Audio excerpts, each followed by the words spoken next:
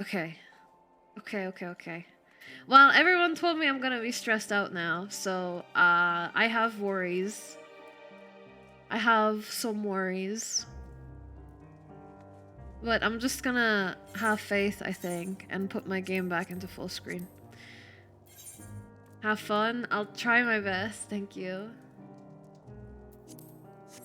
Alright, Lucia, what do you have to say for yourself? From the cold. I assume you're curious about how matters have progressed here in your absence. Quite well, as it happens. Now that we've procured ceruleum from Trapper's Den, the recently repaired heaters can provide much-needed warmth.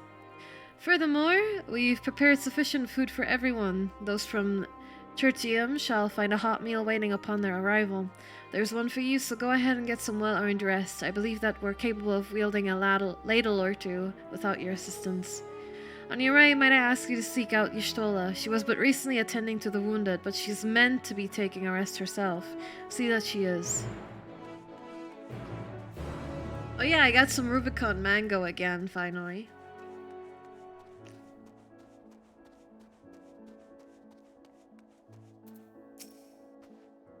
Yes, I have been taking proper breaks and imbibing sufficient water. But what of the Warrior of Light? You and the twins have an established history of reckless disregard for your own well-being. We're all fortunate that none of you landed yourselves in my care. I've already quite enough to deal with between the tempered and the first wounded. Alas, though I can mend their bodies, the toll their experiences have taken on their hearts and minds is another matter altogether. For their sakes we mustn't waver, nor must we rush ahead in eagerness to see the day won, and in so doing invite disaster. Upon settling down for supper, several cutscenes will play in sequence. It is recommended that you set aside sufficient time. Yes, I will. Well, here goes nothing, I guess.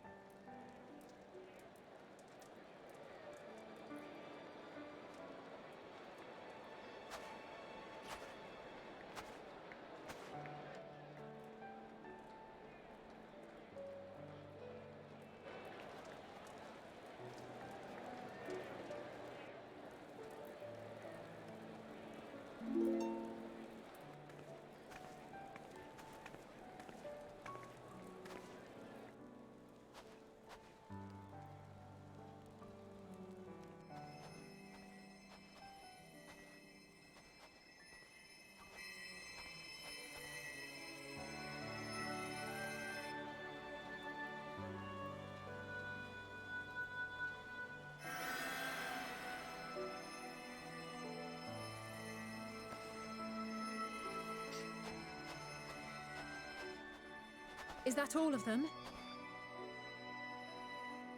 The last of those who agreed to join us, yes. We left heaters and provisions for those who wish to stay behind. They won't last forever, but hopefully they'll last long enough. For now, I think everyone's earned a rest. We'll see to those in need of medical attention, so take the others with you and get yourselves some hot soup.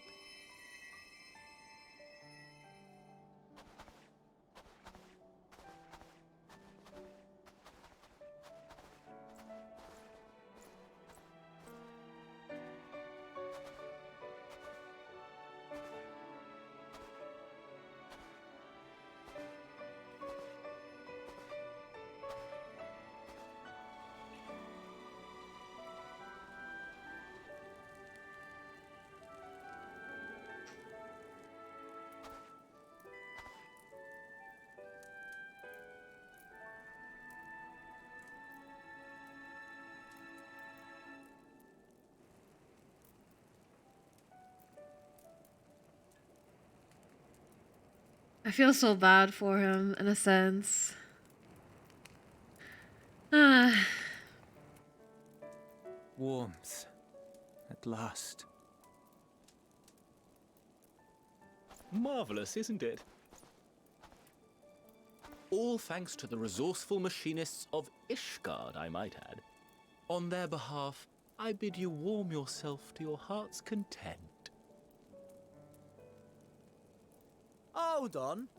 Your people might have scribbled a few things on a piece of parchment, but it was our Leminson Smiths that put the bloody things together. Well, be that as it may, we single-handedly got the interior heating up and running again, didn't we? The hells you did! We were there every step of the way. We? You barely raised a finger to help, you ale-sodden reprobate. I did a damn sight more than you, you lily-livered bilge rat. Take that back! Make me. I will not stoop to your level. Here.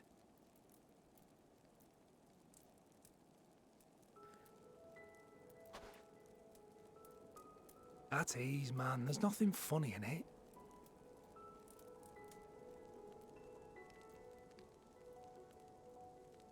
Hey, Fuji. I'm from Alamigo, but was a conscript until recently. Used to eat this with the officers.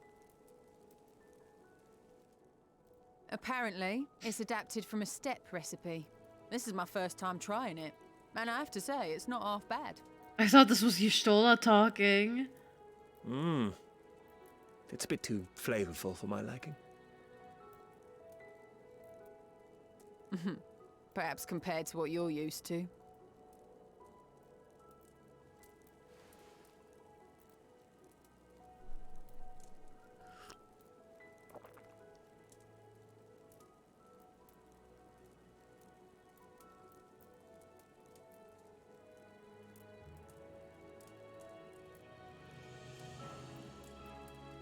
It's the little things that make life worth living, don't you think?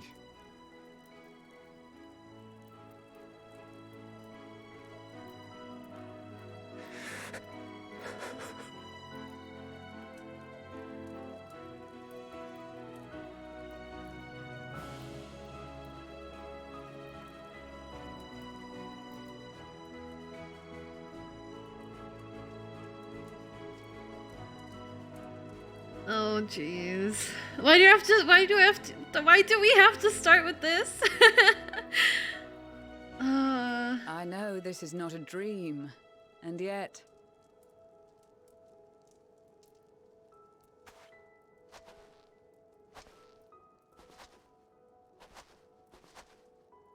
That's okay, I felt Dashing. the See you same soon. way at the Dragon Song War's end. Still appreciate Every you. morning I would step outside and need to be reminded that it wasn't my imagination. That my world had been forever changed.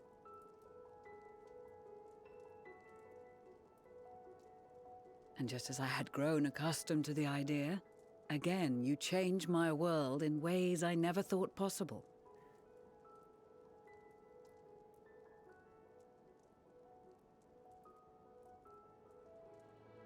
Were it not for you and your fellow scions, the rifts between man and dragon and myriad tribes might never have been bridged. The Grand Company of Eorzea, the Ilsabard contingent, we owe it all to you. We've shed many tears in recent days, of pain and sorrow, triumph and joy. I much prefer the latter.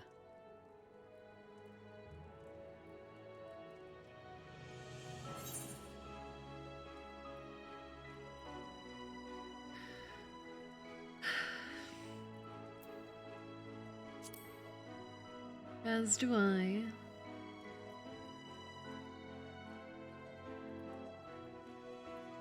I'm honored to fight by your side. As an Eorzean and Garlean both, I shall do all in my power to bring my peoples together.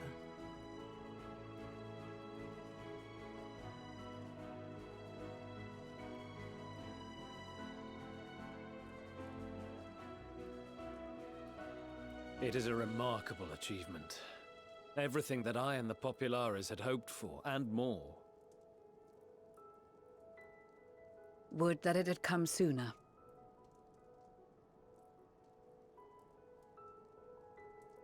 Indeed. Too many are not here to see it. And yet, there is a warmth in my breast, as if they still share in this moment. Yes, I know what you mean. On a night like tonight, the wind and cold seem to pass me by.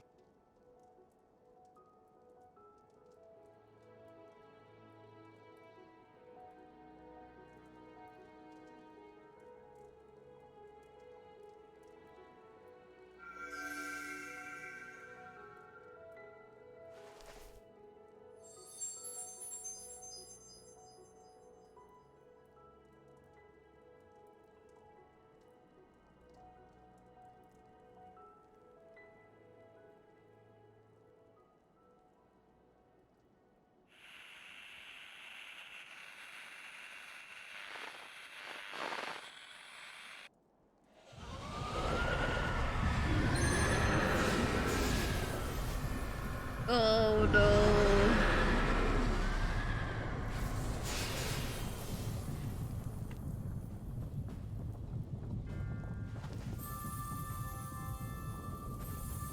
Oh, but what about the new ones? Did we give them the scales? Thank you for inviting me today.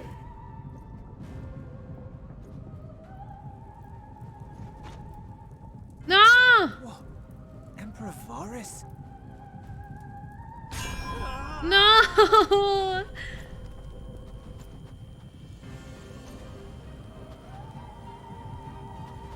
They are being tempered.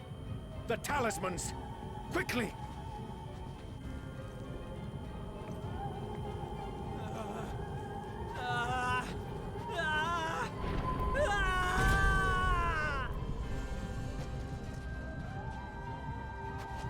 Save me, brave hero! Ahem. My lord has requested your presence, and I would hate to disappoint him. Ah! Fuck off!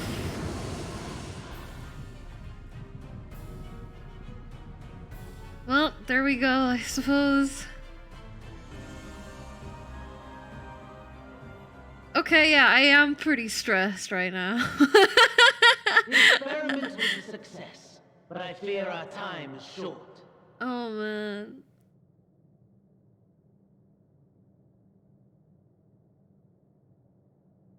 I shall begin the preparations.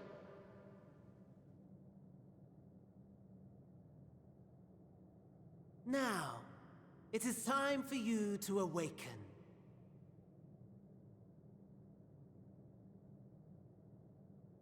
Oh.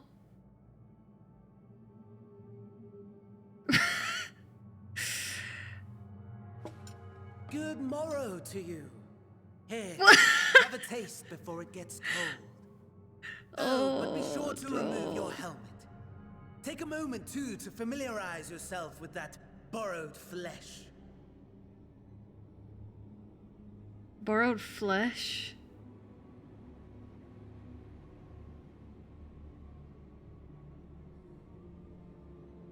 So, how does it feel? I, for one, find those first moments within a new body to be most refreshing. We had a Magitech engineer by the name of Aulus to thank for this method of soul extraction and implantation. I believe the two of you met briefly in Alamigo. His was a rather sticky end, wasn't it? Thankfully, he was thoughtful enough to leave behind his mind-jack technology. I took the liberty of making some improvements and selecting you as my esteemed test subject.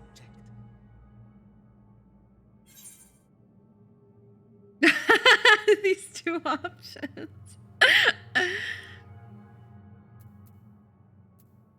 Give me back my body.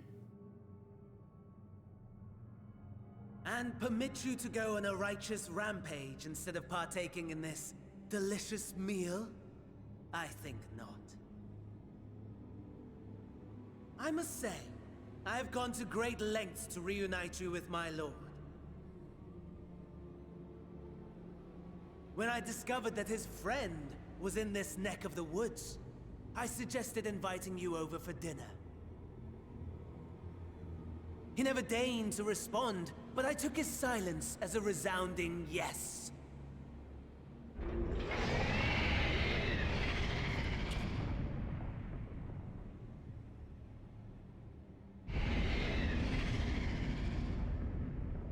Oh my! Daddy is pleased his grumpy little boy has finally found his playmate.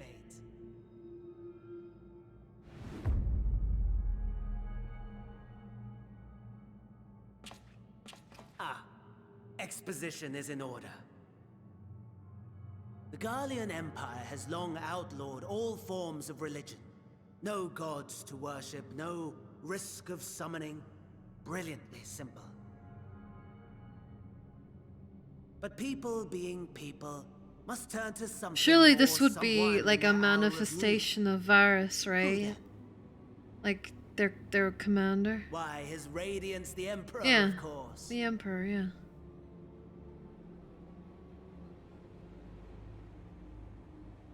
As you have observed firsthand, Garlemald has seen better days. The legendary Solosos Galvus, dead. Provinces near and far in open rebellion. Our bold new emperor assassinated. And that last one even sparked a civil war. What rotten luck. Rotten luck. Yeah. Motherfucker. The people cried out for salvation. Their earnest pleas, one might even call them prayers, a supplication united for the Empire to reclaim her former glory. And so their will did manifest, channeled through the corpse of none other than Emperor Varus himself. And lo, the Savior was born, the embodiment of the Garlean spirit, their anima. Thanks, I hate it.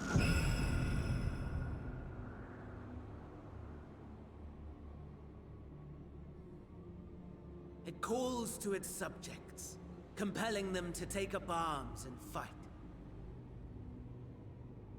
And just as the wealth and power gravitate towards the Empire's capital, so too does ether from every corner of the globe.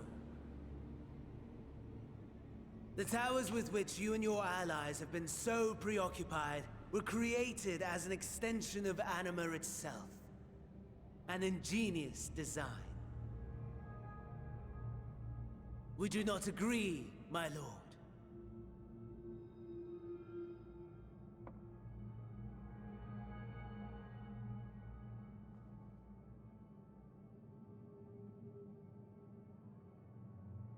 Does the pursuit of prey you have bested before excite you?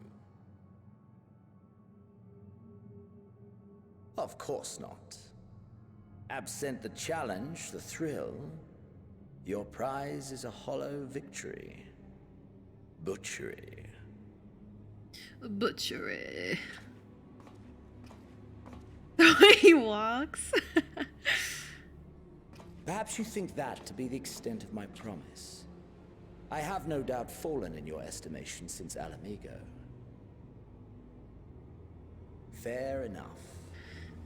But do not let your disdain deprive us, of an opportunity to craft an even more majestic moment of euphoria. I have been honing my craft as I set the stage for our reunion.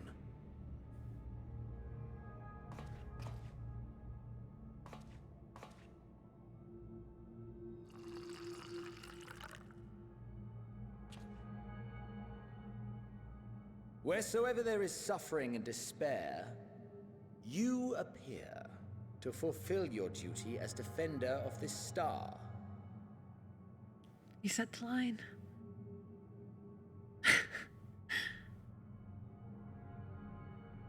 The chaos and destruction that my hordes have wrought are my gifts to you alone.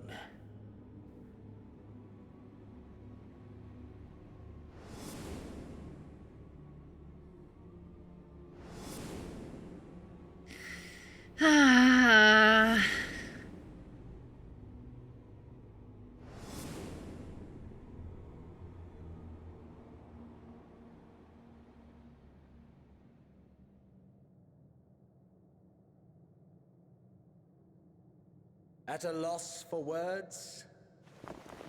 No matter. As you will learn, I have only just begun. Oh, will you not finish your meal?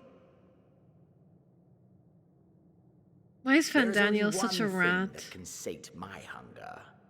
And it would seem my friend has lost her appetite.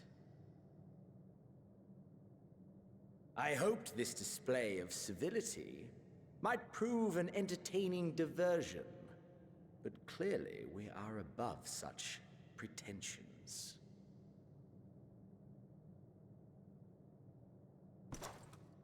While my lifeless body was in the possession of the Ascian, I too claimed another's as my own. It was an enlightening experience to fight in an unfamiliar form. Flaws and failings in my technique were plain to see. Whence rises one's true strength? The flesh? The soul? Perhaps you should like to discover the answer for yourself.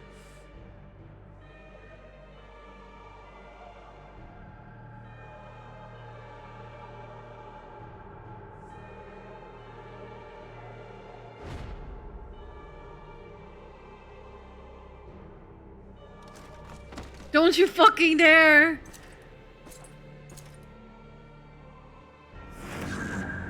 Or together.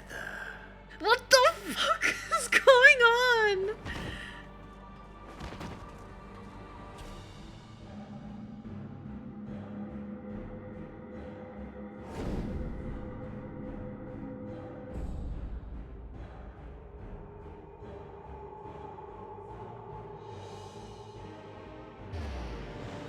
No, no. He's not gonna go to the others, is he? Dear. Oh Whatever no! would happen if my lord were to greet your friends as No! I shudder to imagine what carnage he would wreak. No!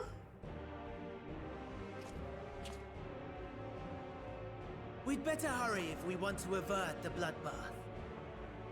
You can thank me later for my generosity. Fuck you, you little rat bastard. Get out of my way.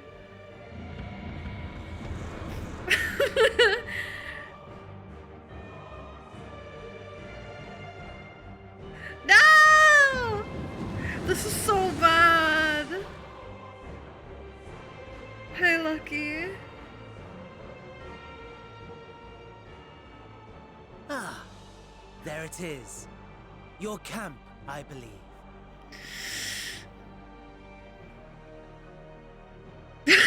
Taras?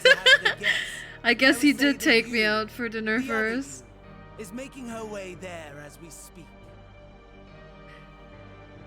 Oh no! Alas, this you will have to walk from here. Or run, if you can manage it. My lord would be cross if I made it too easy. Graha would never betray us. I am my body is betraying them right now. Gratitude. I'd not squander this fighting chance. After all, you've obstacles enough to overcome. Right on cue.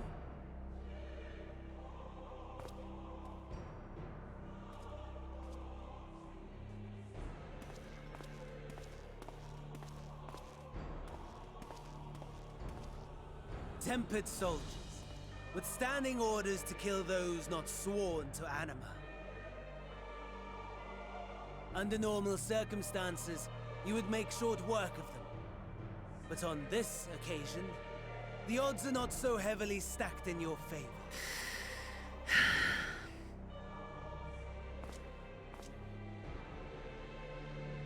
It's okay, my gladiator's level like 60. I'll be fine.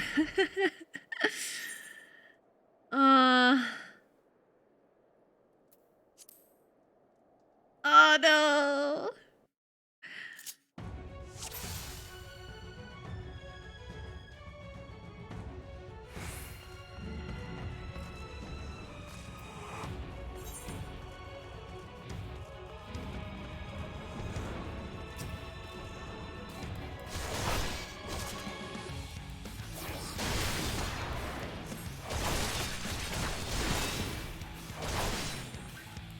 this guy hurts.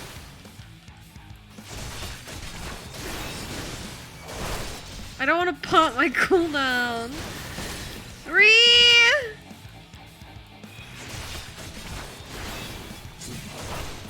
Not bad at all, given your diminished capacity. Nevertheless, 'twould perhaps be prudent to keep to the shadows, scurrying about like a rodent. Says you! The tempered Imperial has breathed his last.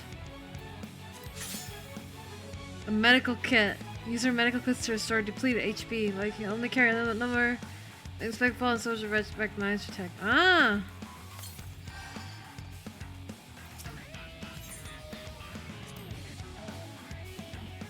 Possession of your own body, you may have had the capacity to subdue. There's value you're unable to use the full extent of your powers, so you should avoid combat whenever possible. If you are discovered, your foes will give chase. The magical units are especially powerful, and your chance of defeating them in your current state are slim at best. Go, go, go!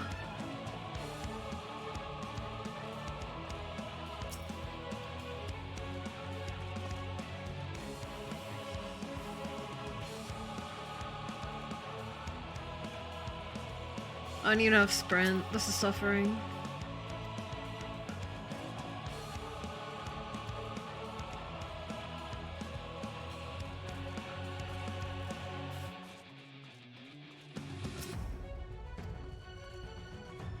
Can we even make it in time? I mean, surely we should be able to, but... There's a wall over there. Oh, there's so many enemies. Don't see me, please. I'm totally going the wrong way. Oh no.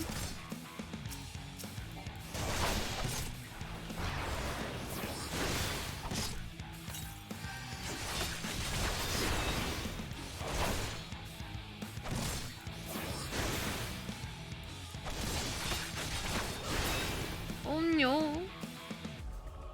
No drops from that guy. Okay, whatever, I don't care. I'll go this way, I think. Well, this is the way I came from.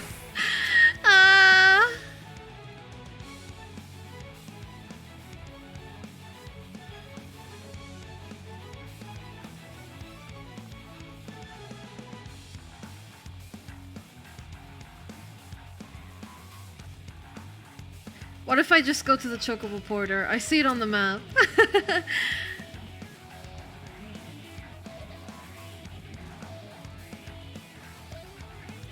Nope, the wall continues. Okay, never mind. Sorry.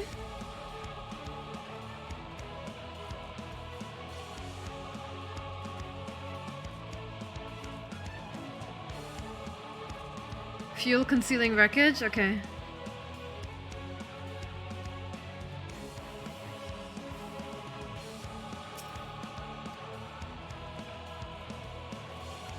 I'll try to remember.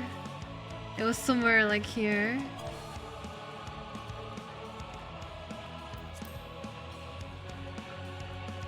Chat, I don't know where I'm going.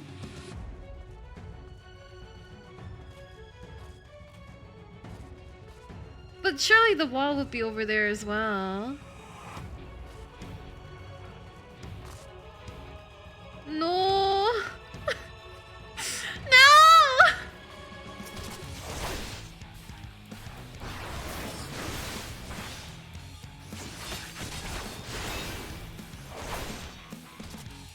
Sitting. Oh, I thought they kept chasing you. Okay, that's good to know. So far so good, smile. Well, this is where it came from. Surely this isn't the right way. No. Okay, let me turn right. Have a look around.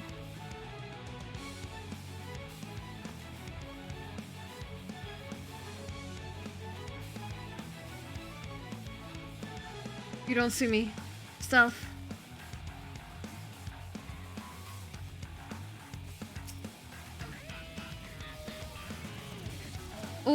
Identification. Oh, okay. That's why I have to go back, yeah? Okay. Don't look at me.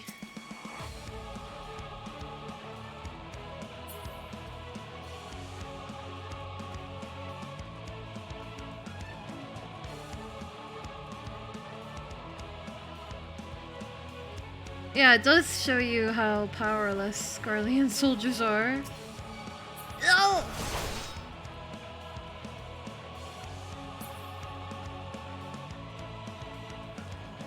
Oh no, where was it? Oh, maybe behind this wall.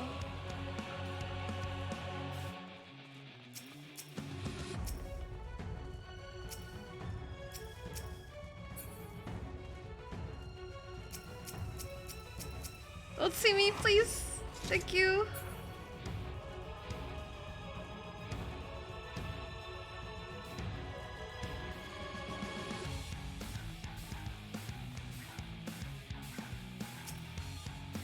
Using a get some few remains, you should be able to remove the tank carry to another location.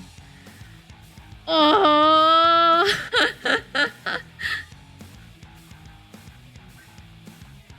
Well. Don't look at me.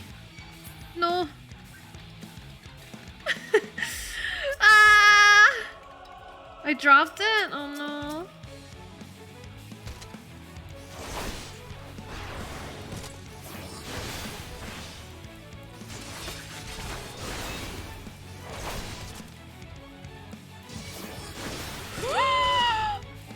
No, I don't have any healing! No! It's okay. Maybe I can make them drop aggro if I run fast enough. Or far enough. I know you want to fuck off. Ooh, you want to fuck off so bad. No,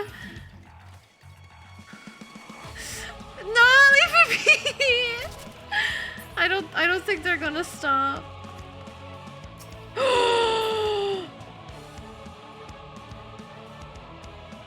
Okay, well.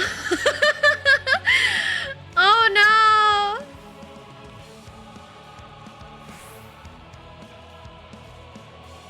Now the question is, how do I get it back? How do I get my thing back? Search everything for medkits. Whew. Lucky. Don't turn around. I swear to God, I'll cry. Okay, good. You don't turn around either. Good. And you especially. Ah! No, it's so doomed. It's so doomed. No! Leave me be!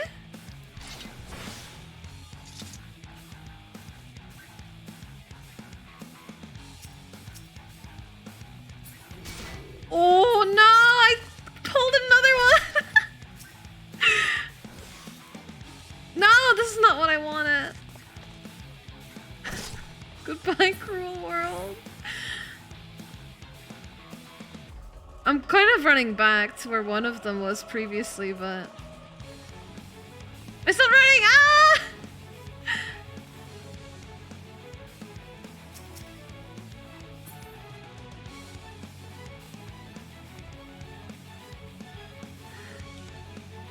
I'm not gonna make it. No!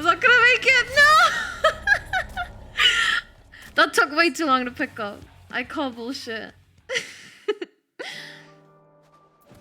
It's fine. It's fine. There's no shame. There's no shame in failure sometimes. Let me out! Very... Don't BM me like this. Please, don't do this to me, man. Don't BM me like that. Very easy. Game journalist mode. Baby mode activate.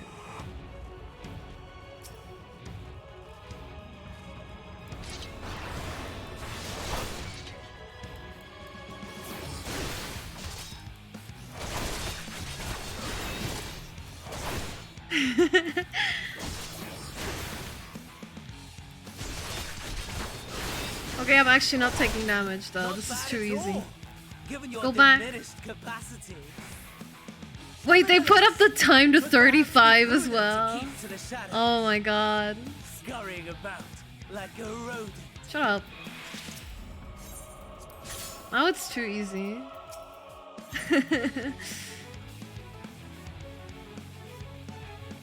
Especially because I know where to go now.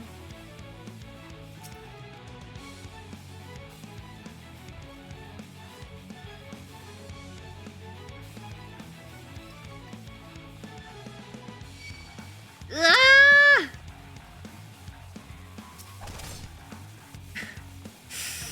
Not like this.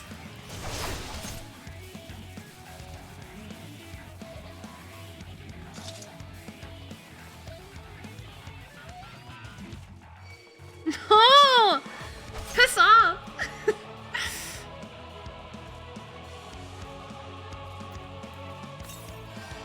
Oh my god, this one turned around. Okay, we're good. We're fine, we're fine, we're fine.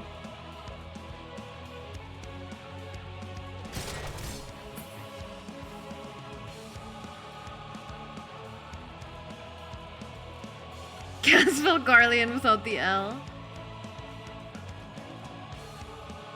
Now!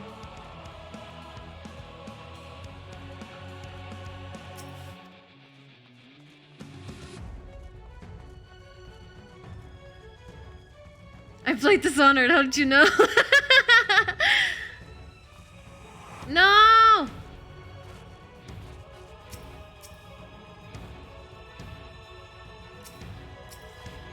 Maybe I can just sneak past this way. Kick.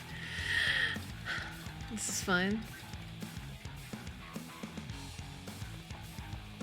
No, I can't get the fuel yet because I haven't interacted with this thing yet. But literally, heck off.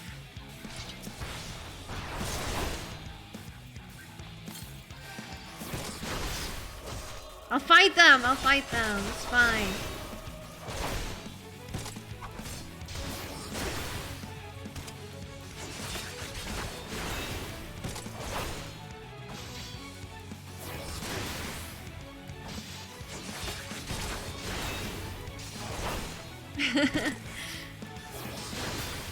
Okay, I'm just almost done. It's okay.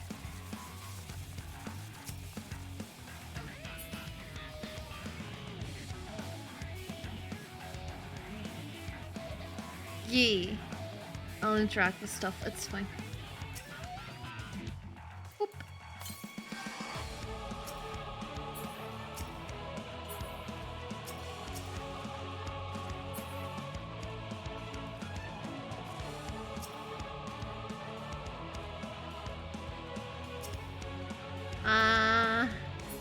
Well, we can take our time for a little bit. I kind of want to wait for this guy to turn around.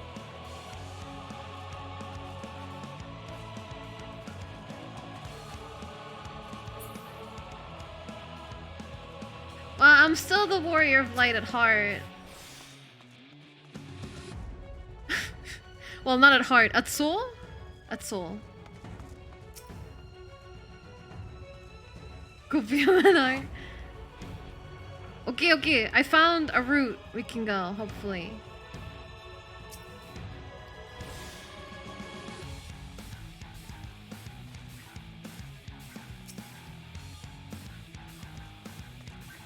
Oh, I went the wrong way already.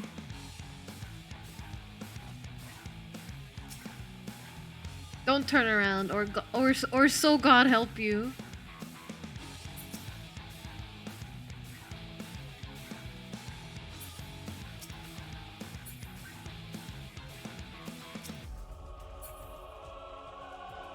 Daniel, I'm trying to sneak around, but the clap of my Garlean ass cheeks keeps alerting the tempered.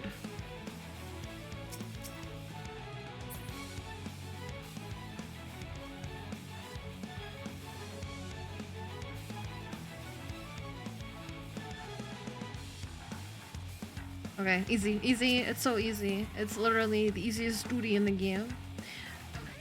P duty more like. Thick Garlean cheeks.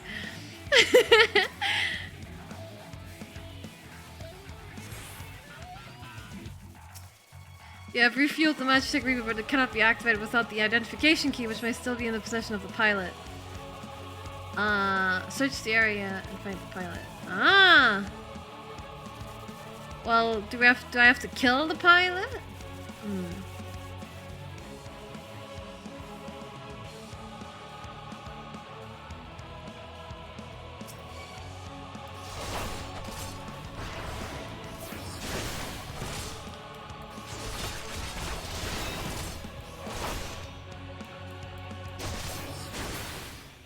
You? No?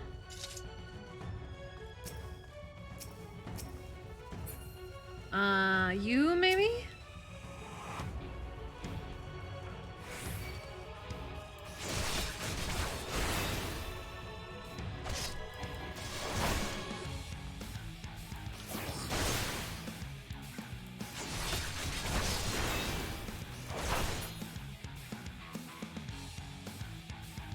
No?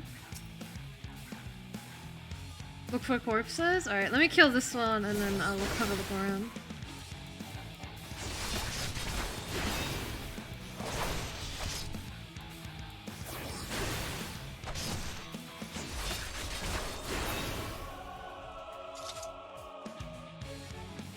Oh, there's a deceased Imperial here. Nothing on him though. I don't think it's that small sack, but I'll interact with it anyway. Medical kit.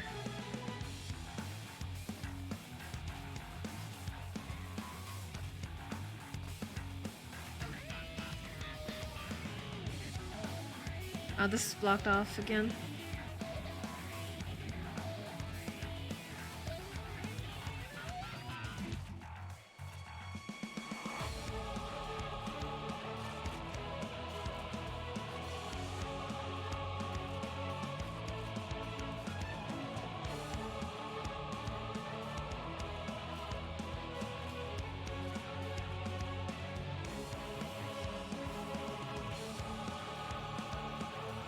Oh, maybe here? No?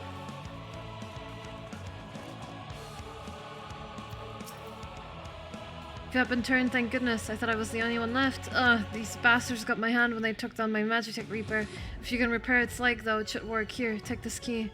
If I had the use of my hand, I might have stood a chance out there. Please, send help if you can. Oh, there we go.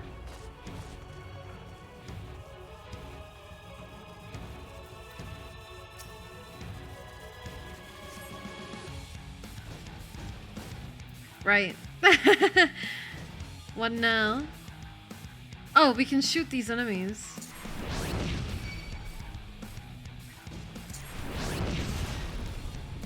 Oh, it's been a while since I had to do this.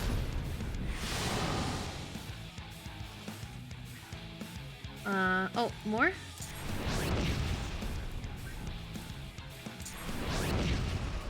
Oh, that's not good.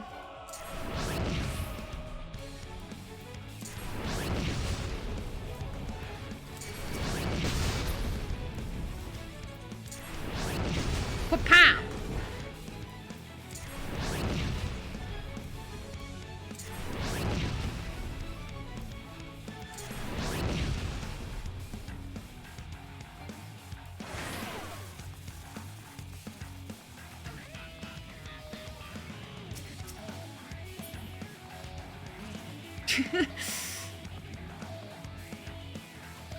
Whoa!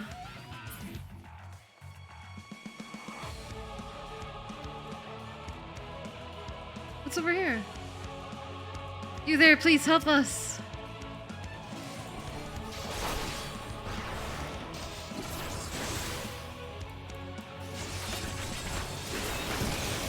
Ow.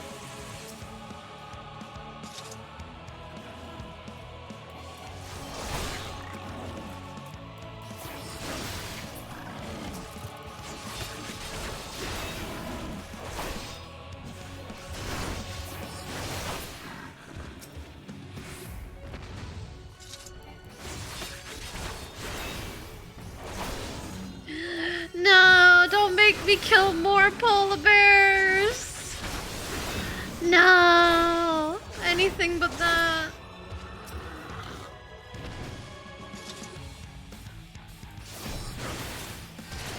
Ow!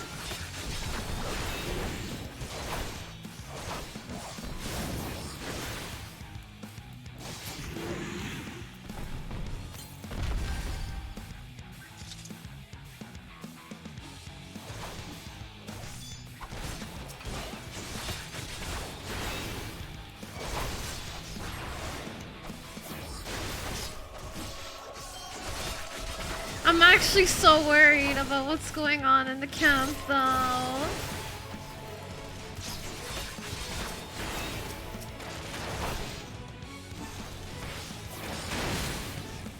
Ow. Ow.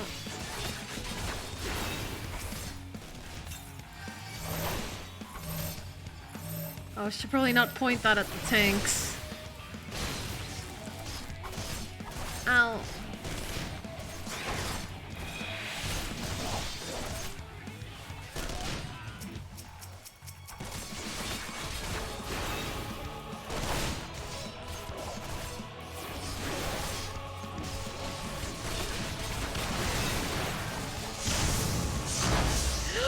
Whoa!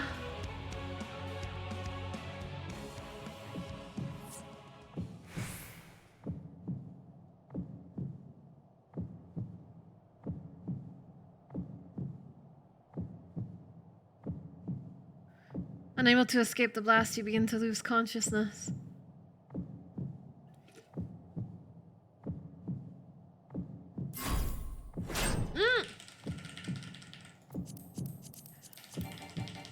No!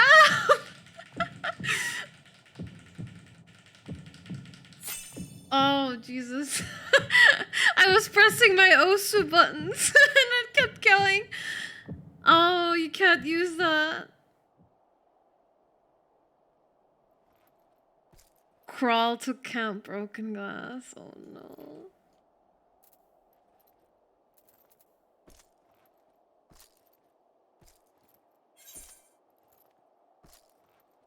That's so far away.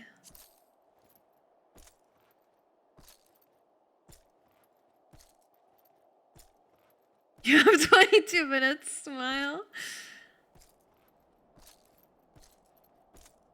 Oh, did we pick up speed?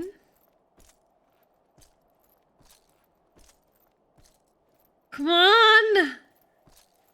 We have to make it.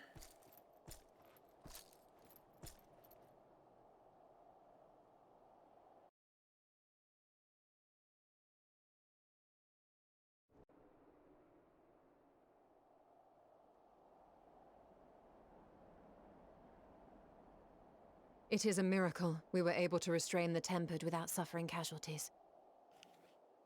A welcome one. Arun, Senna, and the others have their hands full as it is. I'm gonna Thankfully, there are start enough scales crying. for everyone. And what of Eulus? His symptoms were particularly severe. They were, but others fared still worse, including some brought back from the Magna Glacius. As those in most desperate need take priority, it may be a while before he receives treatment. But rest assured that he will. In the meantime, we must find our missing friend. May the Fury guide you.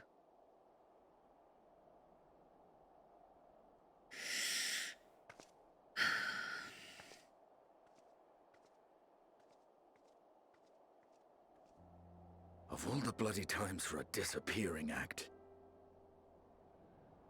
Right when the first wave struck, we'd be fools to think it a coincidence. But where even to begin the search? No one saw her leave in the chaos, and we've no trail to follow. While I know full well she can handle herself, I worry all the same. Oh.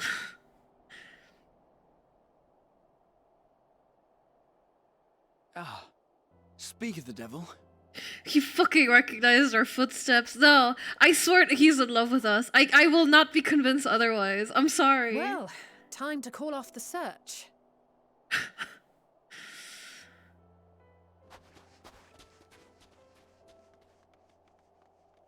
fucking love this man. Case closed. That's her, over there. Oh. Aye, it would appear so. Thou art struggling to perceive her presence? I am. Perhaps, in the aftermath of the wave, there is some residual effect interfering with my faculties. But...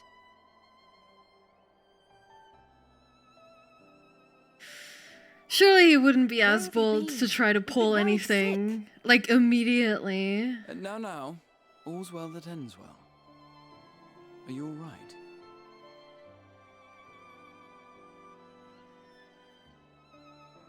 Are you all right?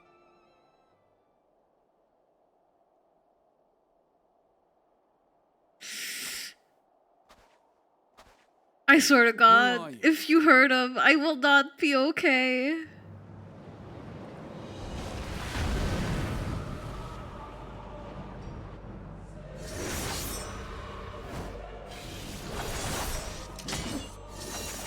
Yes! Oh my God, thank fuck! Oh my God!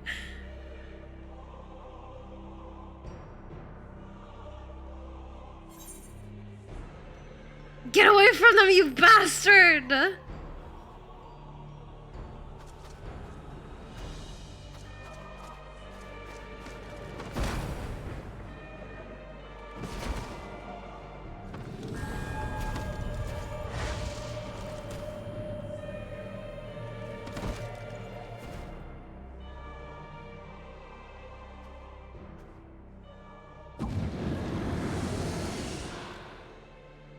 Sadly, that is all we have time for today. The effect has run its course, and back to your own bodies you must go.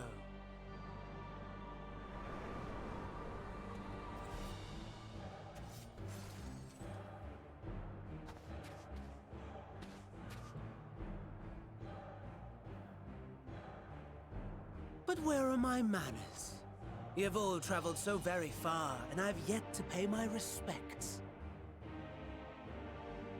Though in my defense, I was ill-prepared to receive so many uninvited guests. As such, preliminary entertainments were in order. A handful of tempered soldiers to hamper your progress. Refugees to command your attention while I siphon the ceruleum from the shadows. Particularly effective, that.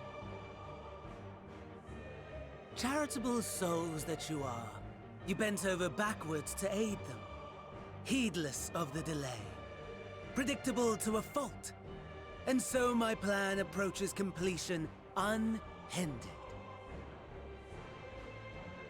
Anima will soon have absorbed the requisite amount of ether, and then shall come the spectacle to end all spectacles.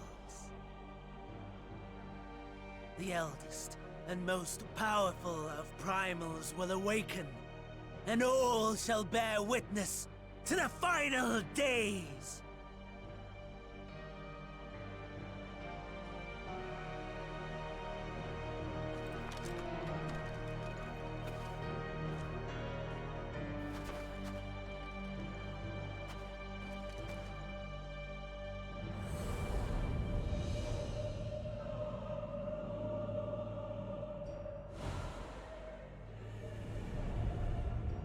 The gods themselves will be my meal. Your dear companions my dessert.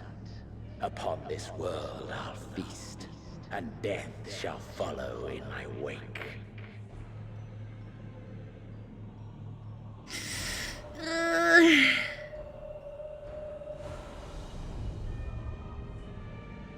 All your hate, all your rage, you will render unto me.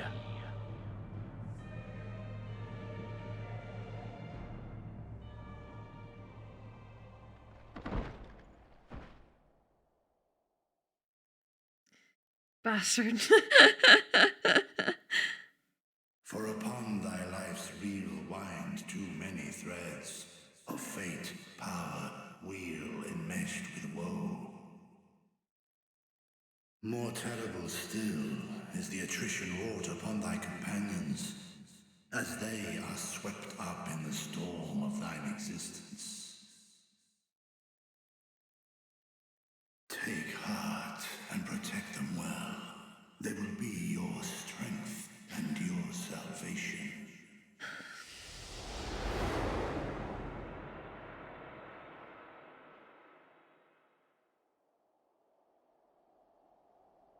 Thank goodness. She's awake. Please, can I be in my own body? Thank you.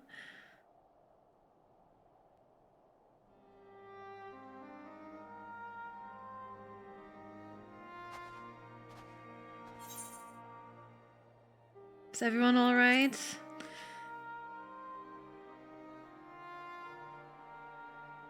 Perfectly fine, yes. I hope the same can be said of you.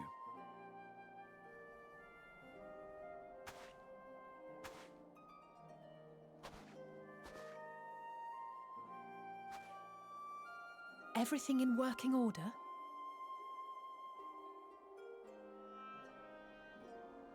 That's a relief.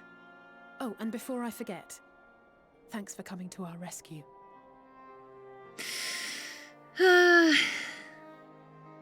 Given recent events, I would be surprised if you weren't feeling a bit poorly.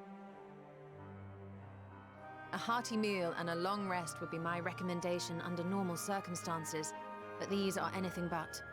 If Van Daniel's boasts are to be believed, we must act quickly. Once you've blown away the cobwebs, we can discuss preparations for our assault on the Tower of Babel.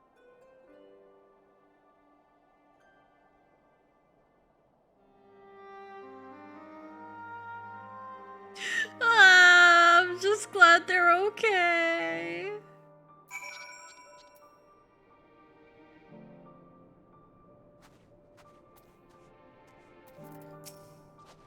It'll require a detailed report on what occurred whilst you were not yourself, for the contingent, of course.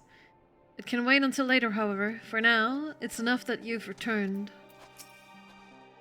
The body that you were forced to inhabit turned cold and stiff the moment you were returned to your own. Perhaps the soul it belonged to is long gone. Let us pray itself, or I doubt it would be better off in the care of Xenos or Van Daniel. Thank heavens you're you again. Gave me quite a fright. Are ye certain that you've recovered? You mustn't push yourself, especially after an experience like that. Whatever that was, let's not do it again, eh? Full glad I am to see thee awake and restored to thine own flesh once more. Yes, 'tis still you. My apologies, I realized too late that the ether emanating from the tower was distorting my perception. 'Twas likely a temporary effect, but I remain wary. No apologies necessary, at least of all to me. If anything, there's a strange comfort in knowing I'm no longer the only one to have been used as a villain's puppet. Though I pray you'll be the last. Aw, Thancred. It's okay, Thancred. Wait, no, it's comfort. It's okay, Thancred. You're fine. Honestly, like, the in-between quest dialogue with the NPCs is fucking amazing. I'm so glad I take the time to read it all. From Graham mentioning his ears are very sensitive to the cold, to Thancred saying that he's glad he's not the only one having been controlled as a puppet. Very, very nice. Also, chat, you can't just, in the middle of a cutscene, say a character's going to die. Because I know it won't be true if you're typing it. It takes away the tension. Don't make me bonk you, chat. You're certain you're well? Nothing out of place? No missing bits? Both what dies in the next one? Fair, fair. Good, though I won't promise the same for Van Daniel and Xenos after I'm through with them. How much must these people suffer before they're satisfied? How many cruel, pointless tricks must they play? Prelude to the final days, or no, this ends now. Oh, wait. So, shall we strike them down? Wow, my first ether current. Yeah, now that you've recovered, Lucia would like to have a word with you. Are you well enough to make your report? No. but it needs done. I will hydrate, thank you.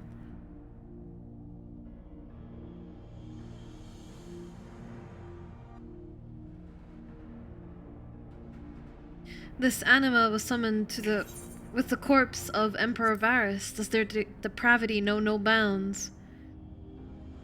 It seems not. More to the point, we can surmise that wave of ether issued not from the Tower of Babel, but from the primal lurking within it. A primal whose cry rang rather more loudly in your ears than ours. If you were taken to the tower itself, then this proves beyond a shadow of a doubt that this is the beating heart of the Telophoro's machinations.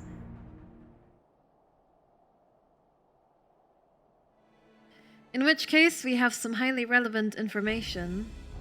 As many of you know, ever since we dispatched troops to free the Leviers, we've been developing a plan to infiltrate the tower. According to Thancred and his scouts, the main structure is lousy with tempered and enemy magitech. Furthermore, the road leading to it has collapsed, making it difficult to approach in numbers. Thus do we propose dividing our forces into two parties, one to distract and one to infiltrate. The diversionary force will be comprised of the Ishgardian, Gridanian, and Luminzan delegations. They will begin the construction of bridges to make the Telophori believe we are marching upon the tower. Meanwhile, the best suited for our Alamegan, Oldan, and Eastern comrades will use a different method of ingress.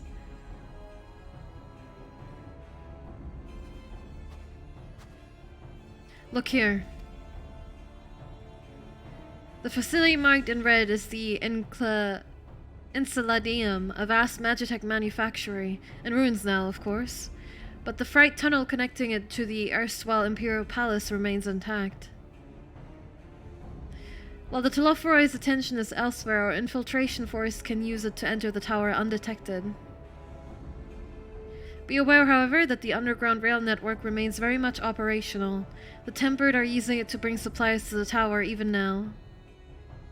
If it can carry their material, it can carry us through, providing we sneak aboard unseen.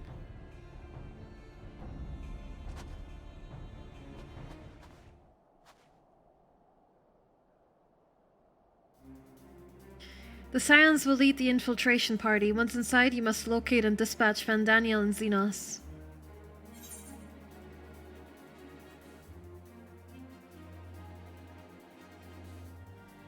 It's time we ended this once and for all.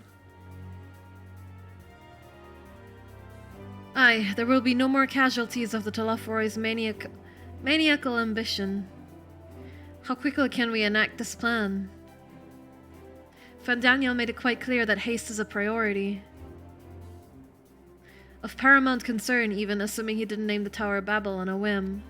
In Amon's time, it meant Gateway of the Gods. Zande used it to refer to a void gate, but in this case it almost certainly alludes to something altogether greater.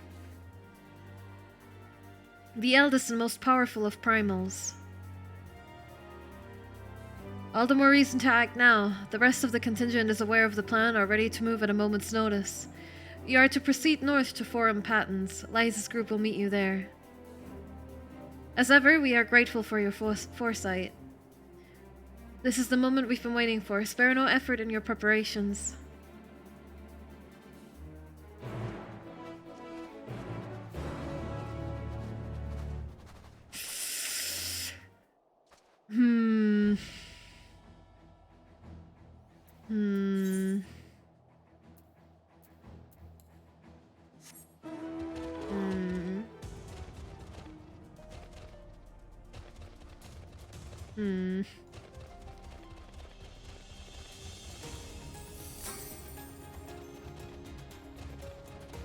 So I have two ideas, right? Either we won't actually be fighting Xenos and Fandaniel here, and we'll be fighting them much later.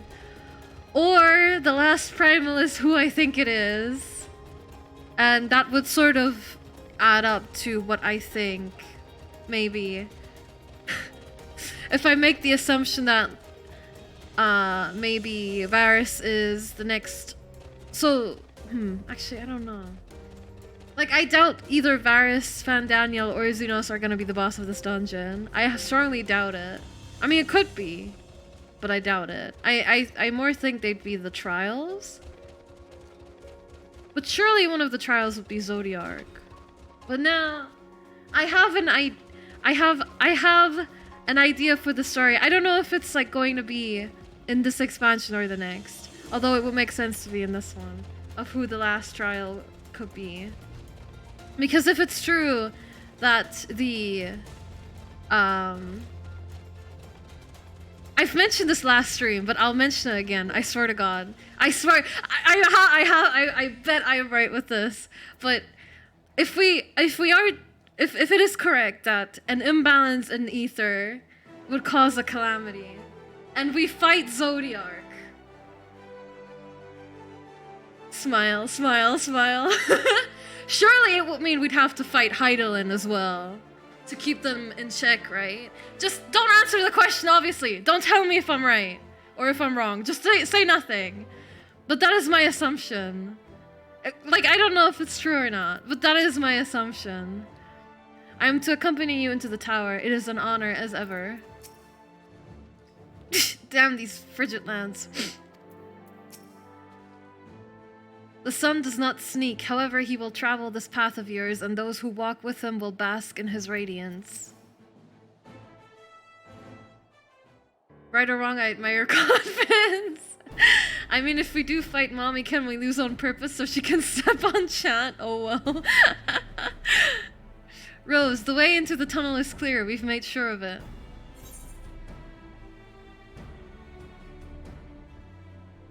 Then we best get in there before we freeze, especially you. Oh, we look so worried. Oh, the shoe will be on the other foot once we're in. Believe you me, a good fight should warm us right up. Barely enough cloth to swaddle a newborn. Clearly you have spent too long around this feral dog of a Dotharl. Ugh. Watch your tongue, fool, lest I feed it to the crows. I ship them. I don't care what anyone else says. We will see who is the fool when you freeze to death. Expect me not to warm your ill-prepared hide. These furs are for myself and my Nama alone, should I be blessed to meet her this day. I think everyone ships them. They literally, all they think about is how much they hate each other. As if any woman of worth should be wished to be worn by you, little son. Should we find such a warrior within, she will bask in my glorious flame. Wow. Stop, both of you. Save your fire for the enemy. As for extra furs, I have plenty to spare. As do we.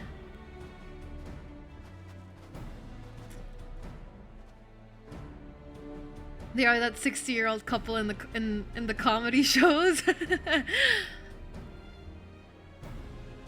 Hello everyone, all set for battle, I see. Yes, free of unnecessary encumbrances, if rather more susceptible to the cold. Let us review our strategy quickly if you don't mind. God, I hate lies. Thank you, Gravity. Pippin's group has gone ahead to the Enceladium. We are to meet them there.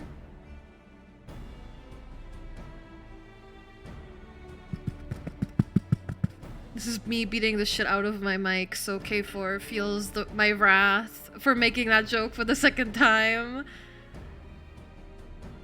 We wait until the Tempered's attention is drawn by our diversionary force, then we sneak onto the train. Next stop, the Tower of Babel. If any, Tempered included, are injured, we Zayla will tend to them. You silence must press on, no matter what. Okay, but I need to stop. Even, like, I'm basically just tapping it with my hand, but I probably shouldn't be doing that. We should avoid moving as a group until we're underground, so we'll need to make our own ways to the Enceladium. See you there. I'm probably butchering that completely, but...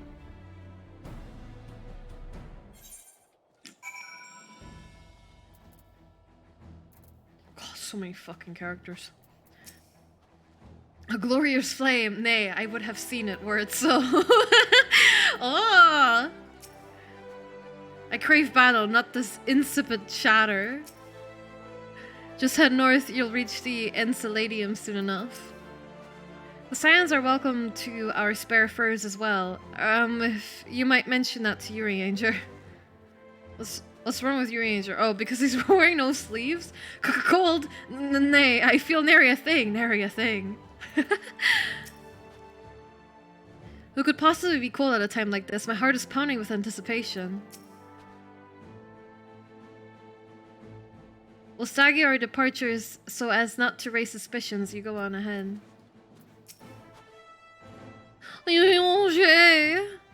Fear not, no serious wounds have gone untreated, nor will I stand for being left behind while the rest of you rush headlong into danger, so you needn't bother suggesting it.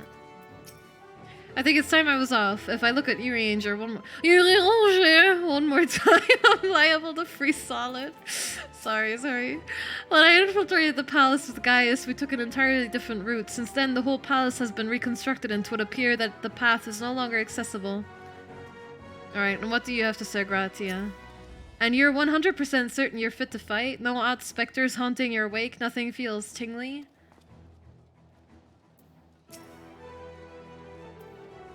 Not more than usual. Alright, let's go.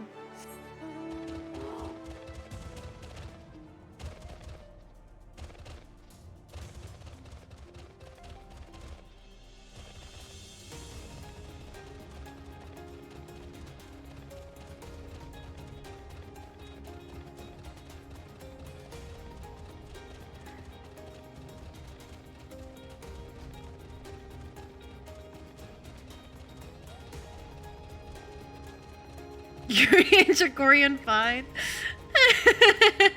Yes. Oh, you suck. You suck so much. Thank you.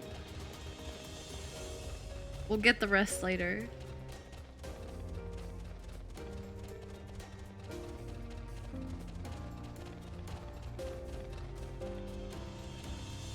Copium.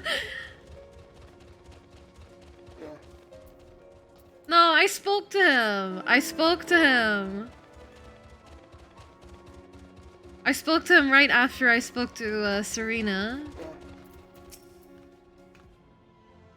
Hail, it's good to see you, Rose. We heard that you collapsed, but we were given only the most cursory explanation. I'm glad you've recovered, and quickly enough to take part in the operation at that. As you will have heard, we've secured the way in. Some of you are to remain behind to keep your escape route clear. Our comrade from Nante's Tears will lead the way into the station. I'll join you soon.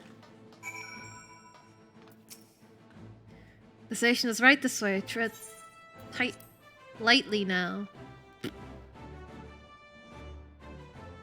He was complaining about how cold it is when I spoke to him.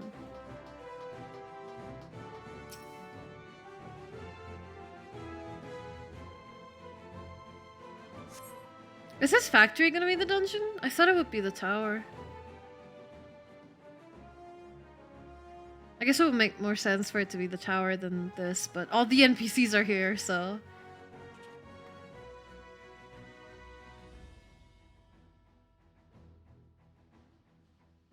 This is everyone.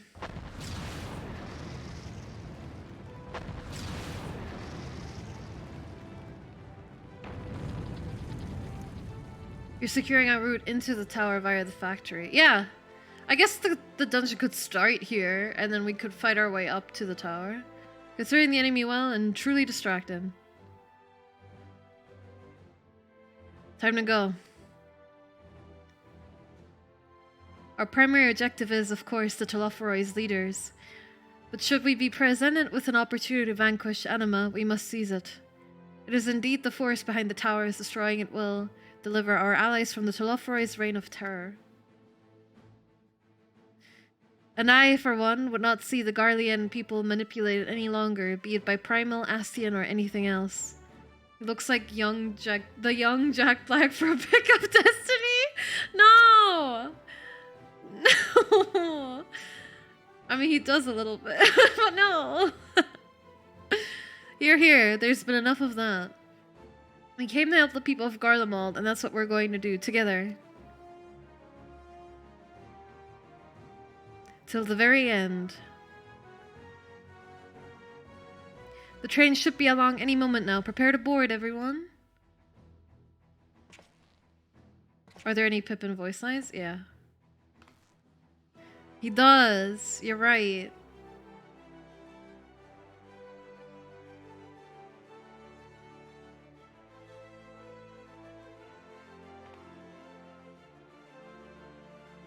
Is he voiced by Jack Black? No.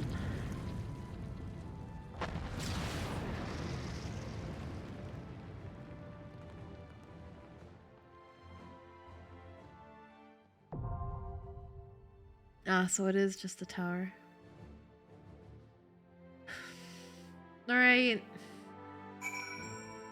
It would have been nice if we could take these NPCs, but we wouldn't be able to level their trust very well, huh?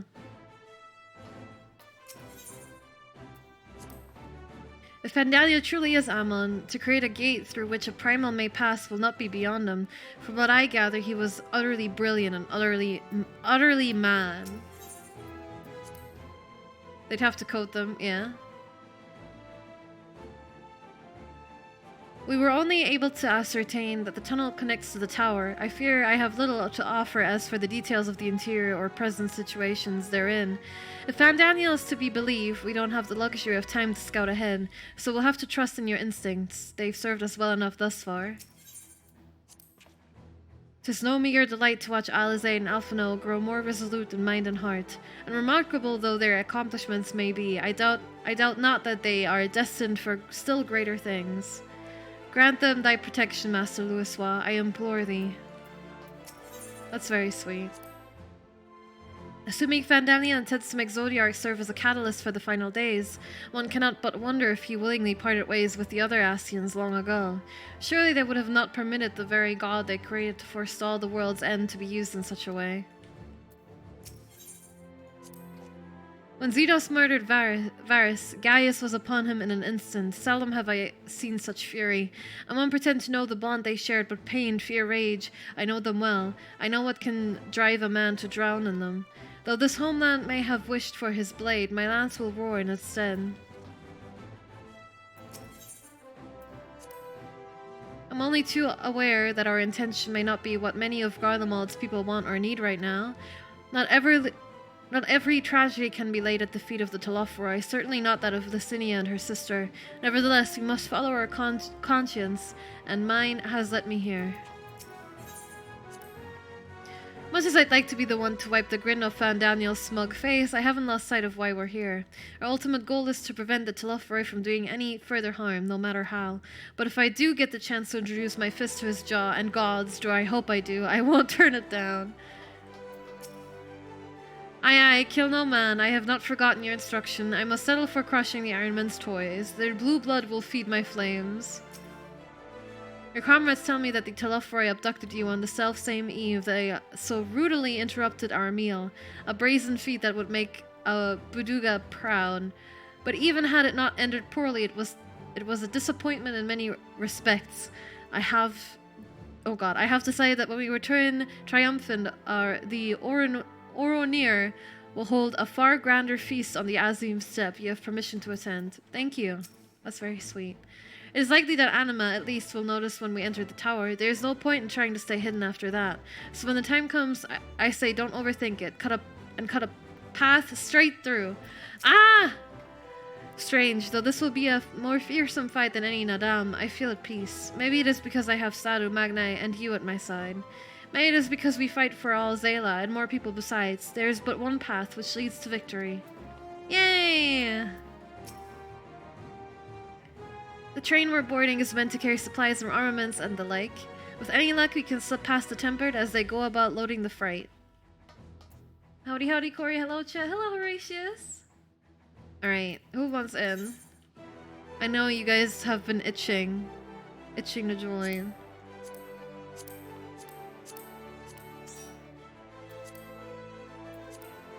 I got 83 just in time. Nice. I'm gonna level up for this again.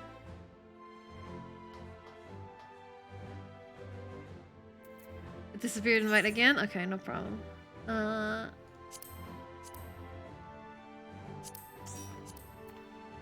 Daras!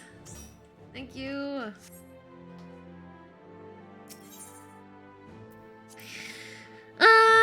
Okay, let's get it over with.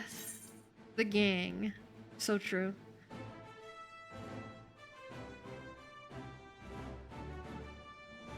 Good thing I read out all the NPC dialogue then.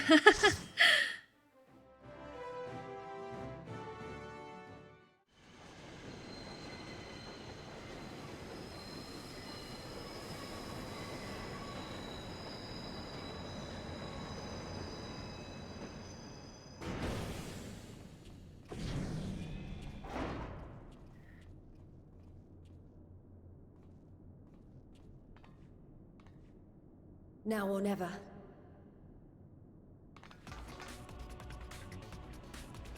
Oh, rat jammer.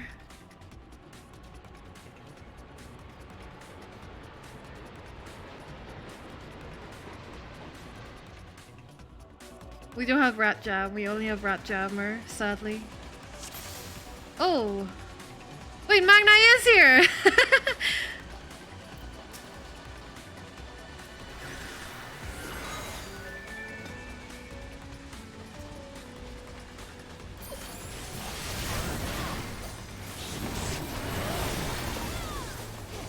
Yes, Reaper, I can see.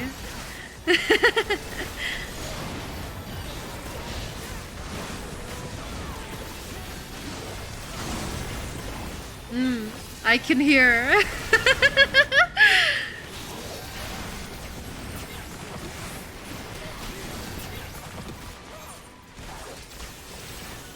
I'll turn it down on my end.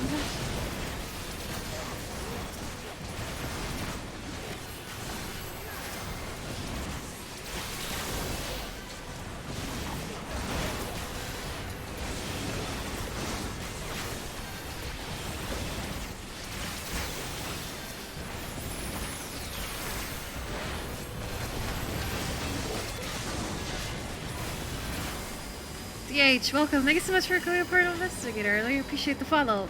I can't speak.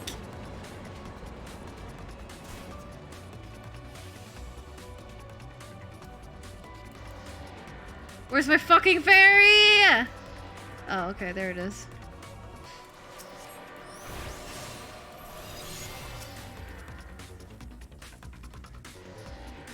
Oh, the music is so nice.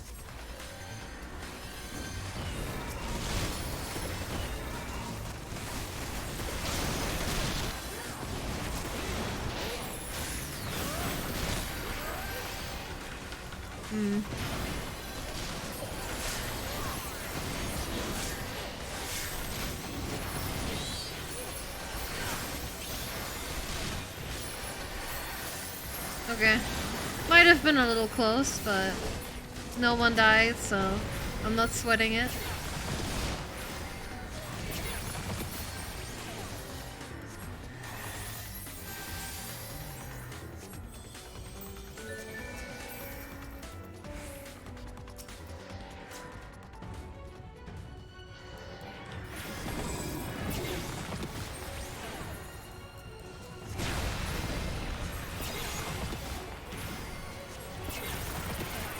I clipped. No!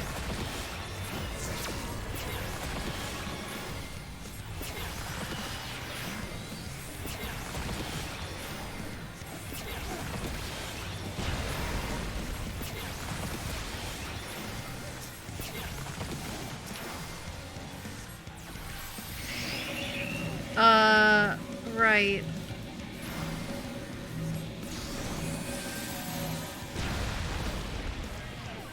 Q4! Oh, that's fine. Maybe I messed it up.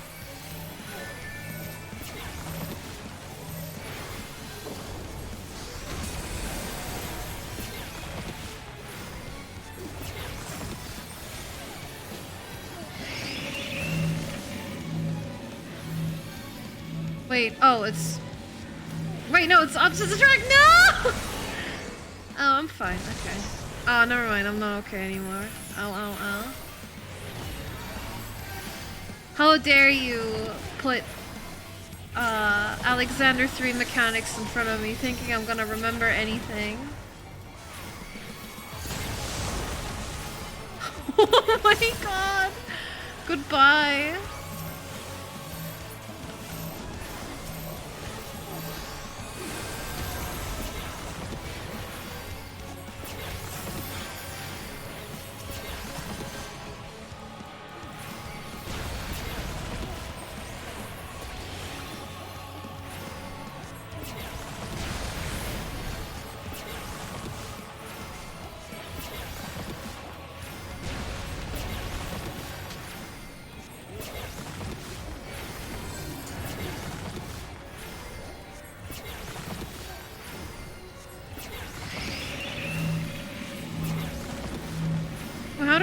which one I'm bound to. That's what I'm... Oh! It's the AoE that has the fucking marker. Oh! I thought it was another player. That's why I was so confused. And that's why I screamed at K4, because I thought he pulled me away when it was really the AoE. It's okay. It's never my fault. It's always K4's. Madge? She doth not know. No. I know now. God, this headpiece is fucking ugly. But I need it.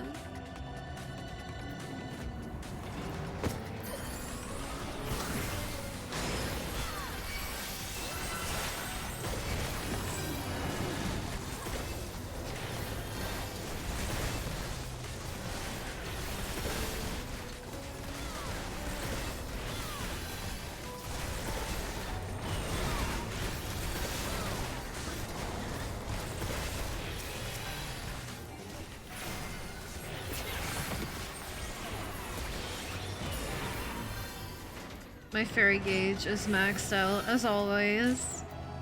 Thank you for the helmet. Turn it off, quick. Thank you.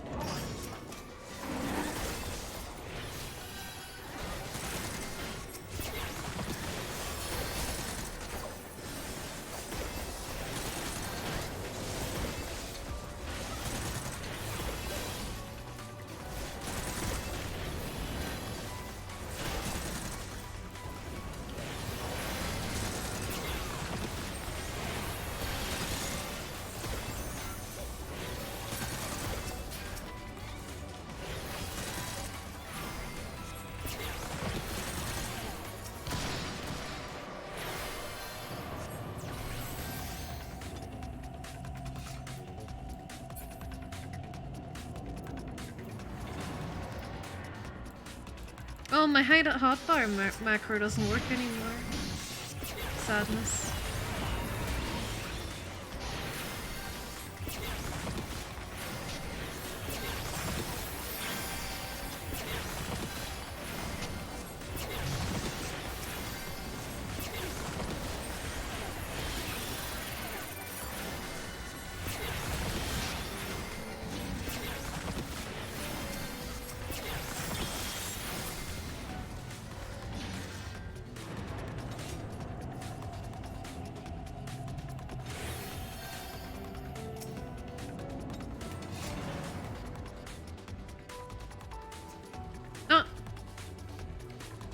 Gotta see who gets there first. Alright, Magni. Sure.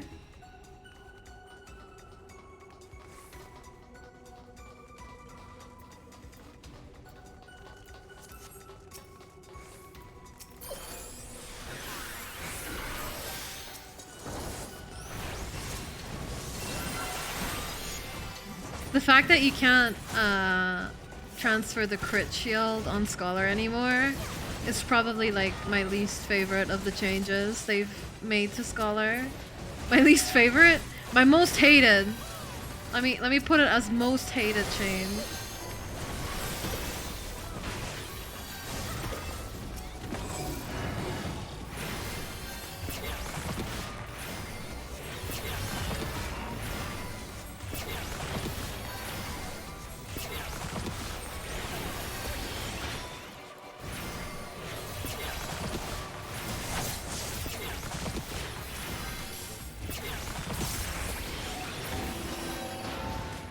Reverse peloton. No, I meant like Scholar used to be able to transfer crit shields with deployment tactics, but they made the Adlo shield and the crit shield two separate things, so you can't do it anymore.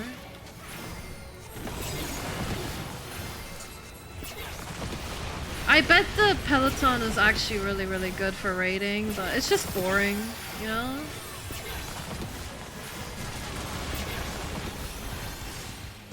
Like, that buff is probably really, really good, like, objectively. I just think it's boring.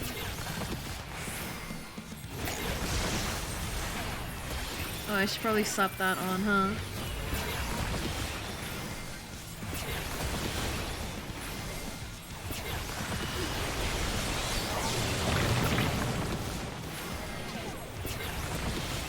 Can't fight without air.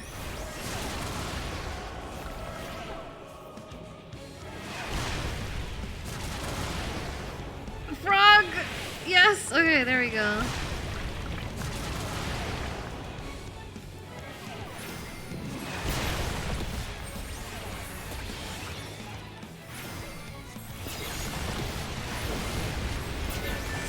Wow, my fairy came back at the perfect time for me not having to heal. Amazing.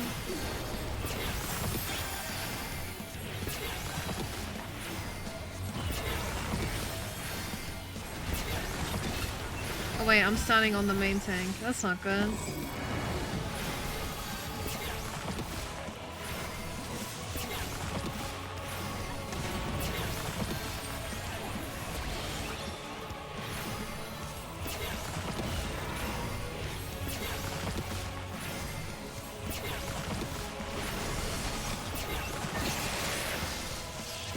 I'm assuming we have to make ourselves small for this one.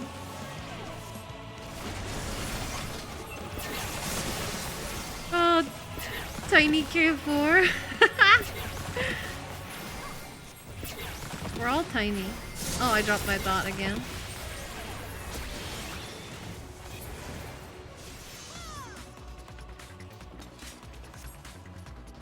Okay.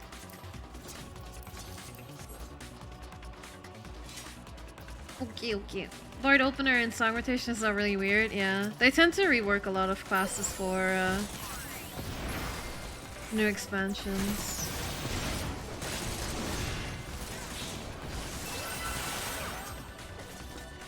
No, my shield! No! Oh, am I doing the honors? Wow, thank you.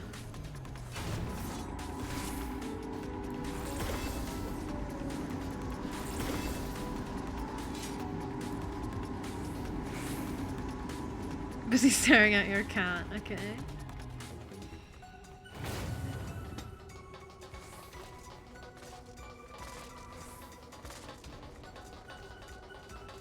Hmm.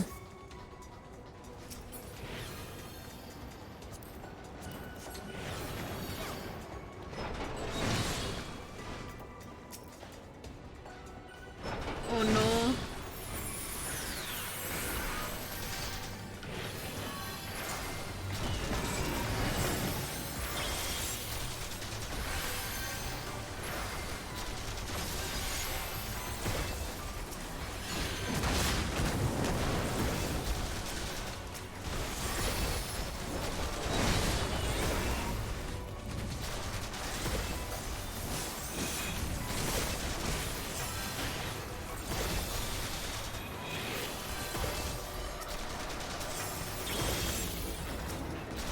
Okay, there we go.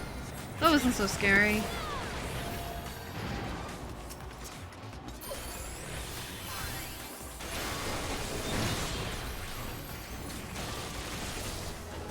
Da, da, da, da.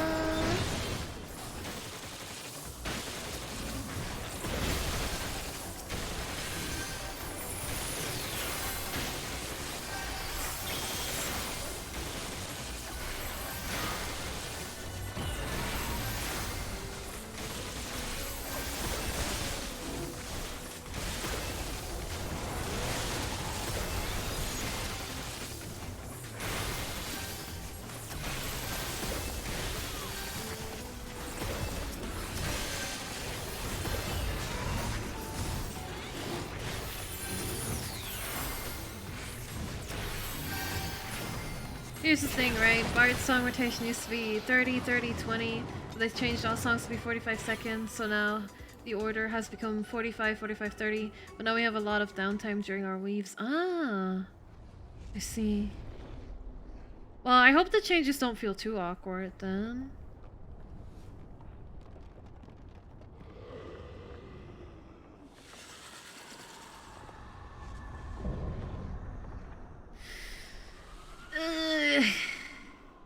Disgusting, thank you very much.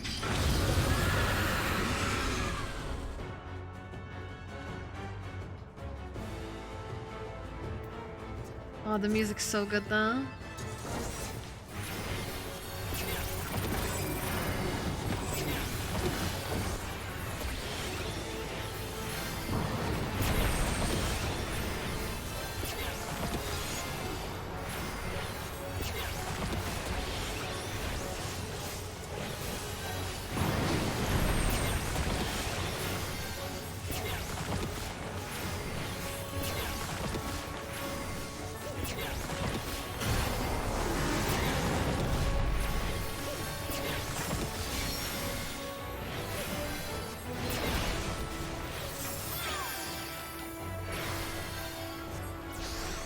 I don't know what I'm supposed to do! Okay. I guess that worked out. Oh wait, never mind, it didn't. I took damage. Okay. Well, there was an attempt.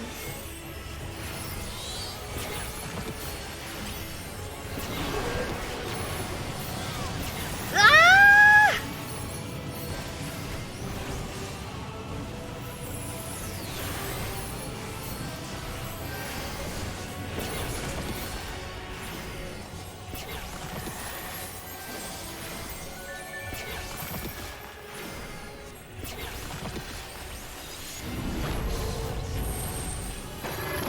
Whoa!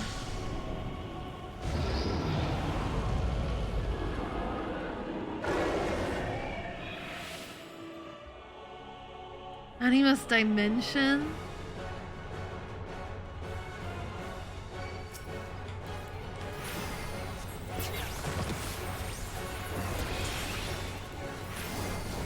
Call forth chaotic energies.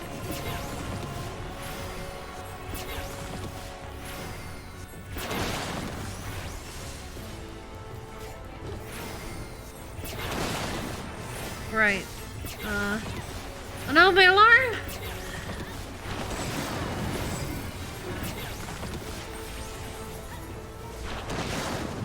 Okay, there we go. The multitasking. Oh god, I hate these fucking things so much.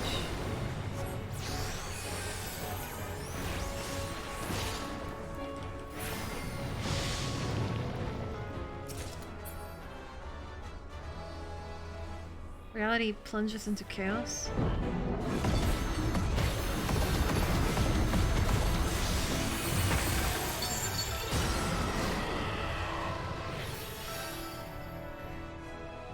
The Iron Womb? Thanks, I hate it.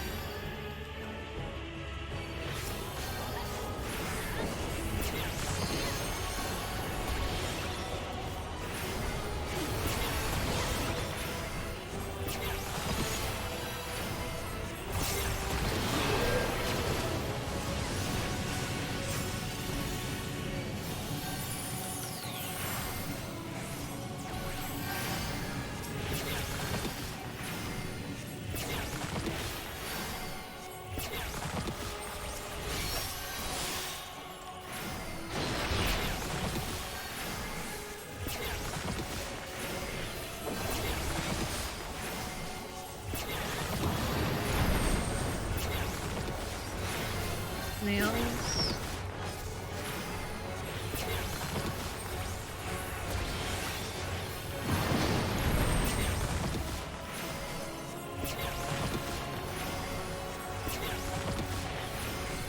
Please, I don't want to do tethers again. Go, go, go, go. I'm spamming Braille 4 as hard as I can.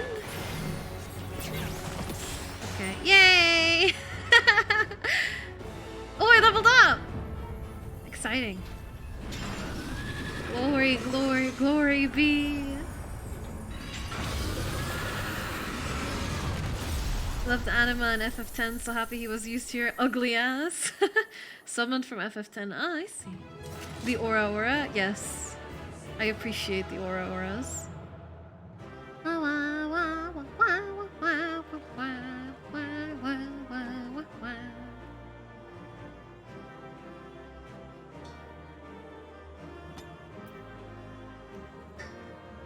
Thank you, friends. I don't want this rod. Heck off. I'm decenting it.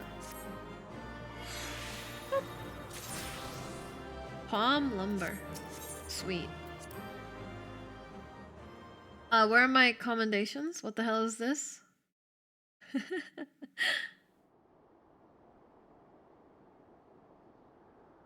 Farewell, Varus. May the gods have mercy on your soul.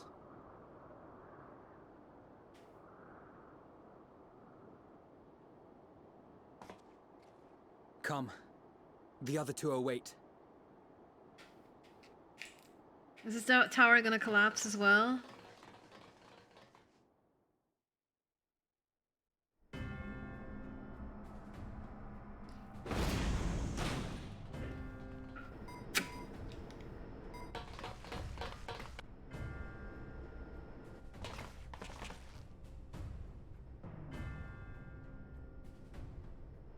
This madness ends here! Oh, hush. This is the best part. Get him!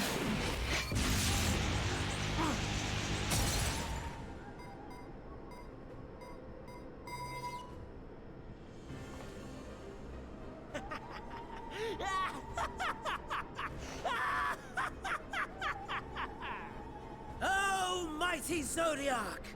Awaken from your slumber and descend!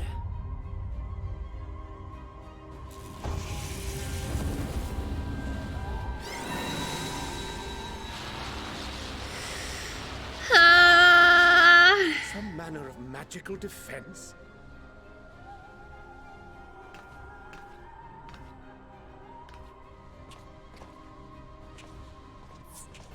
Cryle?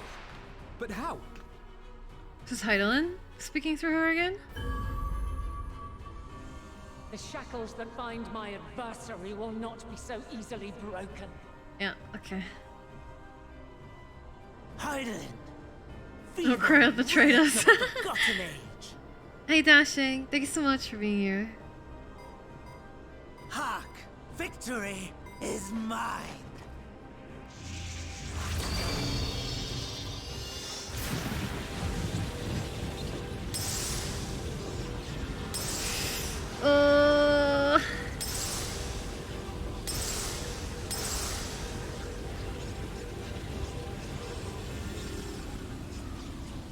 Huh?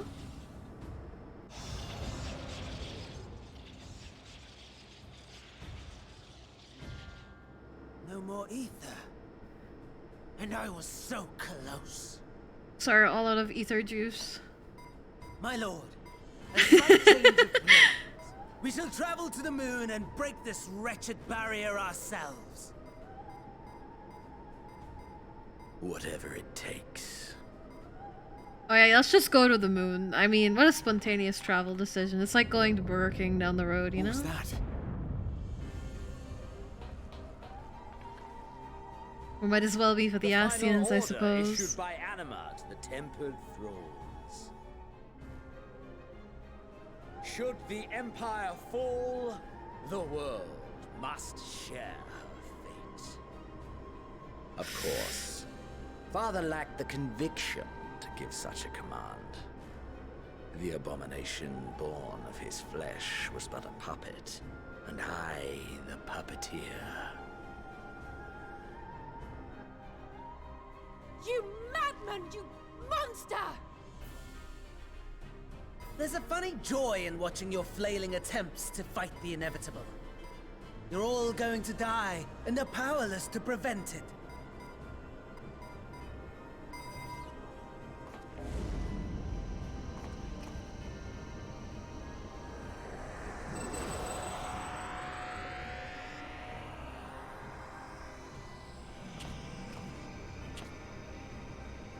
We really must be on our way.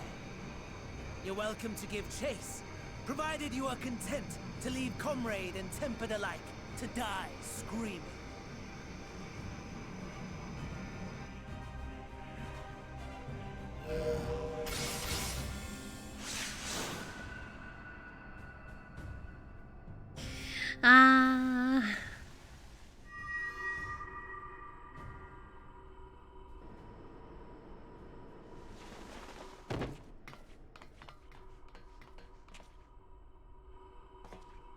I have asked too much of this child.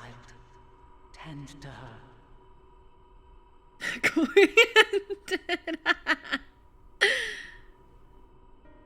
The last brand at Mare Lamentorum is yet unbroken. Zodiac remains bound.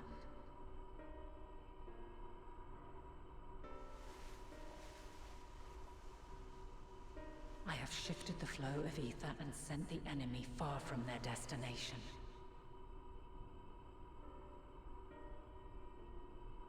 Now, I shall divert it once more. An ally awaits, and I will deliver you unto him.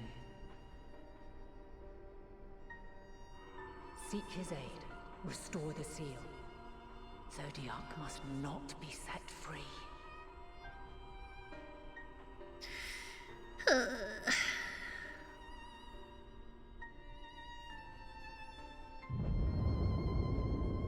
The Tempered are running wild. Not only those at the tower, but those back at the camp. The others are doing their best to contain them, but the situation is growing beyond our control. Leave them to die or give up the chase. Just like Fandaniel said.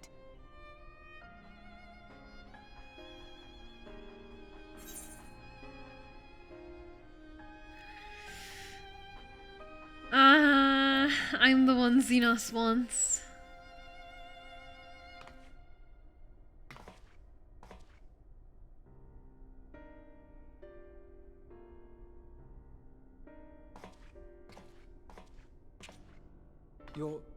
You're going alone?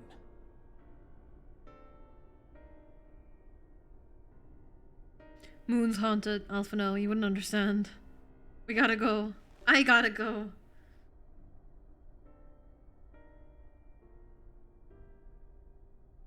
You have our trust and our faith. Moon's haunted. I pray we have yours.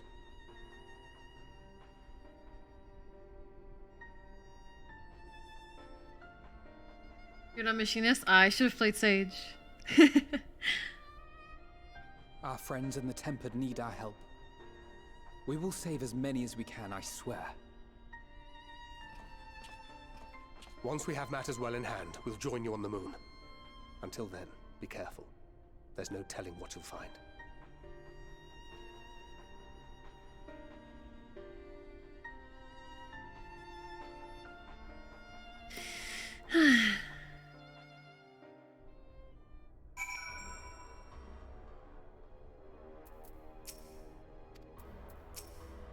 Fear not for Krile, go forth and return, I prithee.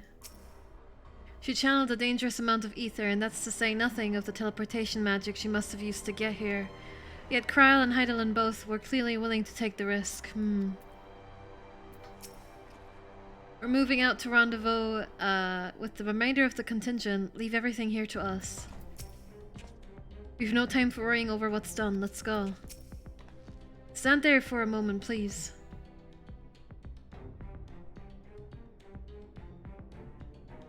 A prayer for good luck. Now you can't possibly fall. Fail even. Same thing. As I suspected. I'll be fine, I promise. I didn't even see Estinian. We've no time for worrying over what's done. Let's go.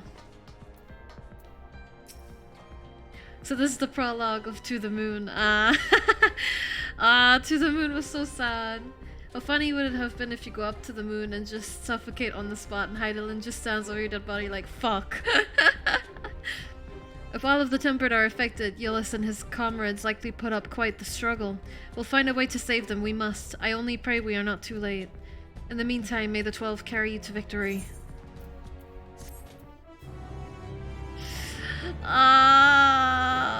You may now enter the Tower of Babel. Yes. I have faith in you, now and always.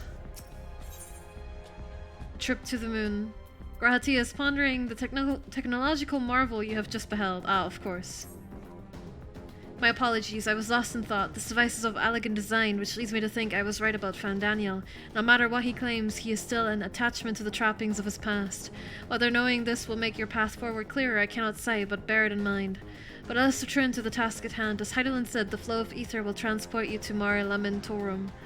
We must hope this ally of hers can provide you with the necessary assistance to restore the seal before Xenos and Fandaniel arrive to stop you. It seems we are ever one step behind, but I have faith that you will make up the difference. Know that whatever awaits, our prayers are with you. Now go beyond the sky. Spirit, glance our way from on high, will you? We shall not waver, knowing that you're counting on us.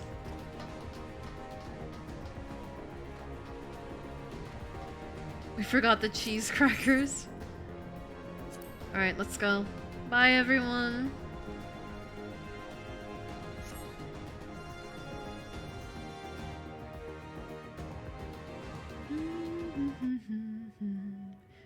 Long, long before Dalamud was forged to imprison an Elder Primal, the eldest of them all, savior of the star, was sealed within a moon of his own. Souls sacrificed to grant him life still slumber and dream of the day he and we will be made whole.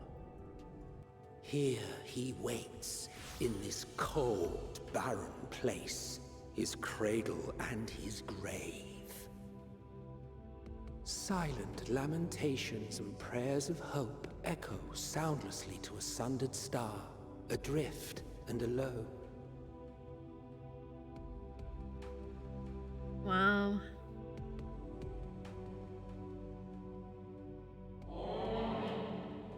You with me. Heidelin's champion.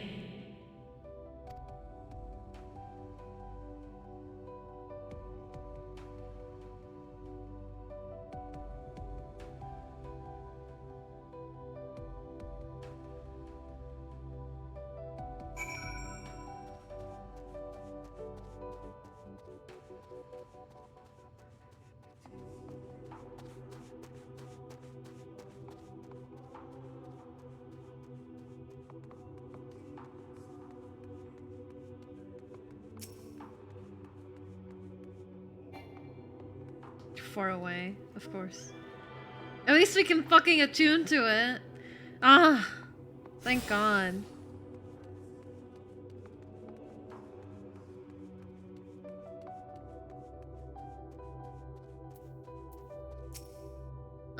I return. I must return. Why? Why? Why? Ah.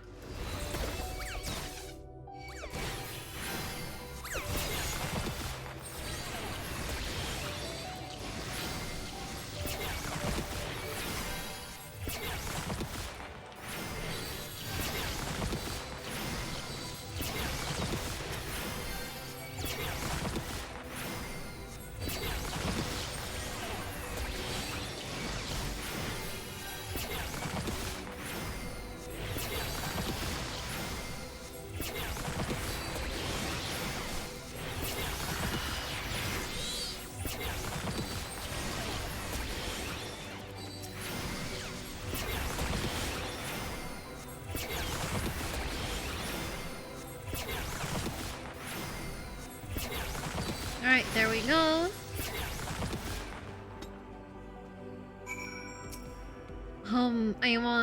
I need...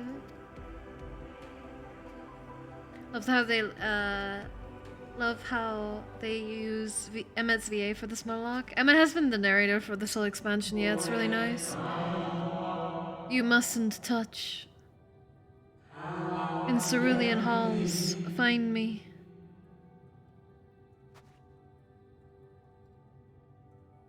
Imagine if you forgot to attune to the fucking moon, you had to walk all the way over here again through space. Ugh. No thank you. It seems a bit far.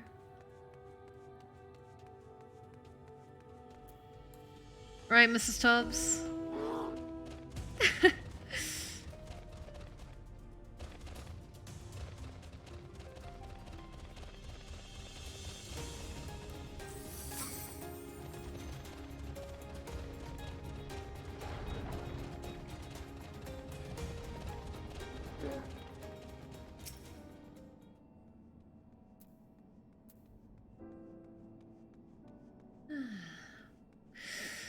Cannot but be worried still about everyone else. No steps echo through this looming spire save your own, but you nevertheless sense a presence above.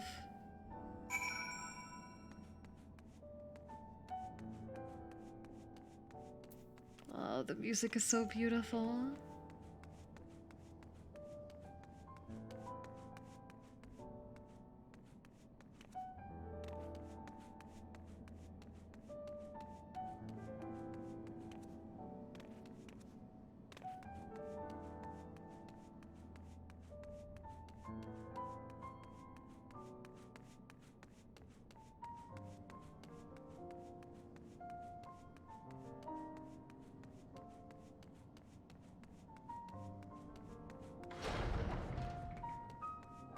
Wow. Big boy.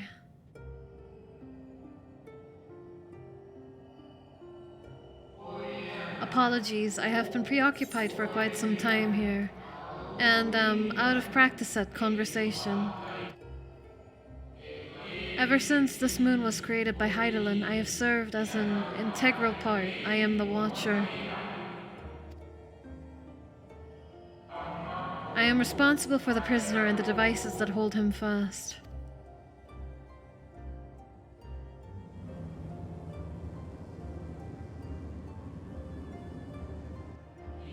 Zodiark himself, a projection of the moon's core. Though rent asunder by Heidelin, he grows more powerful with every rejoining. 7 there have been, 7 too many. And yet, for all his servants' machinations, he remains incomplete. The fallen are beyond salvation. No attempt would be made to free Zodiark, not until he is whole once more. But someone has taken action. The shackles that hold him nearly shattered.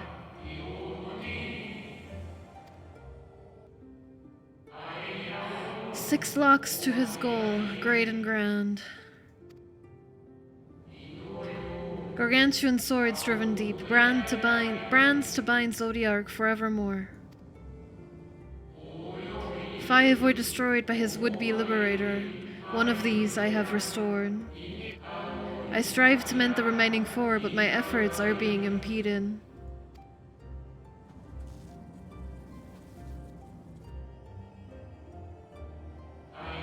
Soul sacrifice to summon Zodiark, the manifestation, consequence of the waning seal. Moon's haunted! It really is haunted.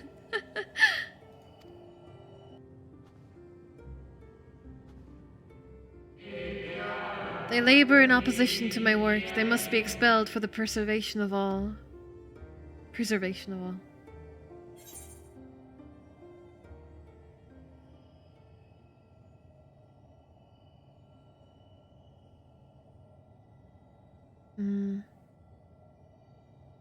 I only resort to expelling them if all else fails.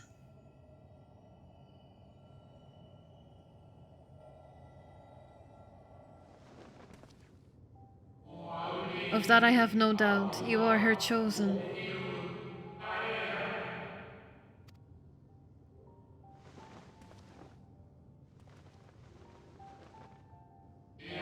I am the Watcher and the Goaler. I am not the judge.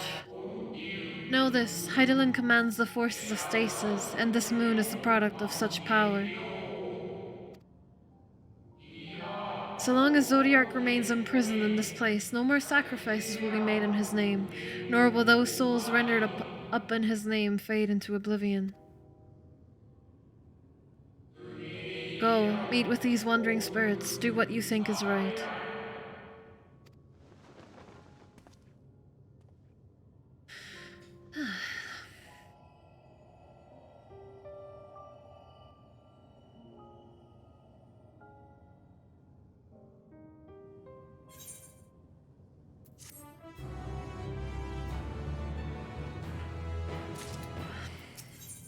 Still level 83, huh?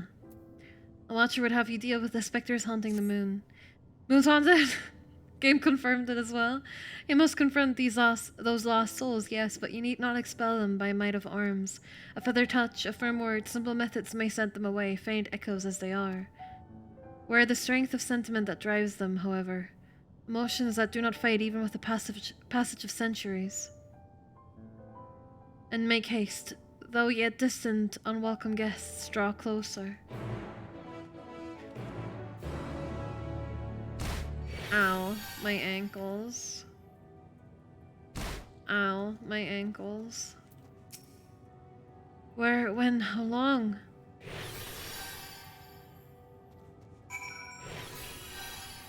Yeah, Eos, do some work. Earn your place in this world, Eos.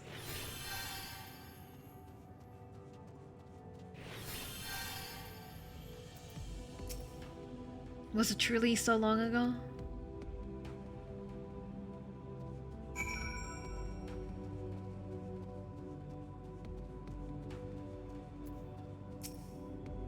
We were happy, at peace with the star.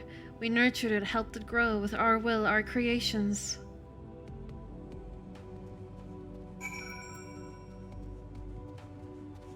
He is massive. And this is just a projection of him?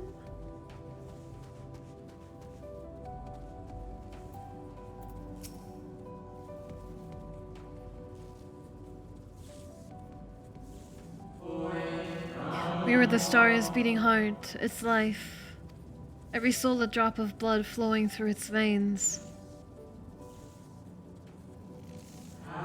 To live, to learn, to create, to make better. The star flourished, as did we. Do you remember?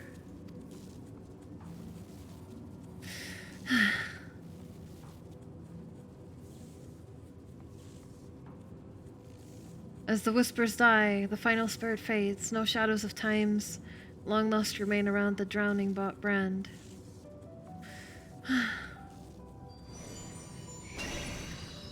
What the fuck is this?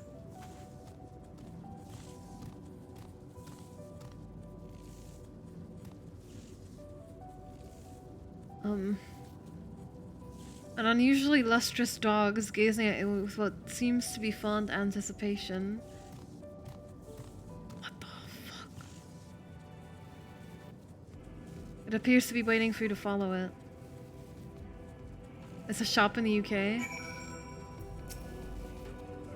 Follow the lustrous dog and try not to fall behind.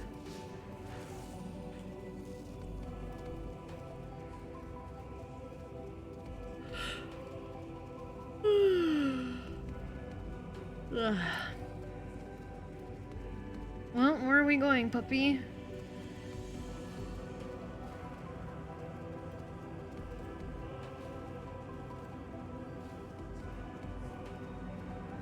Can we have Mrs. Tubbs chase the dog around?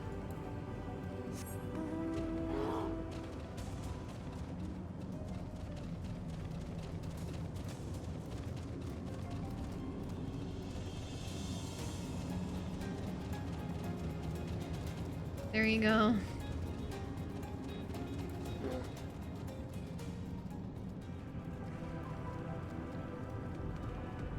Ah, yes, fishing on the moon. Why wouldn't we? Why would we not fish on the moon?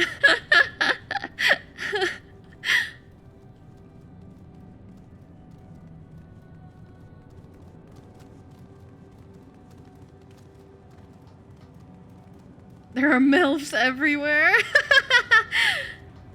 Even on the moon. So true.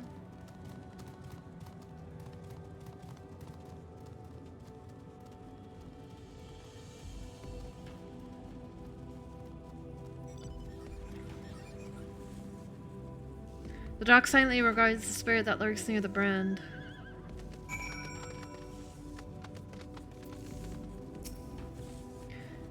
We and the star were fulfilled, wanted for naught, murdered for naught.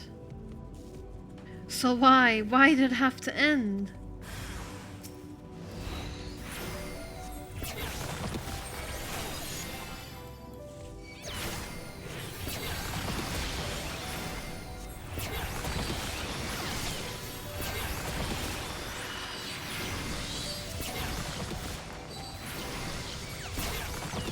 Please, I want to spin Ether Flow. Thank you.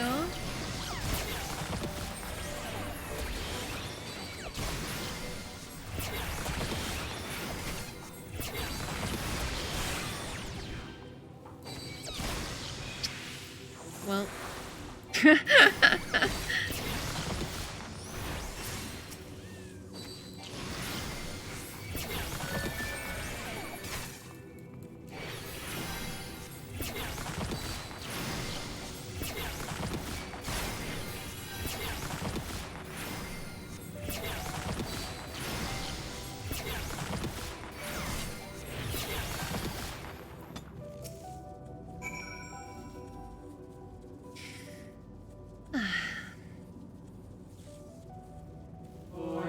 The final days taught us to fear a death forced upon us.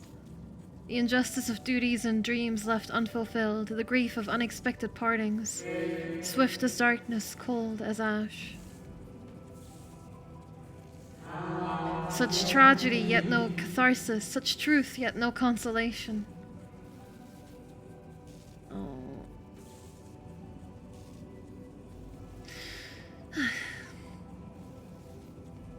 As the whispers die, the spirit fades. All is silent and still around the numbing brand.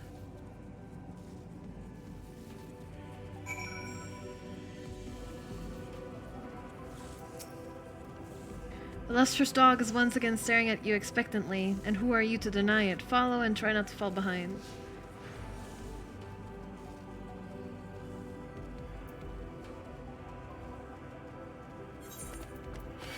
Oh no!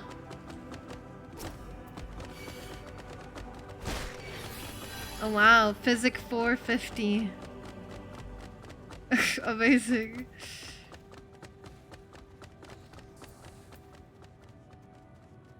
I guess that makes it heal for more than Adlo, but you still get more HP out of Adlo just because of the shield. Like, it's still better value to just cast Adlo. Yeah, it even buffs the barrier potency of Adlo, so it's still effectively more HP than what Physic would heal. Like, why even go through the bother of buffing Physic? 180%. Wow. It's pretty big. Nice. Oh look, it's K4!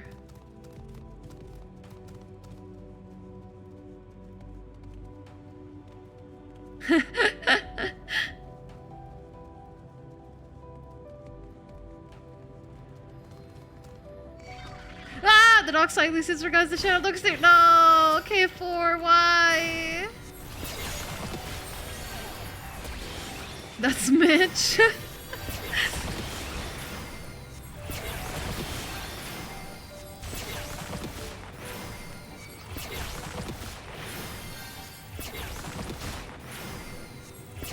Name a worse duo. Thanks. The dog silently regards the shadow that lurks near the brand. Ah, seems like a longer cutscene then.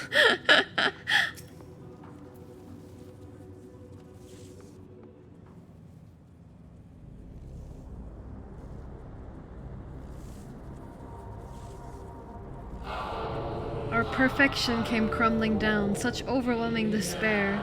In that moment we knew the end was nigh. The faintest glimmer of hope remained. We gave our lives that others may live. We gave ourselves to Zodiark.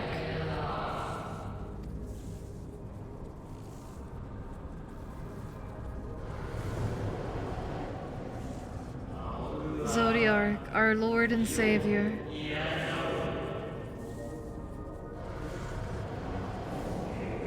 To forge our world anew.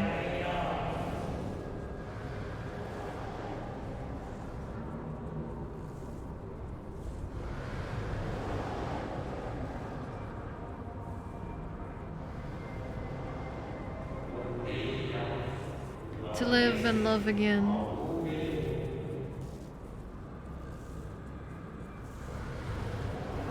Become one with the star. Fill earth and heaven with life. Birth paradise where fear is distant memory.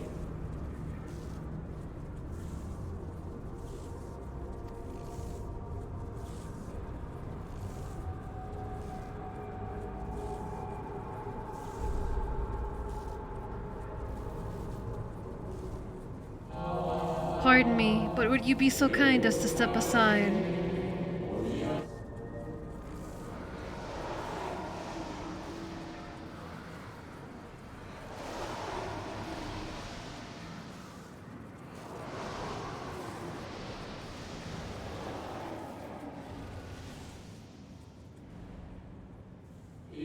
Ah, that unmistakable color, the soul of Azem. Ah, friend! But not the friend I knew, I think. Nevertheless, you are you.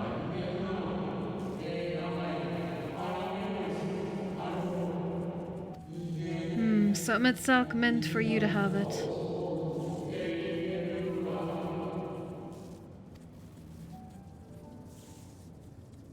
You seem surprised. Why might that be?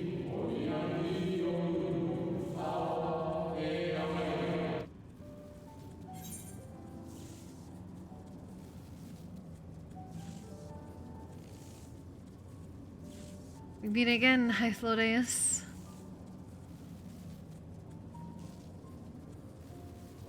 Again? I do not believe I have yet had the pleasure.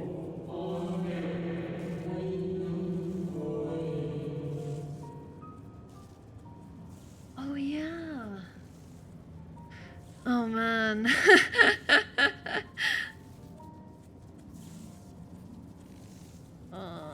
My heart bleeds.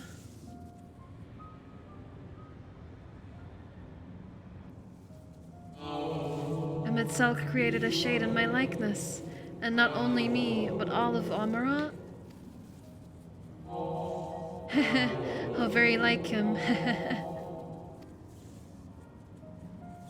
Yeah, a slave to sentiment even after an eternity. As you may have guessed, I am different from the shade you met before.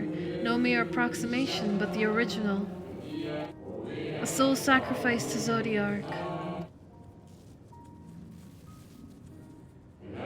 We remember in vivid detail the events leading to our purgatory. The plans and plots for our resurrection, Heidelin's intervention, and Zodiark sent the stars' final fate. And then when we drifted in a waking dream, our minds steeped in fog, until you came. I know not what you and your friends intend for Zodiark or the future of the star. Nevertheless, in you I place my trust and faith. In you I choose to believe as Metzelk did.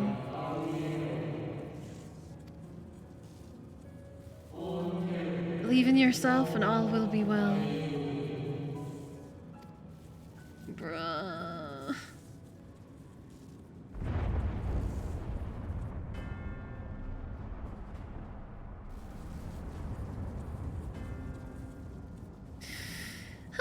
My heart feels so heavy. More new arrivals, though. Ah, Van Daniel. That color I know. And another I do not, an unfamiliar but fearsome being.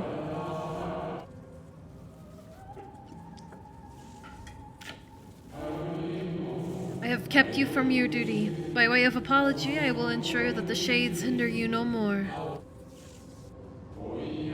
Protect the final brand.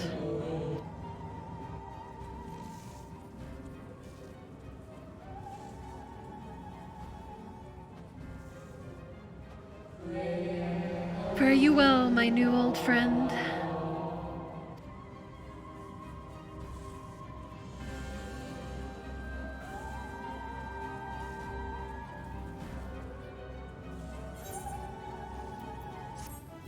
Sea of Sorrow, yeah, that checks out.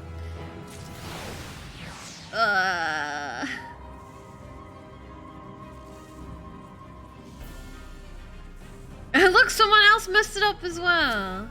I'm not the only one.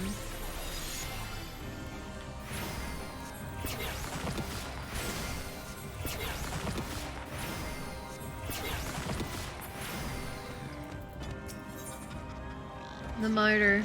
Something has raised the lustrous dog's hackles.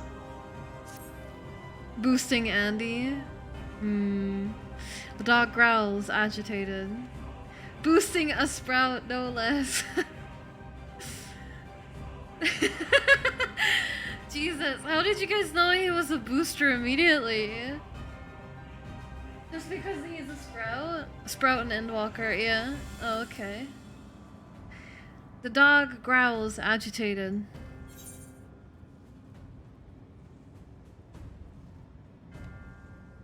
We must protect the brand. Come on, boy. Come on, boy. The dog nudges you with its nose. You get the feeling it wants you to hop on. Right, the dog. Sure. With a powerful leap, the dog takes flight. Oh, it's the nice mount anime. Like, the nice mount sitting pose as well.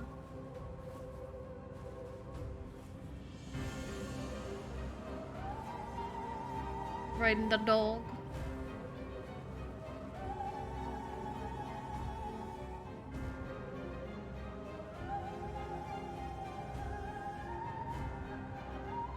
I'm glad it went this way, so I uncovered more of the map. Thank you. Thank you very much. I really appreciate it.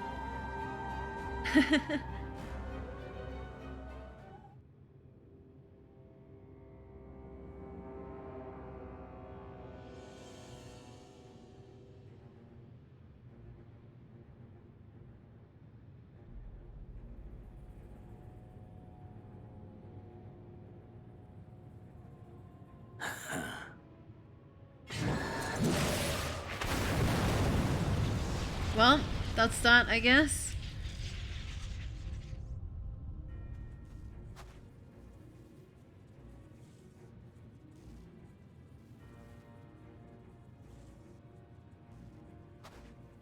In the nick of time, to savor the crowning triumph. Unbound and free at last. Arise, Zodiac! Rise with me, rise with me, rise with me, rise up.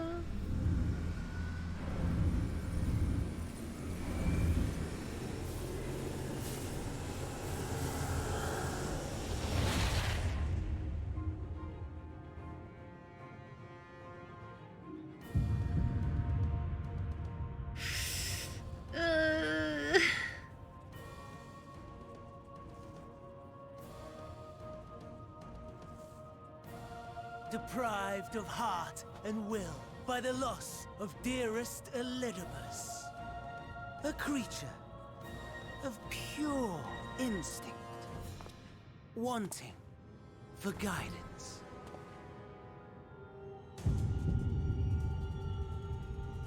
But powerful, oh so powerful, more so with every passing moment. Such potential, even in this incomplete state. Still the savior who delivered a world from certain doom. So, here we stand. You know my intents. Consume the god, then the world.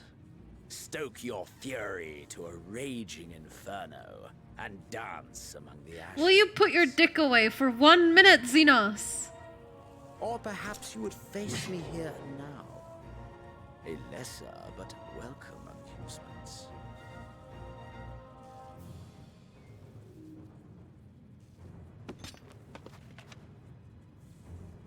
Yes.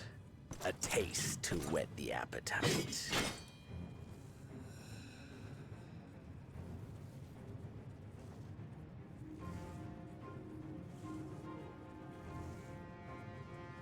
Sorry to spoil the moment, but might I ask that you postpone the slaughter until I've said my piece? I promise I will be brief. Shit's real when the book comes out. Yeah, I fucking hate the book, man.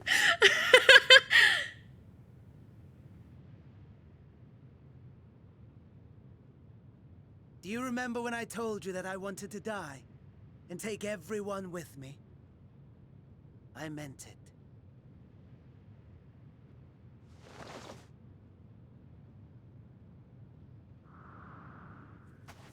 Good riddance.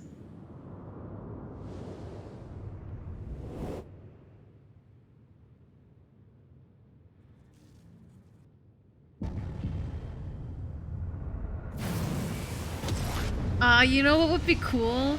If Xenos temporarily joins our side to fight Zodiac, just because he wants to be the one that kills us. That'd be fucking cool.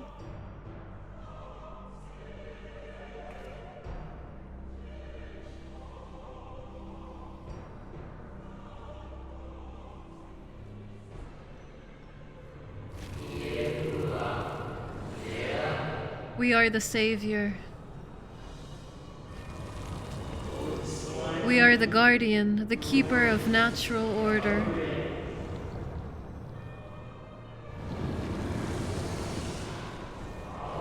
We are the martyr, the bestower of new beginnings. We are...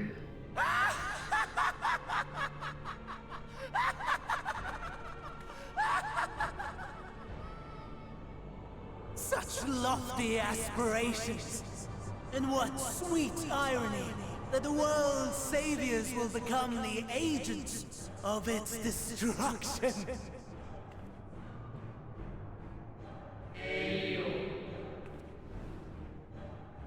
It cannot end this way.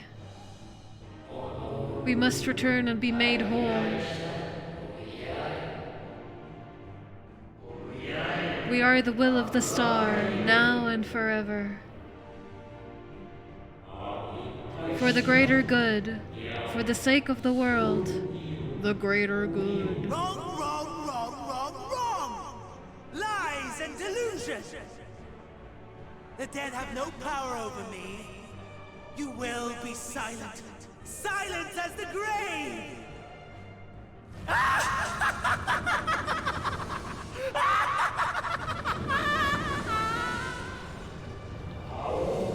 No more, we beg of you.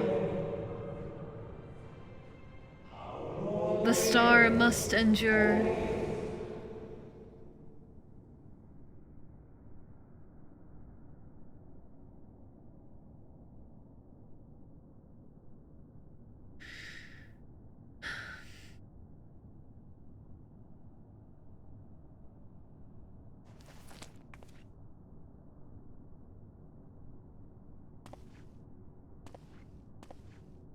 Believe and walk in faith.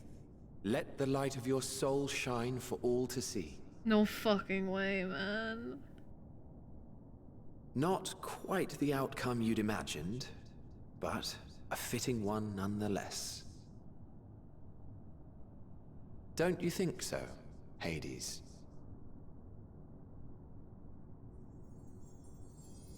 Huh?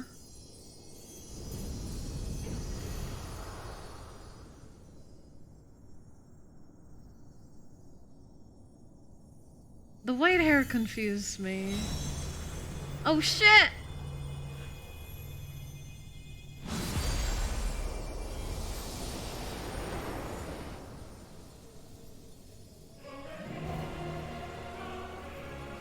Ah! All I crave and more. Boundless power. Mine to command. He was the guy in Amarat that led you along the path. Ah! Man, I don't remember. It was so long ago. I had intended to pit my fractured Oh, that was ability against Hyphlodius! Xenos, but a more tempting option presents itself. The greatest obstacle to my ambition. You will trouble me no longer.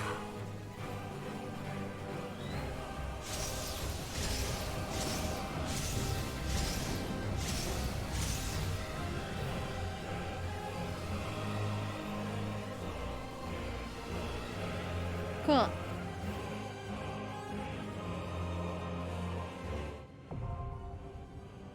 The dark inside. Sheesh.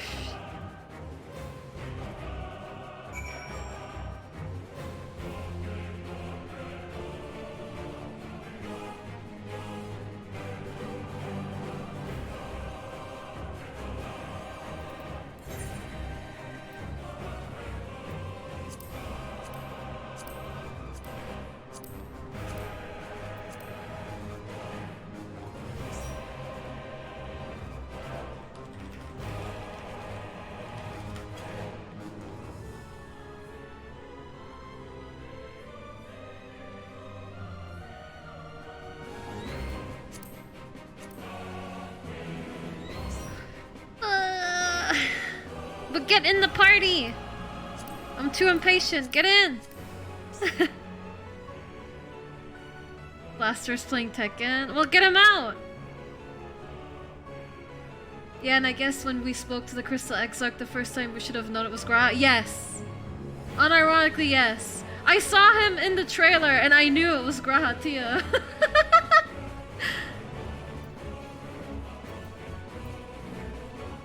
Ah, okay. No worries. Is anyone else coming?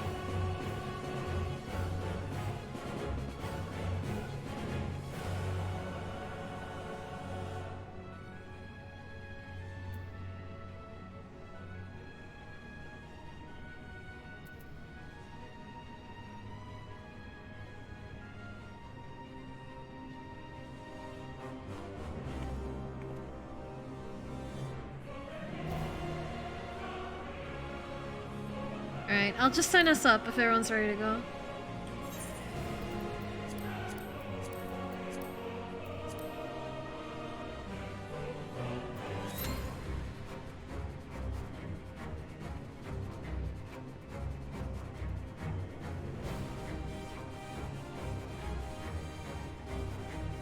Accept the hints that only Allegan royalty could control the Crystal Tower and Graha.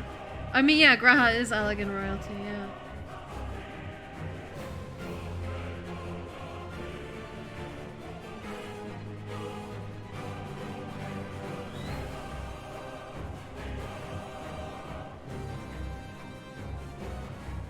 Is making the comparison between a character that hasn't made an appearance for 2 expansions and one that hasn't in 2 minutes.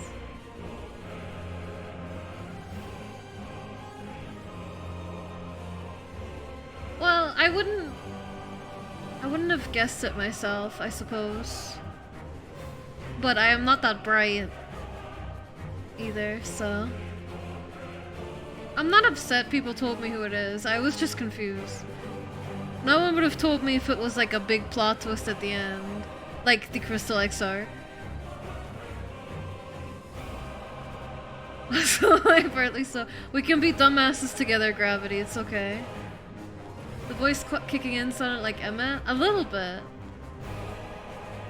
It sounded a lot like fucking Artbert as well. Like, Artbert was my first thought, but that wouldn't have made any fucking sense. Oh, the music is so good! I wouldn't have guessed because his tail was hidden, because Exarch literally said, I don't know who Graha is. That's fair. He's a bad liar.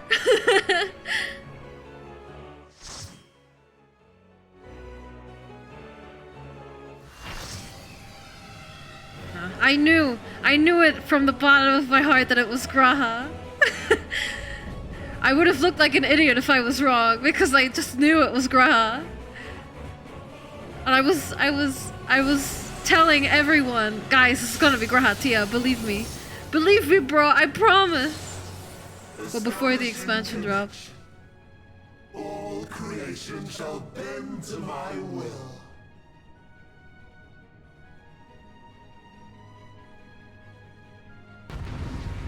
Cool.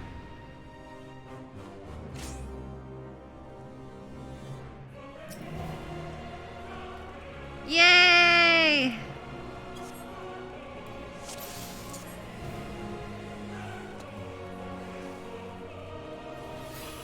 The end has come, and it will be beautiful. Wait, I forgot to put up my thing. No! Oh, I just ate my fairy! No! Don't pull this shit after I just ate my fairy!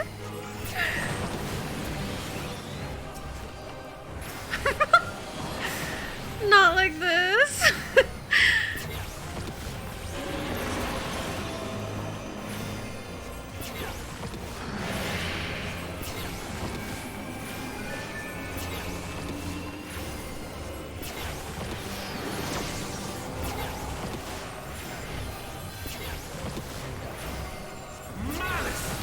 Become flesh!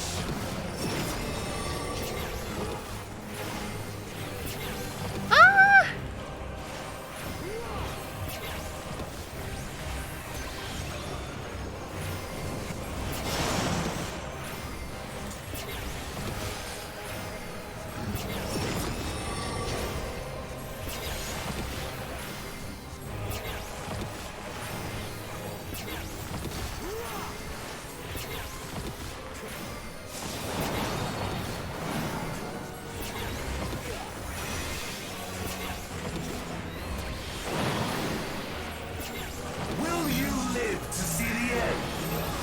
Where's my bubble? Ah!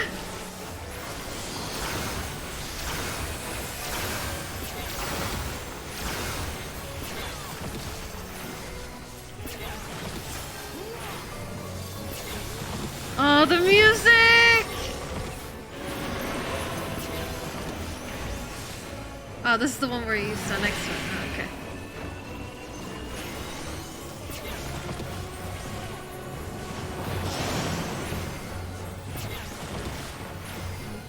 Soon my hold of a zodiac shall be complete!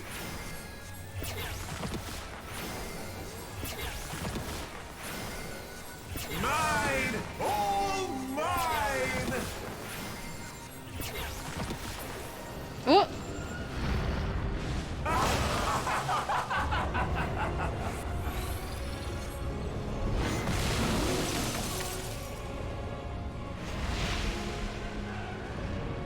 Man, it looks so cool. I am become Zodia!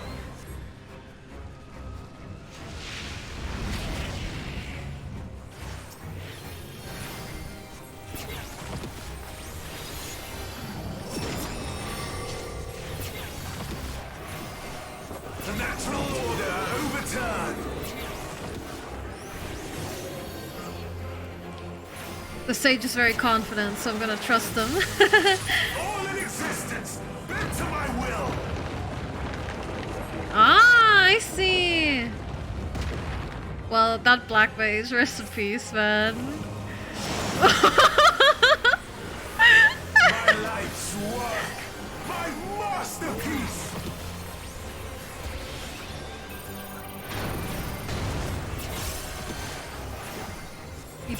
Eat fairy for DPS fast.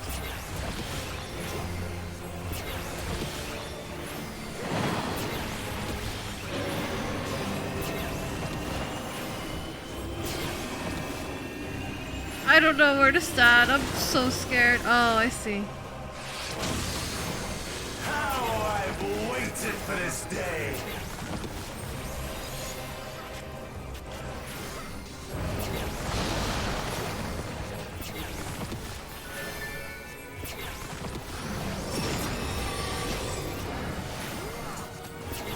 Oh, behind me.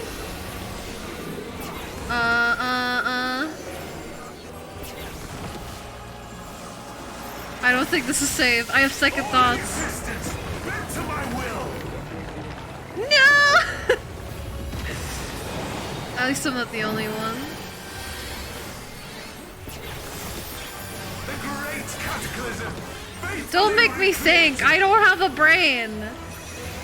The only thing that's going on in my head is Grahatia brain rot. Fall tears of flame! All shall burn!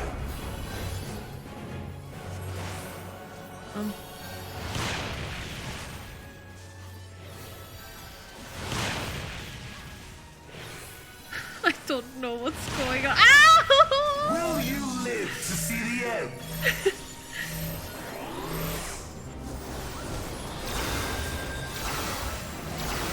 I'm so fucking dead. No!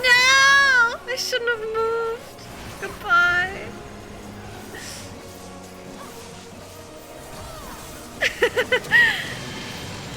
Oh no.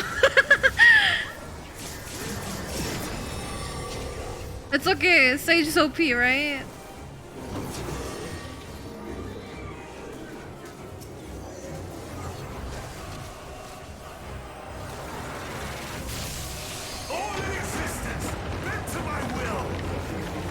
No, the black mage!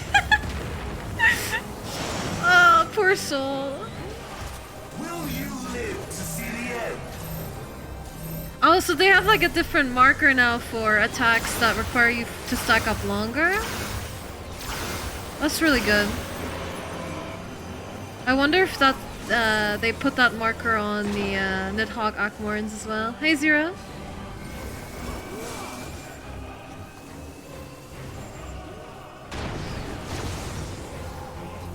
I have no need for restraint.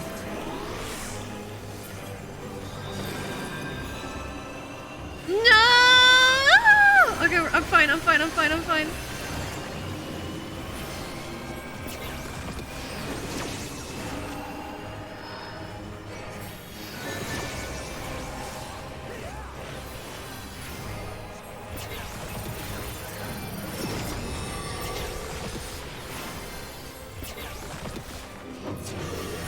Where's the sage? Where's the sage? Thank you, thank you. All in existence, bend to my will. Wait, I'm not. Oh, we're just. Oh, we're not even stunned. Still attack. Will you live to see the end? I don't have my. Wait, I shouldn't override her shield. Woo!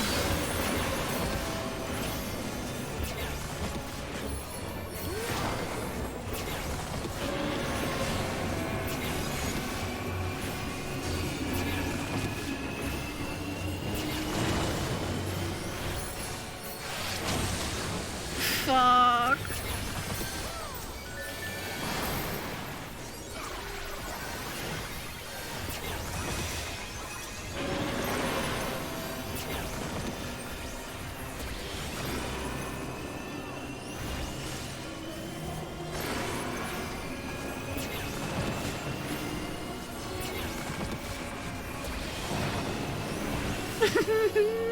Ah, stop it!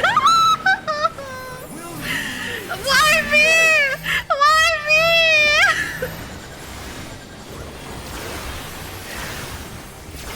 Lord, no!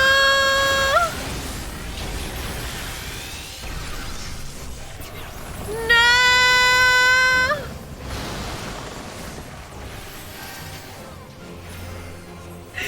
No!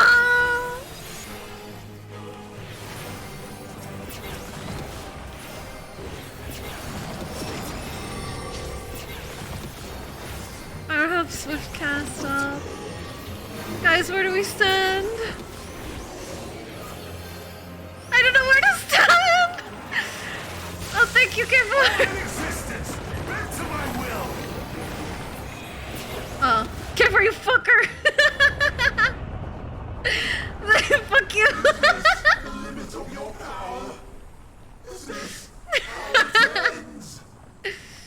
That sage got really mad at the end.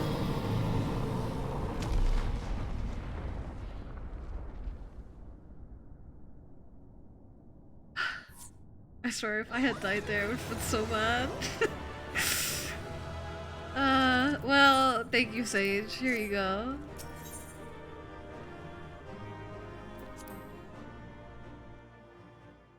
They also mark all tanks busters explicitly now. Yeah, that's what the red marker is, right?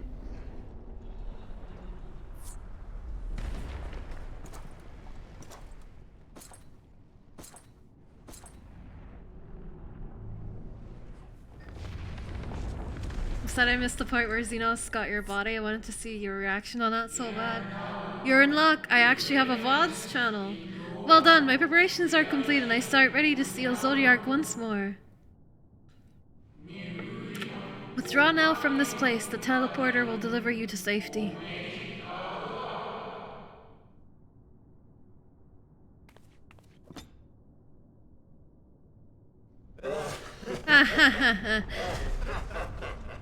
Incomplete and insufficient. Of course he was no match. Take this L, bro. Get out of here. Super rat. Once again, you have left my best laid plans in ruins. And played your role to perfection. Thus, sealing my victory.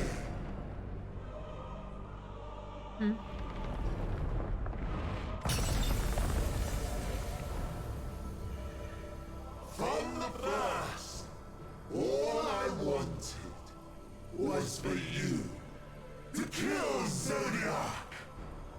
'Twas but one of many methods to achieve the desired effect. It would have been the same had Xenos died in my place. But what better and more satisfying way to ensure success and to take control myself. My sole regret is that you lived to tell the tale. Even so, I have fulfilled my heart's desire. I see. Let your murder mark I see. the beginning of the end. So they forced me to kill Zodiark to cause the calamity. Now that makes a lot of sense, actually. Yeah, okay.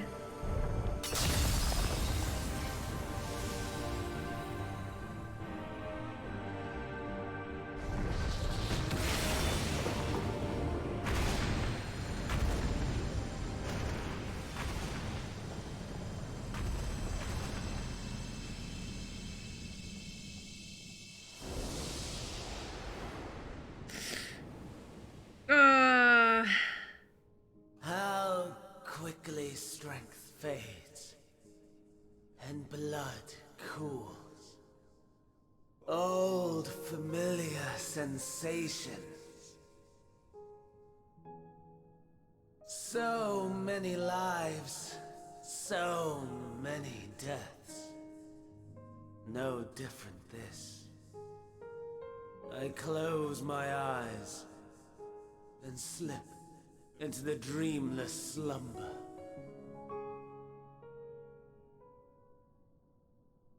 A tired song and dance. Routine. Always I wake. But not this time. Nothing left unsaid. Nothing left undone. Inherit my hell. I intone with glee.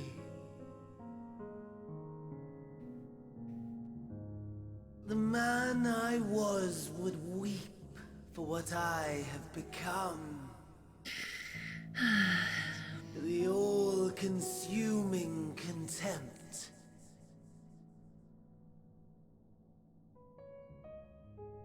But I've the wisdom of 10 millennia to justify my answer to the question.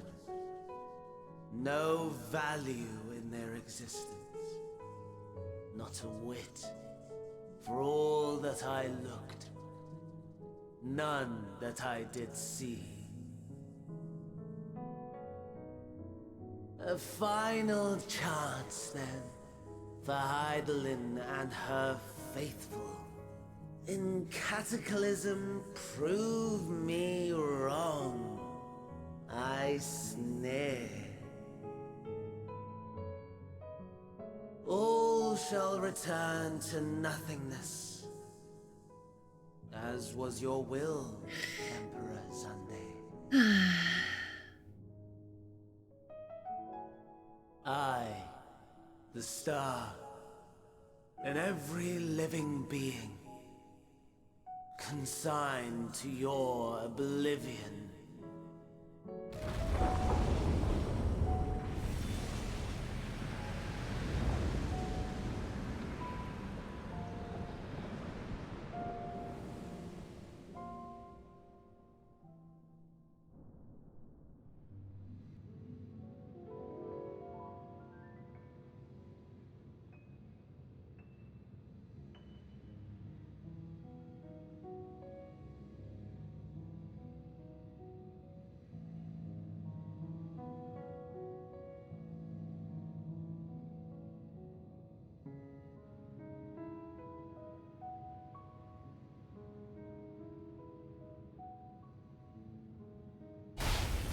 Whoa. Ah. At last.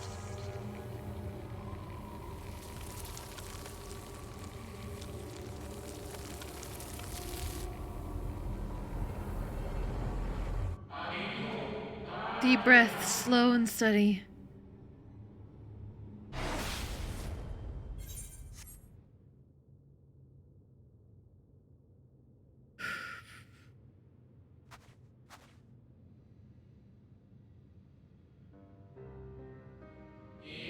You saw it too, yes, the blue star below, thrown into turmoil.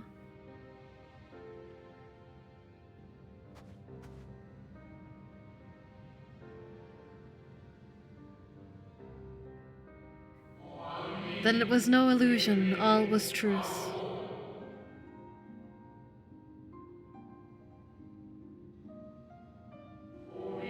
With the death of Zodiark, the laws of nature over which he presided have begun to unravel. The final days are upon us. What you witnessed was an omen granted by the Echo, a vision of the horrors to come.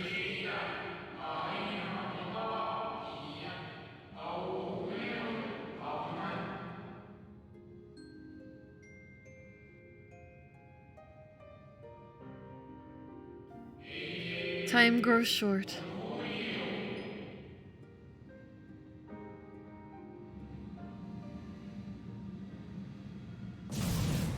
Whoa, what's that?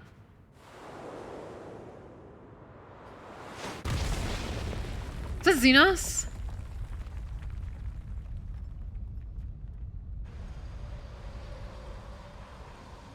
Shush!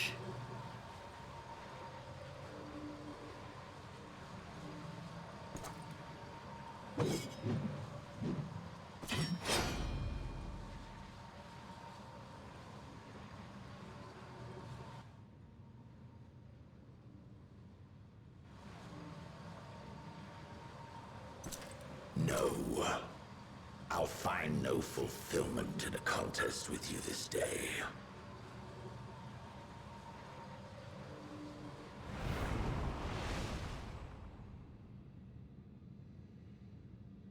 Slavering beasts gather at your gates, ravenous and eager.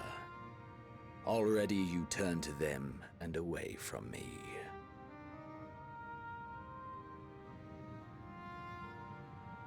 I must go forth once more in search of power far beyond the might of Shinryu. Power to make your heart run over with rage. For the eldest of primals was a betrayal of promise.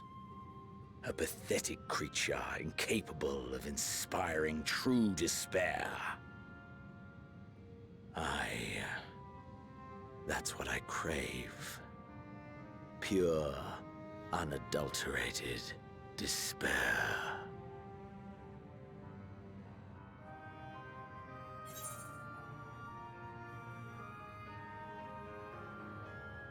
I will not fight for your amusement.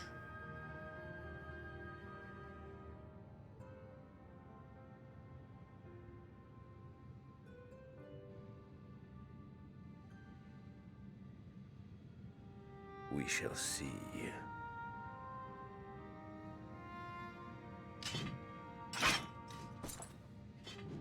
He really wasn't happy to hear that.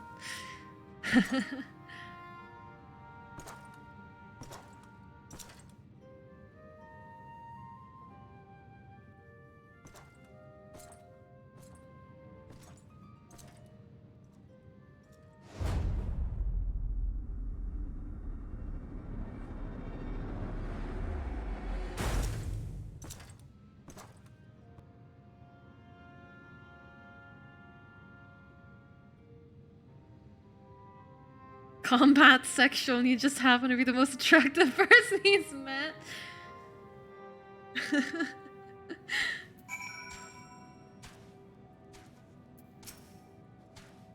I sense his presence on the moon no longer.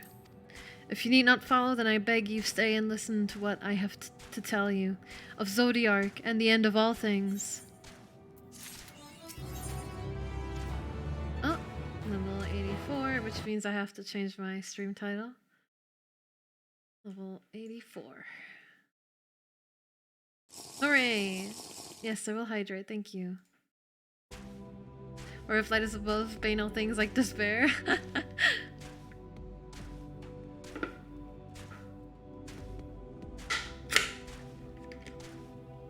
Alright. Watcher would discuss grave matters with you. Where's this chocobo? What the fuck is going on here? Before we speak at length, I believe a change of surrounds is in order. I have more than ill tidings to share, so you see. I sensed others arriving not long ago. Though my communions with Heidelin have grown infrequent, I have learned enough from her to know these are your comrades. Just as luck would have it, they have already reached my abode. Come, let us join them. The mating dance of chocobos.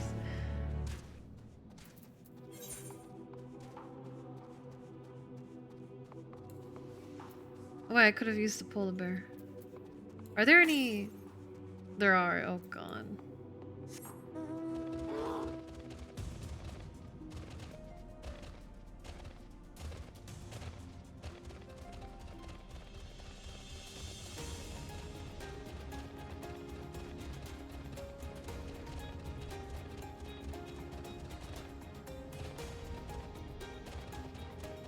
The polar bear on the moon sounds like an indie band.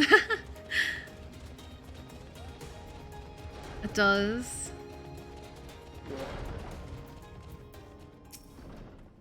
Yes, they are indeed the three I sensed. Dare I ask what happened before we arrived? May we presume this being is a native of the moon?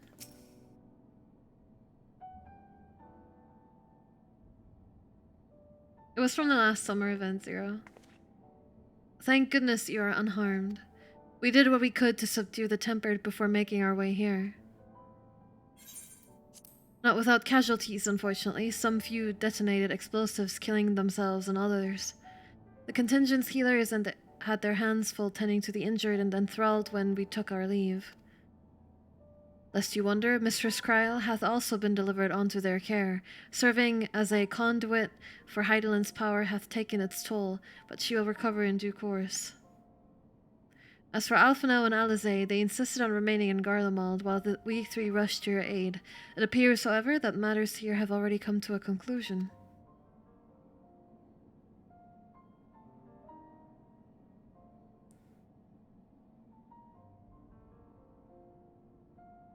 But what manner of conclusion, if I might ask? And is this the ally whom Heidelin spoke you seek out? He is not unlike the shades of Amarot. Not unlike, perhaps, but not the same. I was created by Heidelin together with this place. It has ever been my duty to keep vigil over Zodiark, or rather, it was my duty. Well, you see, Zodiark is dead. I took care of it. It wasn't all that hard, it's just, you know, he was rotating a platform. It was really confusing. Also, one of my companions baited me into nearly dying. It was really scary, Y'shtola. You wouldn't believe it. Then Zodiark is no more? And not without consequence, I'm afraid. But now the delicate weave of the star preserved by his presence will begin to unravel. If you mean to avert the final days, you shall have need of... Are you all right? My attempts to forestall Zodiark's release have all but exhausted my strength. If you might allow me to rest a short while, I will share with you all I can. Please do. You not exert yourself on our account. These crystals contain records of your time here, yes? Maybe peruse them while we wait? By all means, if you would review them chronologically, I suggest beginning with those on the upper floor. I shall leave that to you, Rose, while I see what can be gleaned from the crystals on these lower levels.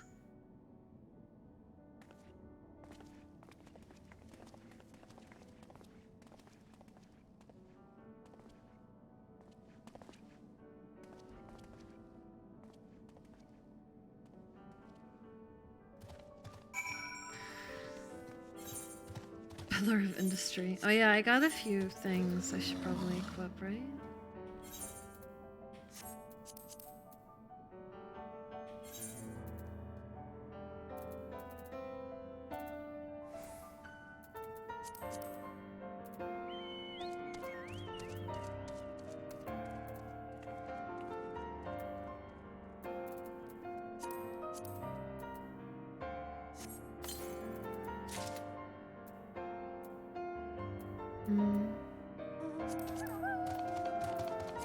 Ugh, no.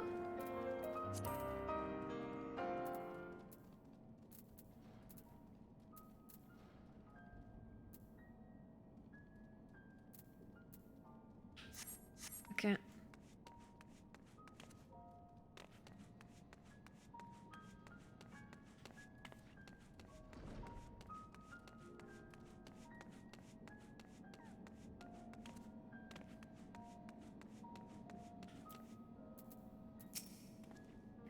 Zodiac defeated. While he may have been in an incomplete state, that's nevertheless an impressive feat.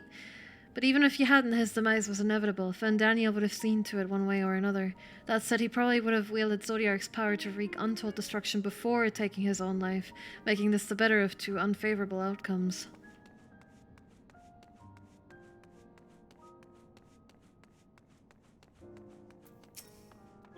Dost thou suppose our host hath maintained his solitary vigil since the very beginning, or without rest or relief? If so, these records compromise the sum total of his existence. We must needs handle them with care.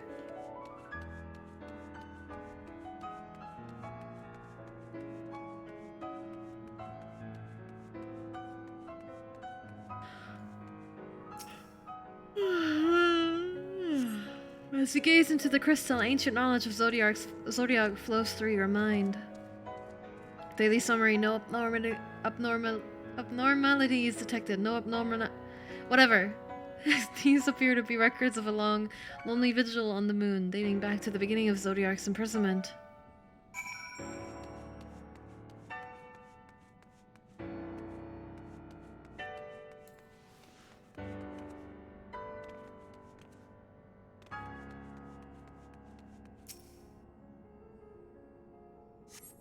As you gaze into the crystal, knowledge of past calamities flows through your mind. The records describe how, with each rejoining, Zodiac's thirst for freedom grew, as did the strain on the brands. Maintaining Zodiac's imprisonment appears to tax Heidelin greatly. Hello, Farian. What's up?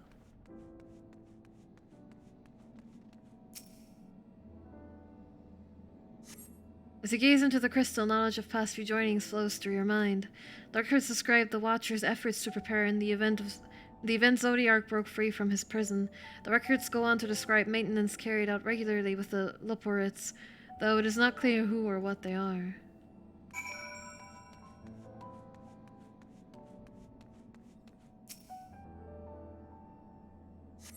As you gaze into the crystal, a record of an unexpected visitor flows through your mind. The records note the Watcher's musings when Elidibus is spotted on the moon, though clearly not for the first time. It is clear he and his brethren have a keen interest in freeing Zodiac from his prison, and yet they have made no attempt to destroy the brands. Perhaps they prefer he remain hidden from mortal eyes until the final rejoining. Perhaps they realize we would never dare bring harm to Zodiac so long as he remains imprisoned. Hey, I just redone my Ruby cosplay, wanna see? Feel free to post on the Discord and I'll have a look at it later.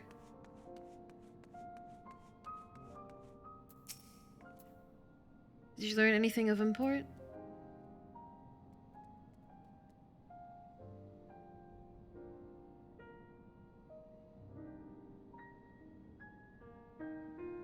So it is as we suspected. Maintaining the brands requires a great deal of our energy and focus, and this cost has grown higher with every rejoining.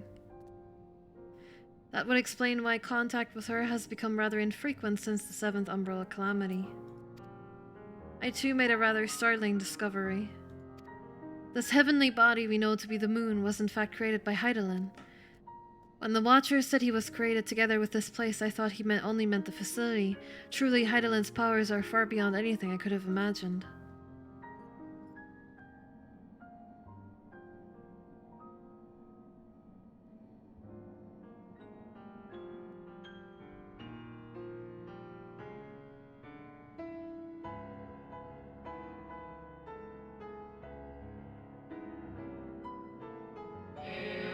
I thank you for affording me this short reprieve.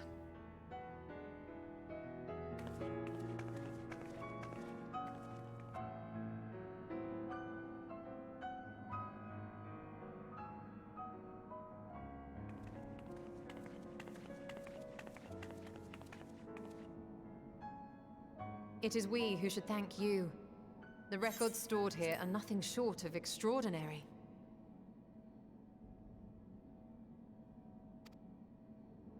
There is much we could learn of Zodiac and his imprisonment. But perhaps you could offer us more focused guidance. Pray, tell us of the calamity that came before and comes now again.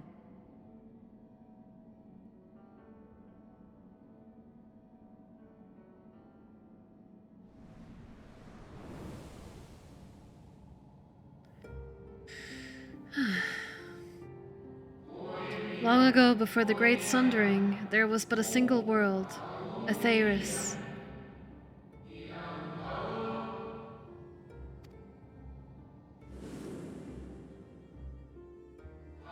One day, from within the earth, a terrible cry issued forth, affecting a profound change in all manner of life.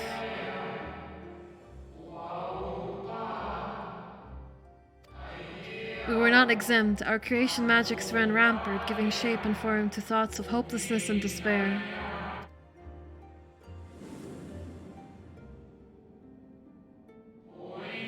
At first, the phenomenon was limited to a single region, but quickly, so very quickly, it spread and engulfed the whole of the star. Were the ancients ever able to deduce its source?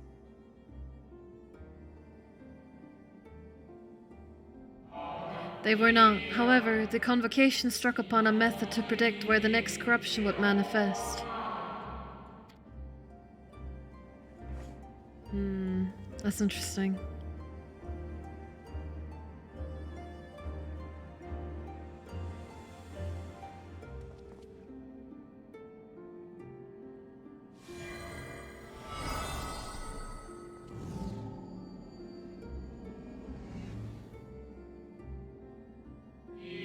The etheric energies which flow through all of creation in the forms of various currents.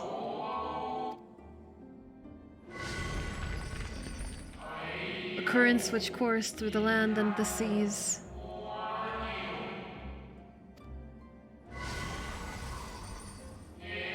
Those which flow through the very air. And those of a celestial nature which encompass both our star and this moon.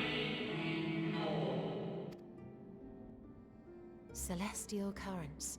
I cannot say I am familiar with the concept. I am, Fuji, thank you very much.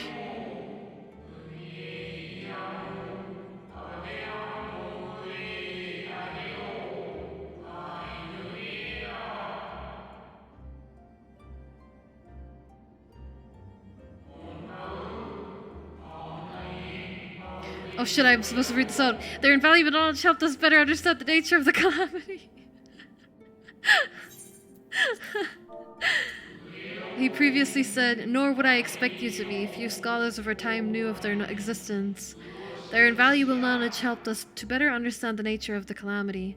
Like the terrestrial ones of earth and air, the celestial currents form a vast network, but the ethereal distribution is not consistent."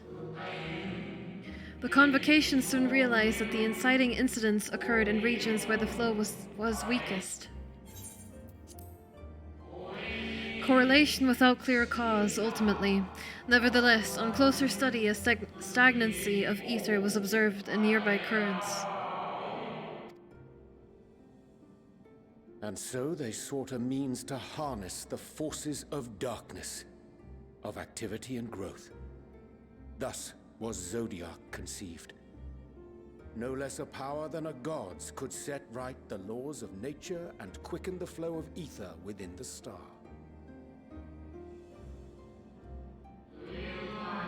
Precisely with the advent of Zodiac, our end was averted.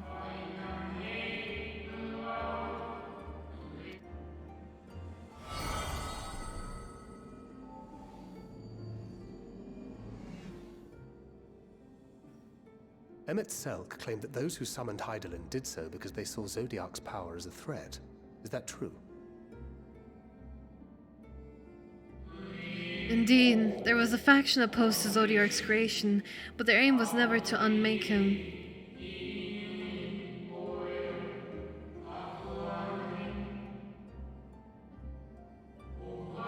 I understood the continued preservation of the natural order was dependent on his very existence. Until we could identify and address the underlying cause of the final days, he would never need remain, for his departure would set in motion those apocalyptic forces once more. Hydaelyn recognized this as well, and so, rather than destroy, she sundered Zodiark, herself, and the star into lesser reflections, that she might confine him in this place.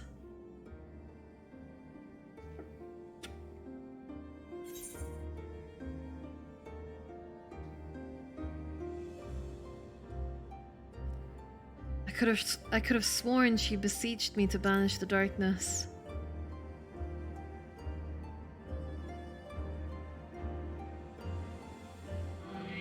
Perhaps she did, but as with all beings, intent is not always in accord with spoken word.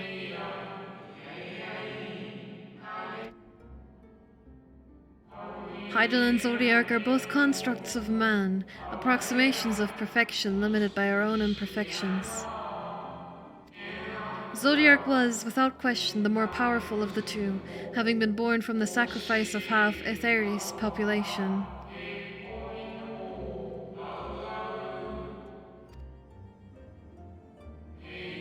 Thus, it was necessary for Hydaelyn to commit herself wholly to his defeat.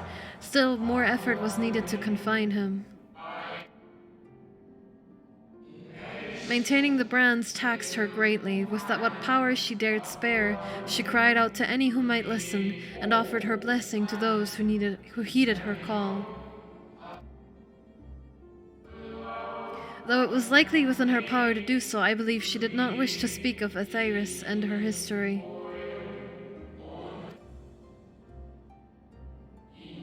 Like Zodiark, Hydaelyn's purpose is a reflection of her creators.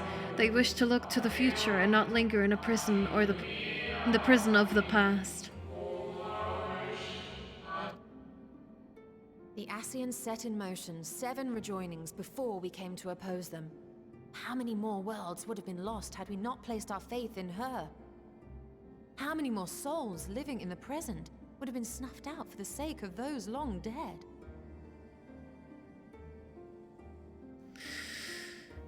Well, in light of recent events, I see no reason to doubt your words. And even if Hydaelyn is not a god in truth, if Minfilia believed that we should trust in her plans, then I choose to do just that. Which brings me to a rather important question. Let's suppose we try but fail to stop this second coming of the final days. Should the source fall, what will become of the other worlds? That's the big question, huh? The nomenclature is more fitting than you know.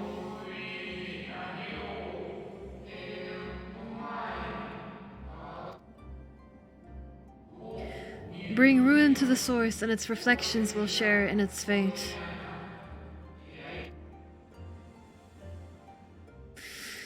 Ah, Thancred! Still thinking about Rain.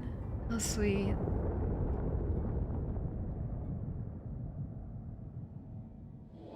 Ah, it is ready.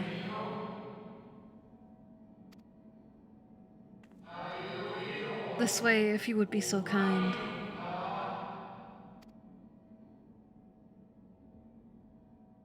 Baby. Yes, baby.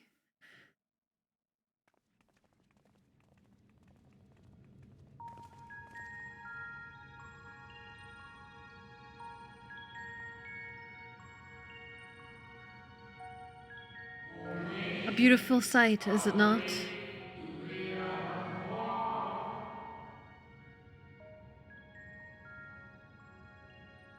Yes, but what is it?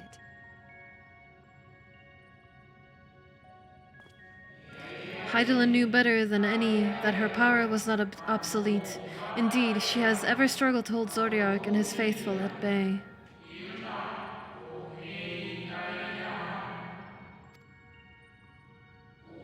She feared the worst and so made preparations. In the event of his demise, there would be a contingency.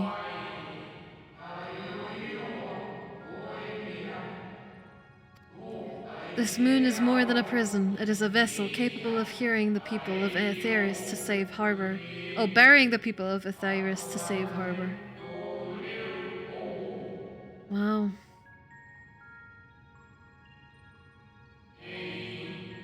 We need not go far to find its pilots. In fact, I should be happy to take you to them. And fulfill my final duty as Watcher in the dark.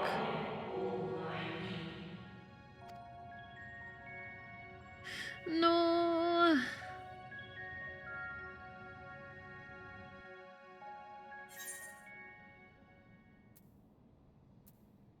$533. Welcome back, Fuji.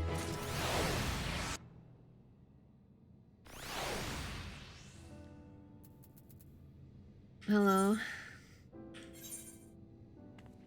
Alright, let's have a look. Oh! That is actually very fitting. I like it a lot. Looks great. I don't know if I like it on my character though. Haven't dyed black. Does look very nice.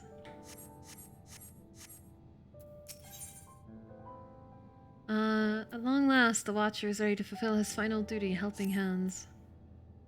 No, I didn't read the others! No! The time has come for you to be on your way.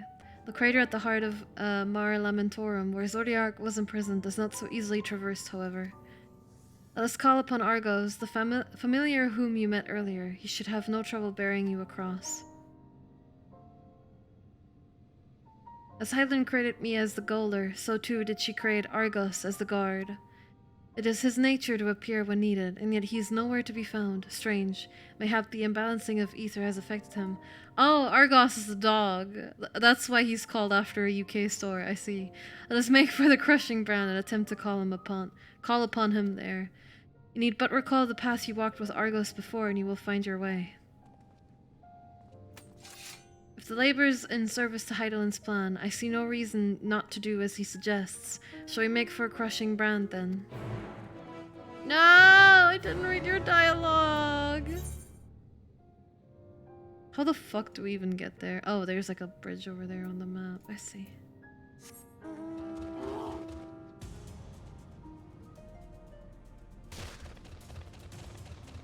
My ankles.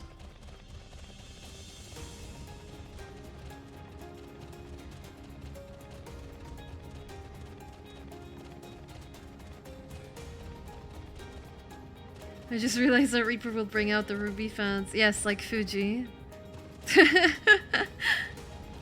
I mean, hold on. We have Reaper for Ruby. We have Pugilist for Yang. Rogue for... I don't even remember all the character names. Rogue for, you know, the cat girl. And, oh, Red Mage for Weiss. Yeah, Red Mage for Weiss. Makes sense. Blake, yes, Blake. Funny, because her design is my favorite. Funny that I'd forget her name.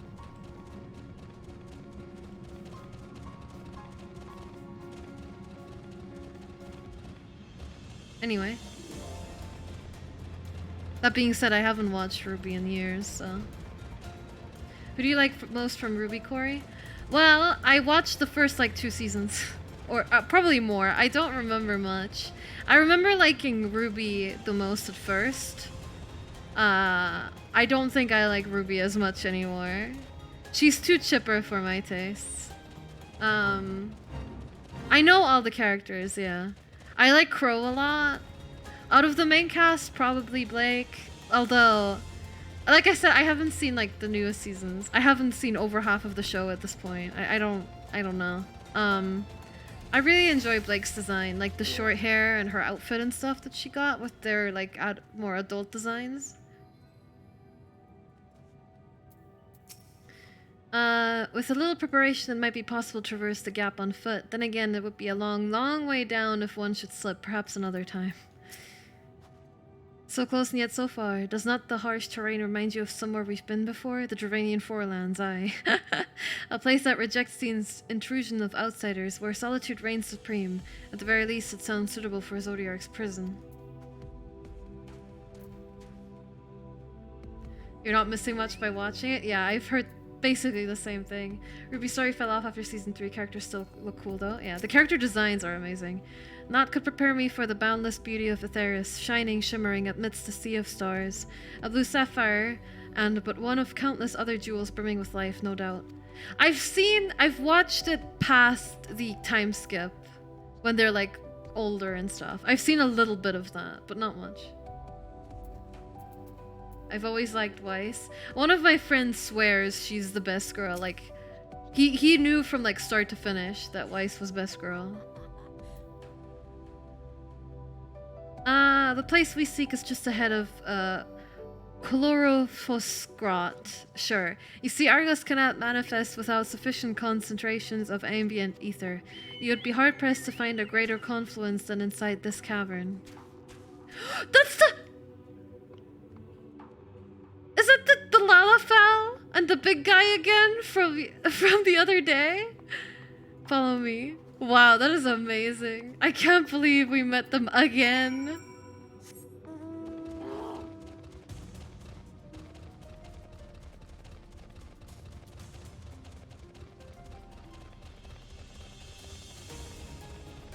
Oh wait, it's in the cave, right?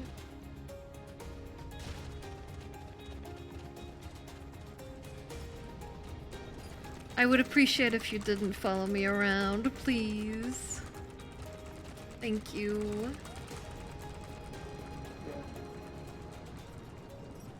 Let's see.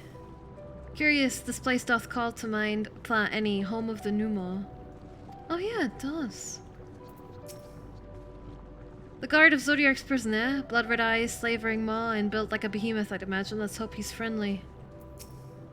This entire cave is storming with ambient ether. Alas, any further analysis will have to wait. Yes, here will do nicely. The lunar spongy draw ether from the ground, which is then dispersed in the air. At present, however, the ambient energies are not quite sufficient for Argos to manifest. Might you be willing to spare some of your own to help the Sponjoy along?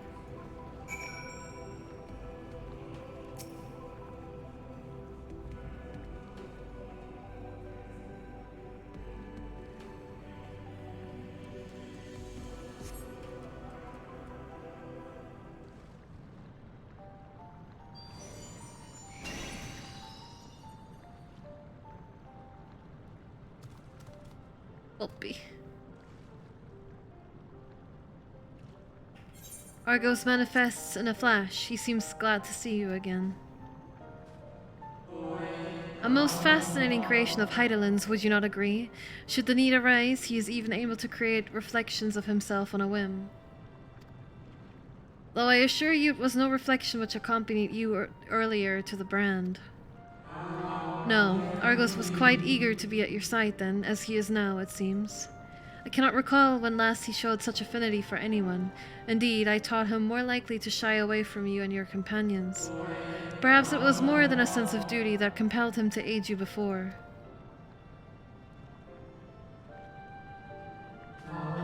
As for your companions...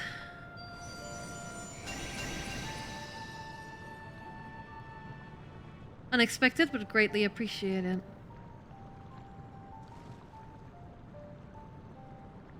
I believe we are all ready. Then let us return outside that you may cross the chasm. Someone cut that poodle's hair? Yes, my thought exactly.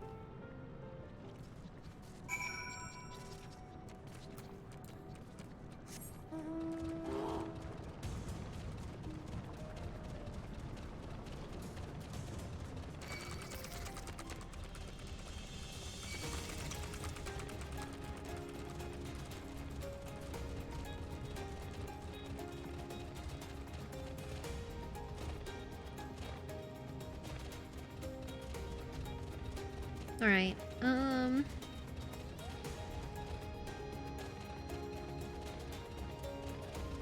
Enjoying Endwalker so far? Yeah, it's been amazing. I'm very, very happy with it so far. I was expecting something a little more intimidating and less man's best friend. To whom wouldst Heidelin entrust the command of so grand a vessel, I wonder? The Alamut has long been described as the loyal hound of Menfina due to its relation to the Greater Moon. It seems highly improbable, if not impossible, for ancient peoples to have known of Argos, but now I wonder whether there is some connection. Your destination is the structure there across the Cradle of Darkness, but climb onto Argos's back and he will take care of the rest. Once you arrive, it should not take long to find the ship's crew. The facility is designed to rouse them from their slumber in the event of Zodiac's destruction. Heed their counsel. Together you may guide the star and its people to a kinder fate. This is where we part ways, but know that I shall ever be watching and praying for your success. Worry not for me. Real though I may appear as you and yours, I am but a part of this moon, a creation of Heidelin, entrusted with the memories of an acquaintance long dead but not forgotten. My charge of Zodiark has ended, but so long as the moon exists, I shall not want for purpose. I shall remain ever watching, ever praying for your success.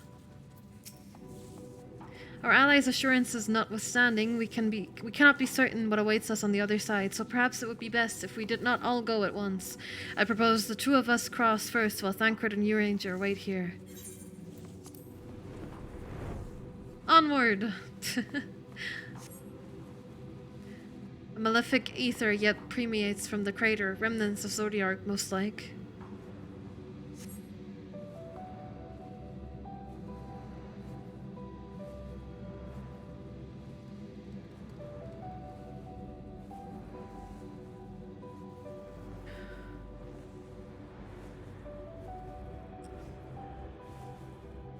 Just a little further.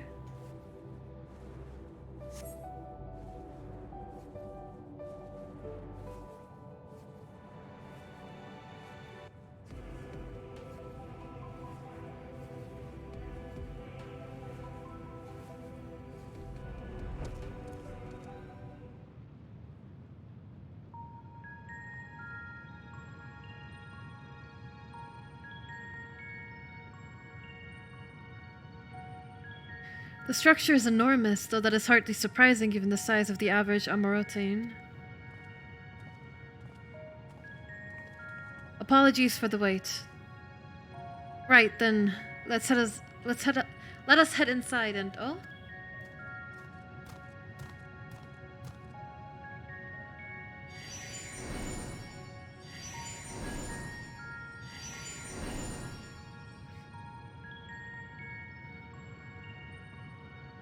Most intriguing. A means by which he conserveth energy, mayhap? Well, I certainly wouldn't want him to blink out of existence on our account, helpful as he's been. Stay here where it's safe, alright?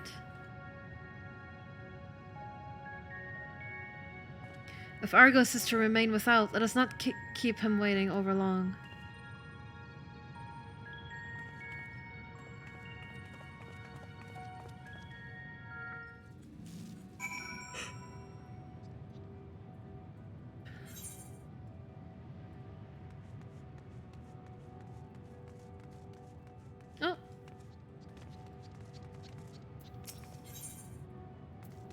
Oh no, I don't want to return to the chasm, Jesus. I thought maybe we had to talk to him to get through the gate, but it seems like it'll just open. Yeah. Oh wow. It's very pretty.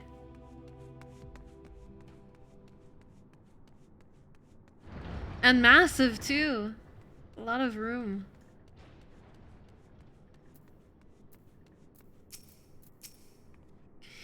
Its scale is reminiscent of Amarat, or rather, the replica we visited on the first. Truly a marvel beyond description. Oh.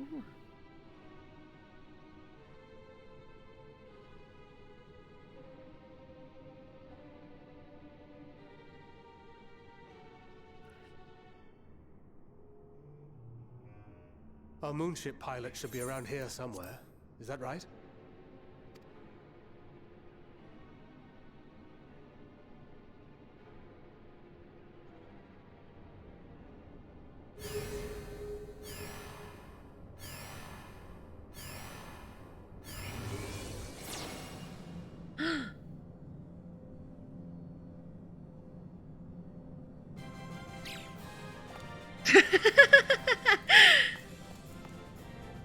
is such a tiny creature in such a huge place? Wait, there's multiple?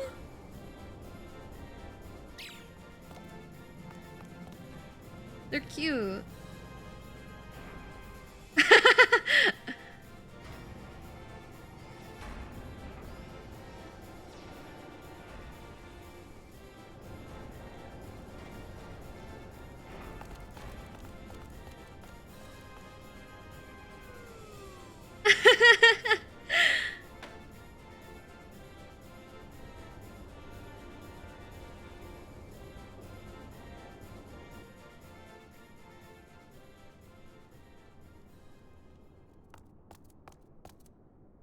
Look lively, everyone!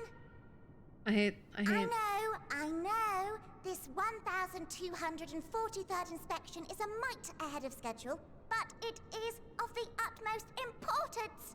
For Zodiac, alas, is no more. As of now, our mighty moon has a new purpose: to bear the people of Aetheris to safety. Our time has come, my friends!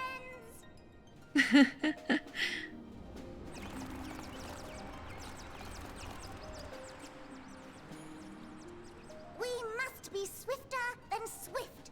There is much to do before our guests arrive. I expect your workstations to be immaculate, and don't forget to relay our signal to Aetheris. Questions? Yes? No? Maybe so? No? Then hop to it!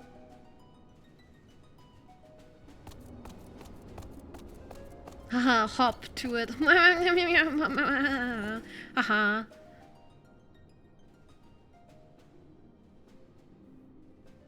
Tis a rather curious crew she hath chosen. Their endearing forms intended to ease the passengers' hearts, perhaps. Perhaps. Poor Thancred.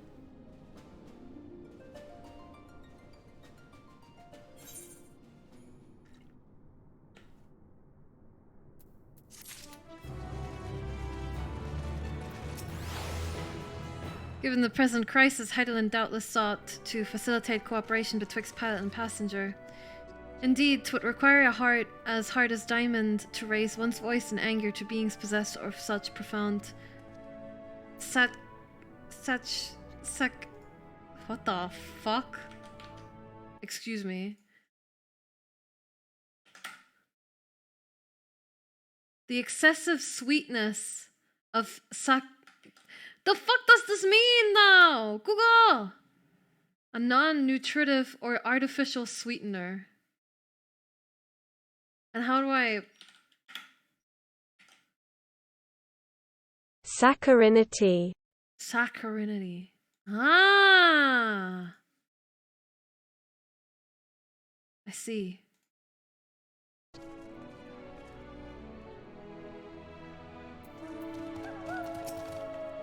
I find Yuri Anger's reasoning somewhat flimsy, but the crew seems amicable enough. Oh wait, didn't we get a coffer to use? 252 533.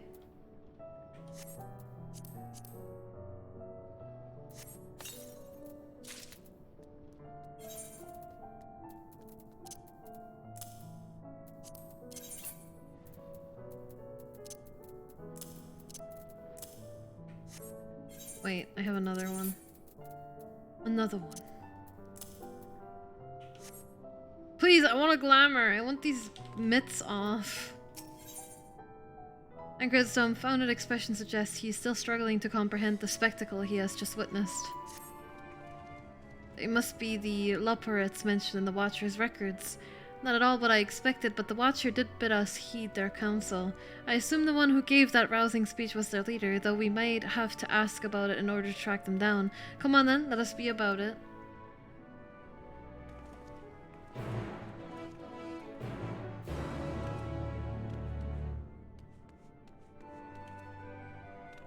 Dude, I'm so hungry.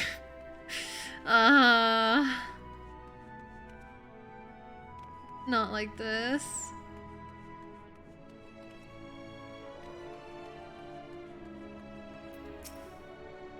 Leopards all appear to have set about their tasks. Whither is their leader, I wonder?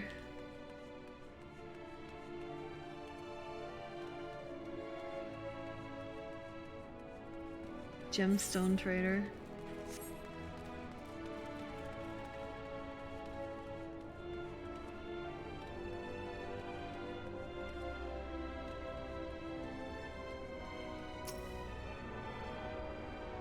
All right.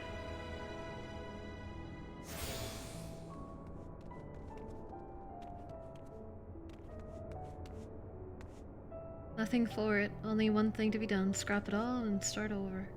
They're so tiny. Are they the same size as max height Lalafels? No, min height Lalafels? Like without the ears, I mean. Or a Lalafels a bit bigger. It's cute.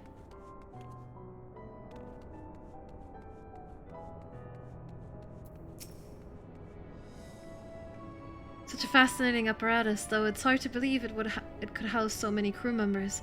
Even so, there's nothing else here to suggest other types of accommodation.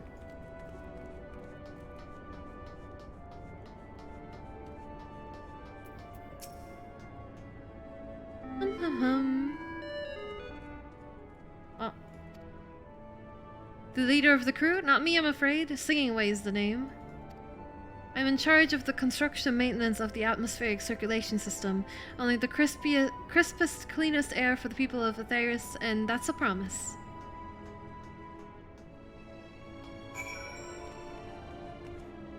Right. How do we get there? Can I walk on this? Aha! All I know is they're solid. Throw the short barbarian at the enemy size. Ah. Yes.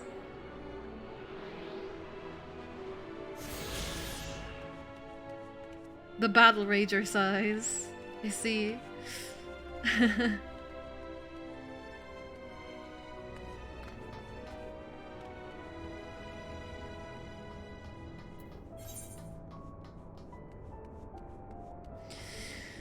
Oh, this FF talk has me wanting more of the remake. I never played the original, because I wanted to wait for the remake to come out. I miss the character so much. You want? Yes, I've never played the original because I wanted to wait for the remake to come out. Leader? No.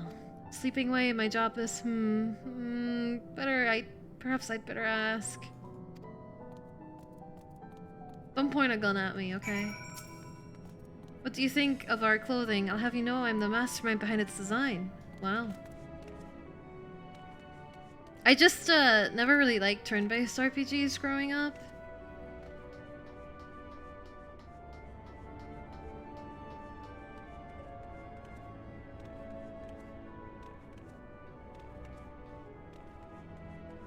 Here goes, I honestly doubt this will do anything. If the gun's magical or has silver bullets, it might. But yeah, I never, liked turn-based RPGs when I was growing up. I don't know if I like them now, but I think I'm more patient with them now because I've played so much D&D. In general, I feel like I've developed a much bigger patience for games because of D&D. It's a pleasure to finally meet one of you, miss. I'm just preparing this and that for when more of your kind arrive, so you can feel all at home.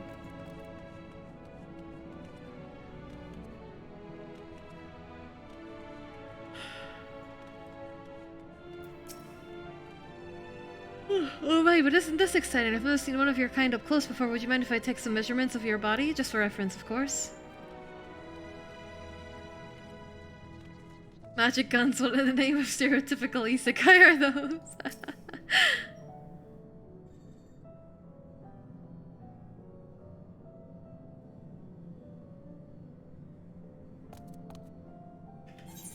What? How in the...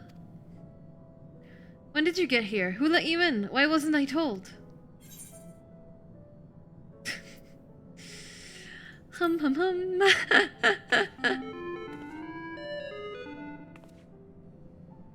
What was that supposed to be? Your humming, if one can even call it that, is atrociously off-key. It should sound more like this.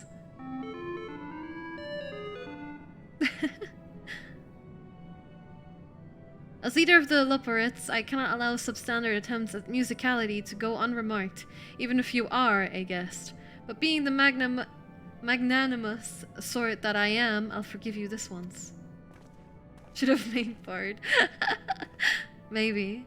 Well, looks like you beat us here. Your friends, I take it. Is this all of them?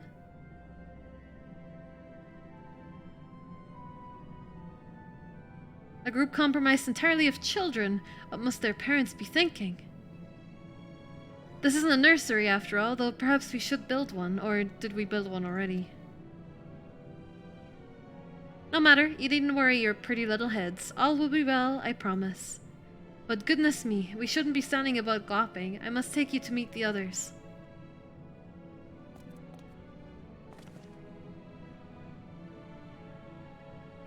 If you could run along back toward the entrance, you'll find a path that leads to the central platform on the upper floor.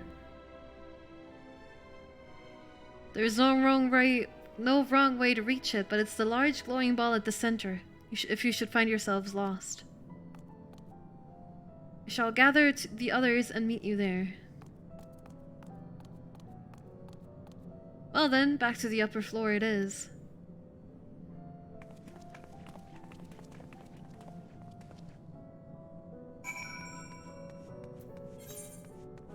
Well, back up we go.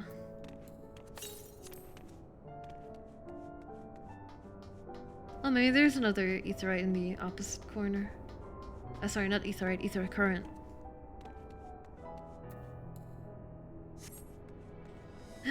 Ah! Ah! Why did they remove the thing? Why? Why have you forsaken me, Square Enix? Southeast. Oh, it must be up then. Above me.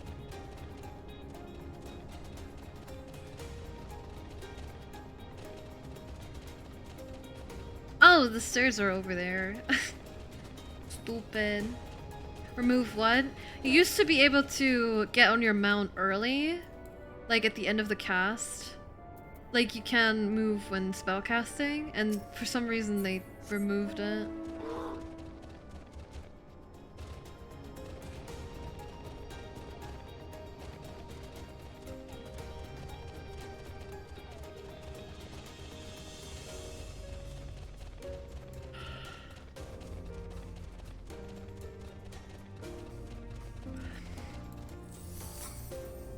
The game's literally unplayable now. I'm sorry. Bug boy.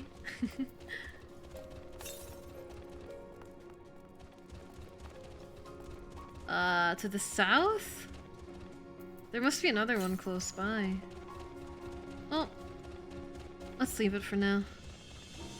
I don't want to go too much out of my way to collect them while I'm streaming.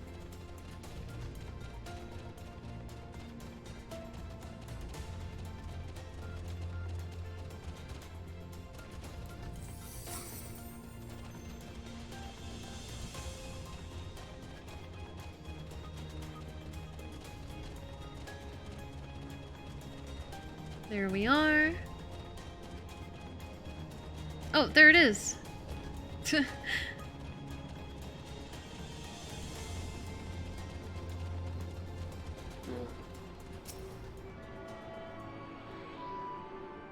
Why is there always someone in your party? It's just me and Eos. I just have it showing, I just have the party list showing even when I'm not in a party, because I don't use the other, like, you know how you can have like a health bar and a mana bar just for you? Yeah, I turned that off, and now I'm using the party list instead. So yeah, it's just me and Eos. It's a solo right here.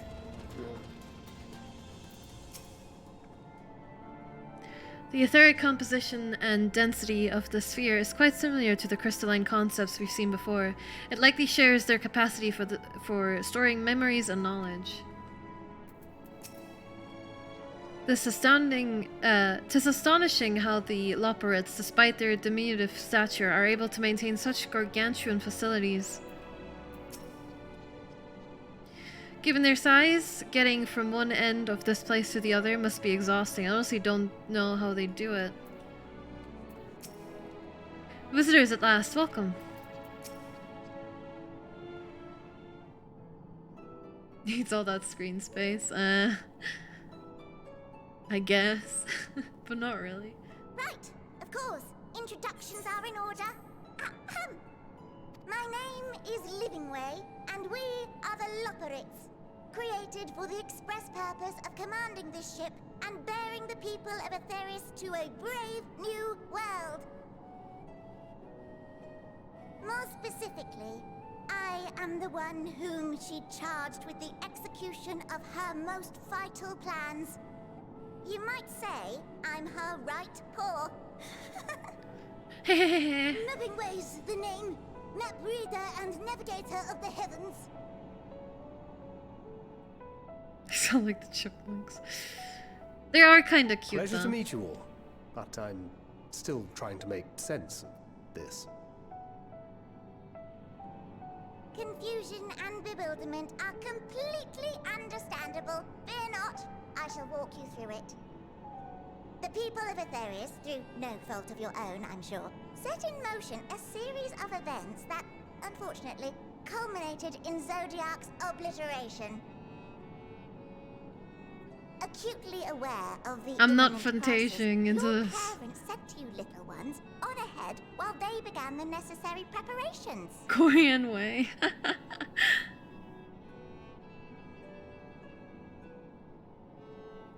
Still not following? No? Very well, I shall elaborate further.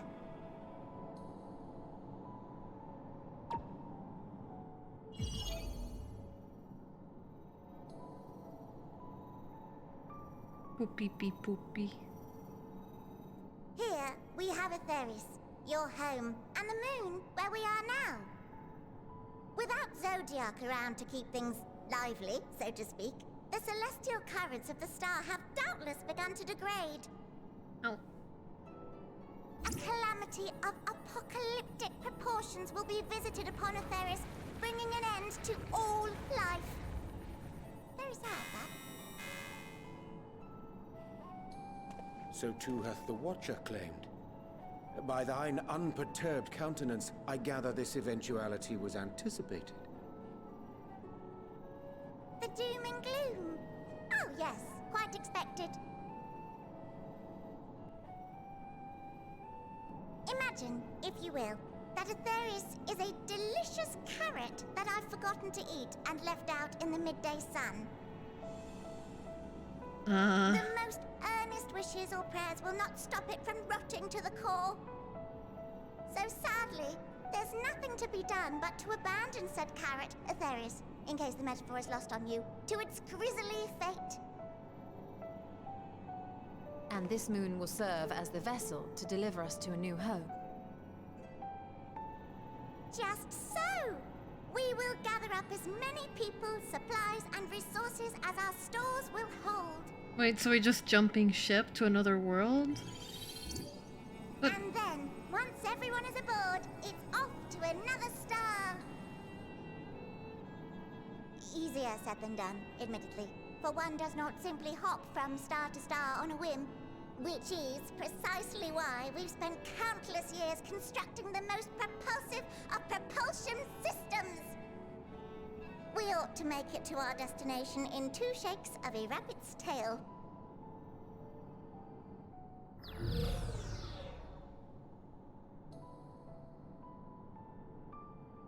Impressive technology. I dare say it is beyond anything we have ever seen. No need to shower us with praise. All we've done is faithfully carry out the instructions left to us by Hydaelyn. But that won't stop. Back in the old days, when she was still just Venar, she was dedicated to the study of the world and its inner workings. Right, but like... This planet is just part of the first, right? Like there's other planets on the first? So we're basically going to a different planet? Or are we jumping to a different shard? Because it was said earlier, if this shard dies, all the other ones will die too. So, is there like... It's a universe, yeah. But like, my question is, are we jumping to a different shard or to a different planet? With this.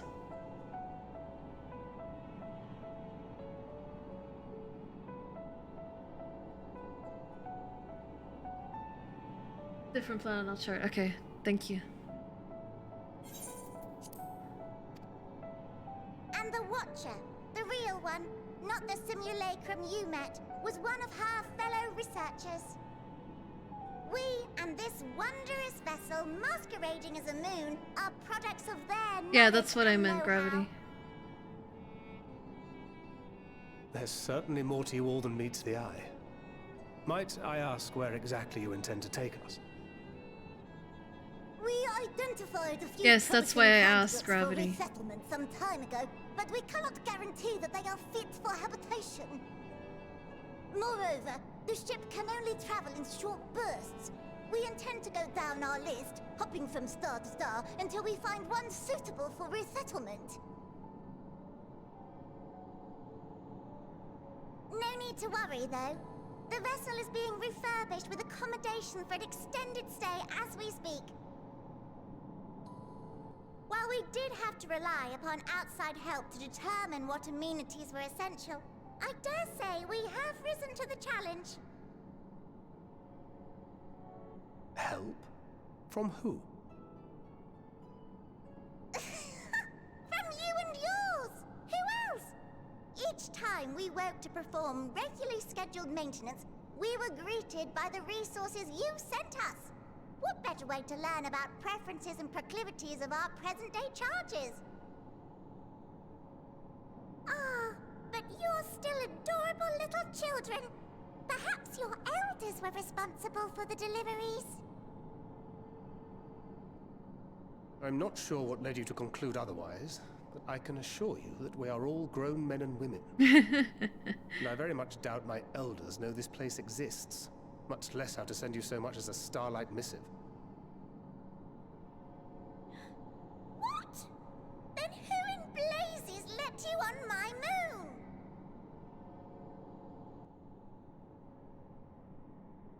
Oh, Heidelin herself.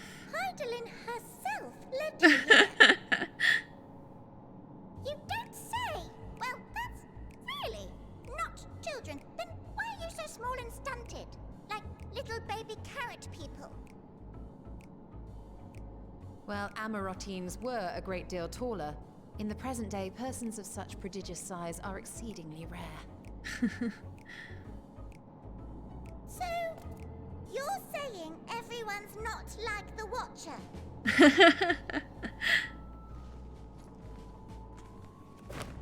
Oh, confound it all! Someone could have at least scribbled a note about your profound miniaturization! That tome in thy possession. Oh, this? One of the first books sent to us. A compendium of the people of Aetheris, with a few blank pages at the back for minor corrections and updates as needed.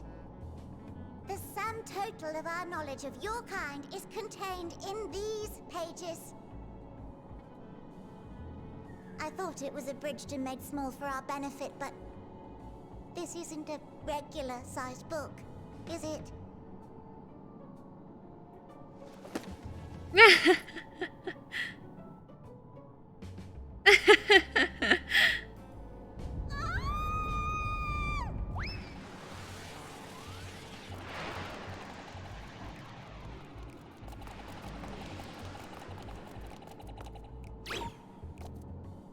Building Way, can you hear me? Yes, we're all very busy. Change of plan. I need you to rebuild the domiciles at 1/3 the scale. All of them. Yes, all of them, and but me no buts. See to it with all.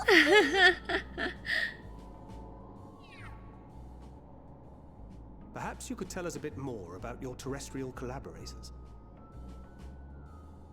Yes, in due time. more about you, if it's all the same. I'd rather not risk any other complications due to outdated knowledge of our passengers-to-be.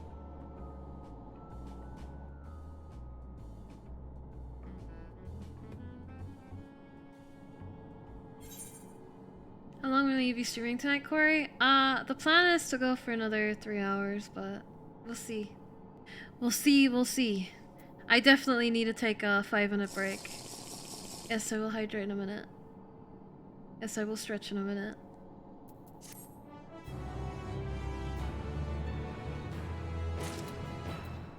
But yeah, we'll see. I don't want to, like, promise. But I'll try to go for another 3 hours. I should have realized something was amiss when Living Way referred to us as children. What other delightful misconceptions do they hold, I wonder?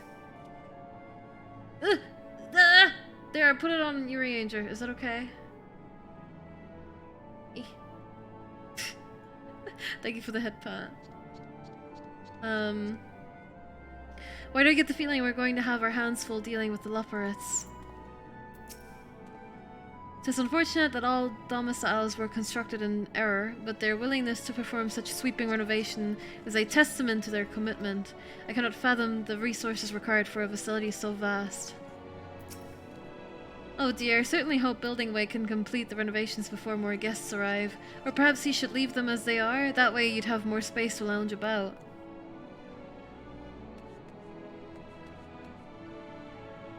Your Ranger's hair is more fluffy than Corey's. I'm shocked. It could be. It could be. Alright, I'm gonna go, stretch, hydrate, maybe make a sandwich or something because I'm very, very hungry. Your Ranger conditions for sure. Hi, hungry, I'm Ant. Okay, what the heck? Go inhale food? Yeah. Yeah. Okay. Is this still level 84? Okay, good. Purple carrot juice. No thank you. Alright. Good inhaling. I'll be like Kirby. That's how I'm gonna eat my sandwich. Alright, I'll be right back. Just give me like 5 minutes. I'm sorry again for the be right back screen you're about to witness.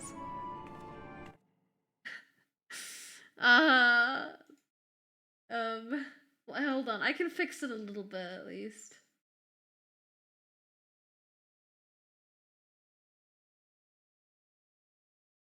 There you go. This kind of works. Alright, I'll be right back. I'll leave you with the in-game music. And our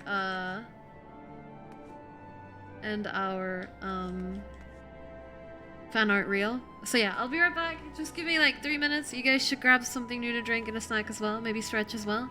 And I'll BRB.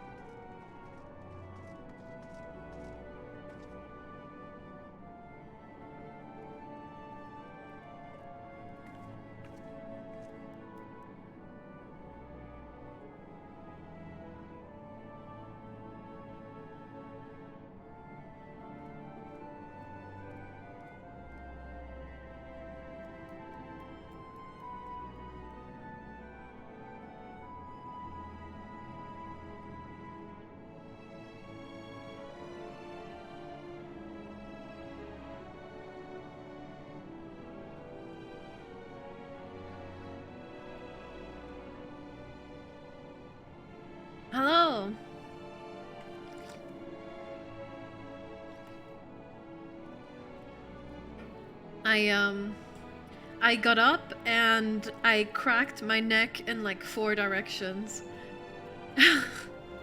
I don't know if that felt really good or really bad. I was in a weird limbo.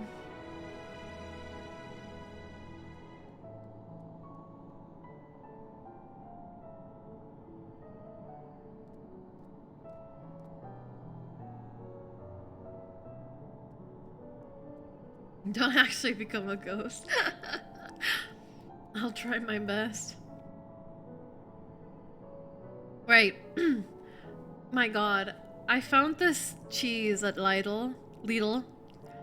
And it's the best cheese I've ever eaten in my whole life. Oh my god. I love it so much.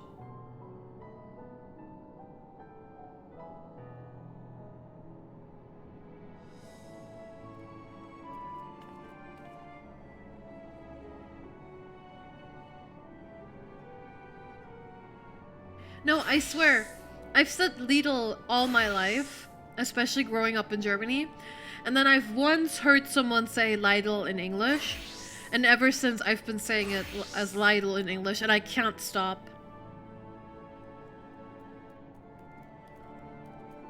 What, you're saying American craft singles that look and taste like plastic are the best cheese? I didn't say that's not the cheese I'm eating. No, I'm joking. I'm pretty sure it's meant to be said Lidl.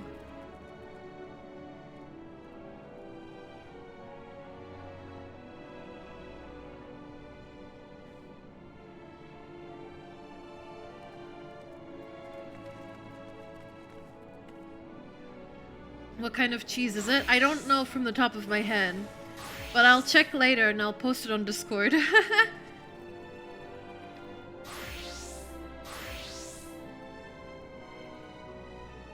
Alright, I can finish this in voice cutscenes, that's fine.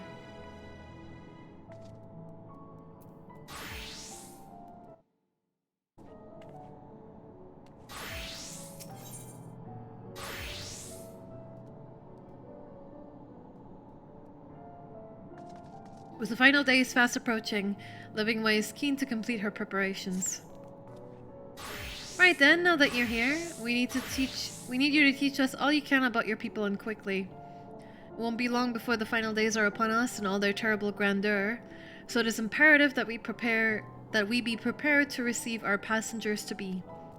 If there's anything at all, that may displease them, it must be addressed post-haste, and address it we shall. Here at Westways Borough, we have assembled everything required to offer our guests the best way forward. Ahem. We have produced myriad amenities we understand to be essential for day-to-day living, and I wish to hear your opinions on them. I'm sure you've all worked up an appetite, so why don't we start with foodstuffs? Meet me at the Caratorium. And we'll see about filling your bellies.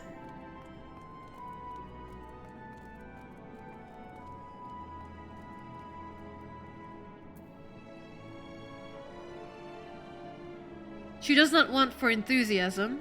The notion of Osiris rotting to its core being a matter of course is rather concerning, though.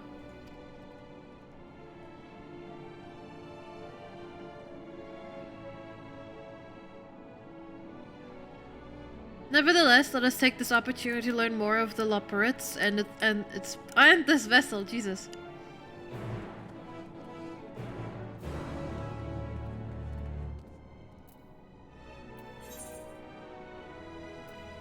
I took a big bite thinking that no one else would speak, and then Yashua was like, about that.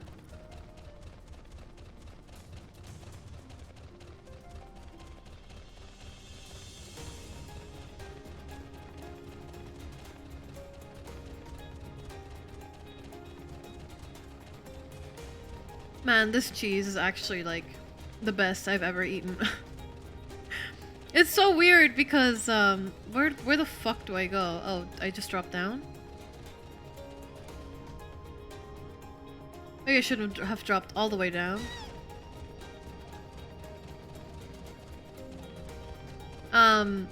Which is weird because, I have visited, like, Austria and Switzerland and stuff.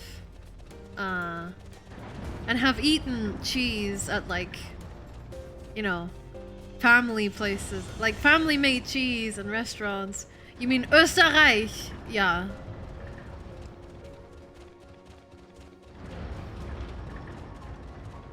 Well, it's good cheese, but this one's better.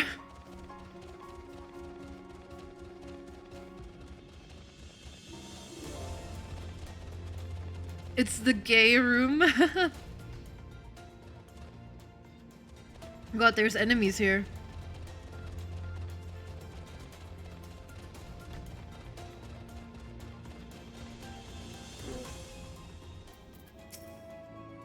Hast thou spied the peculiar sentinels patrolling the vicinity? Approach them with caution, or better yet, not at all, for they make no distinction between friend or foe.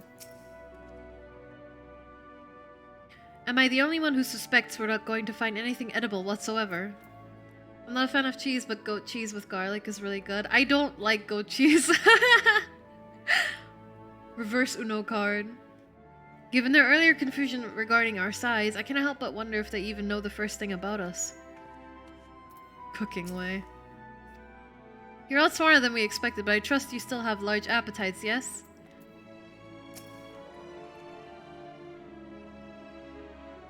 Welcome to the Carrotorium. Here we create prototypes of the various sundries required by our soon-to-be passengers.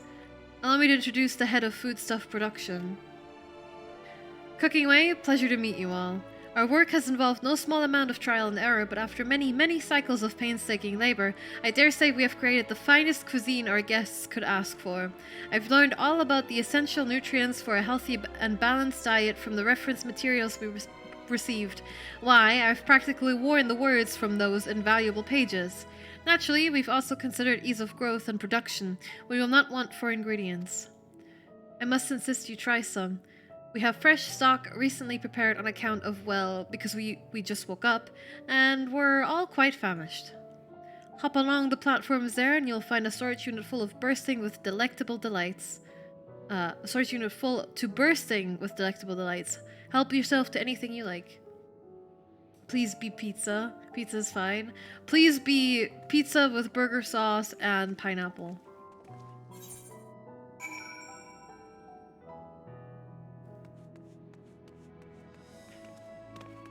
Ah!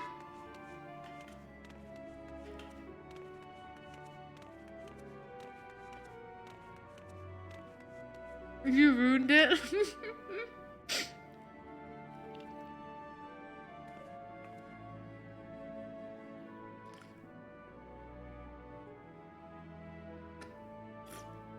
Oh god.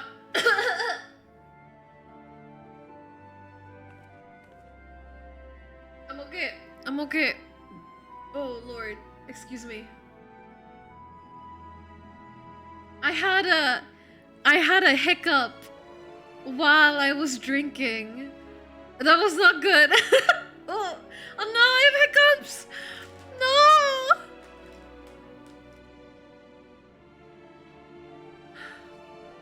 Maybe it's fine. I think it's gone. I think we're good. I think we're good. Ah! No, no hiccups. We're fine. We're fine. I have 2 hiccups. We're good. We're good. Anyway. Do you guys think I should add the cursed pizza to our treat stream arsenal?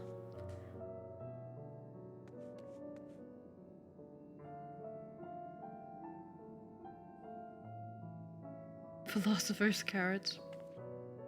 Yes, please do. Bro, you fucking like that shit? Yes, it was good.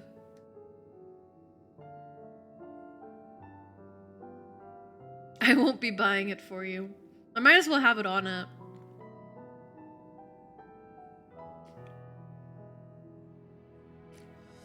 But are you sure you might never get anything else, you know? Well, we still have Hatsune Michael's balls as the meme. That's still happening as well. I'll see if I can add it. It's just that Treat Stream actually has like a minimum and a maximum amount of what your order should be. So you have to make it like in between that. I might see if I can make it work. Zero will buy a lot of shit, but he draws the line at pineapple burger pizza. This doesn't require a debate. We have work to do, so quit dragging your feet and get to it. You open the storage unit and find a rainbow-colored assortment of carrots. The unassuming orange carrot, please. From front to tip, no scratches or blemishes mar this immaculate specimen. Nevertheless, if not for its excessive length and girth, one might think it was an ordinary carrot.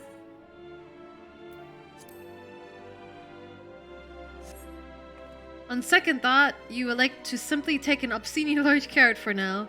Due to its bizarre qualities, it would be prudent to ask Cooking Way whether it is safe to eat first. What even is burger sauce? It's ketchup, mayo, and barbecue sauce, right? I think it's some sort of sauce made from fruit. It tasted very sweet. It tasted sweet like a fruit. It's the sauce you would put on a burger, not of a burger. I'm here to hear what you think of our work. I'm sure there's some small room for improvement, but I'm confident you'll be satisfied. So did any of our selections set your mouth to watering? Obscenely large carrot. Even Vieira are like to swoon at the sight of oh so grand a carrot, that or be offended by all those who assume that they would. Ah yes, a fine choice. One of my personal favorites, actually. It was like, it was orange in color, if that helps. But yeah, it was very sweet.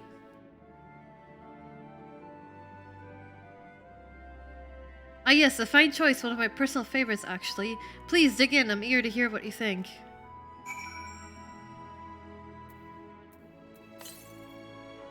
With great trepidation, you take a bite out of the carrot. There's a satisfying crunch as you sink your teeth into the orange skin, and a warm tingling sensation runs down your spine. With the second bite, a wave of euphoria washes over you, and you drown in bliss. Oh my fucking god. Alas, as you finish, the elation fades, leaving you with a desperate craving for another carrot. Carrot of happiness! You find yourself in an unusually good mood with a sudden craving to eat more carrots.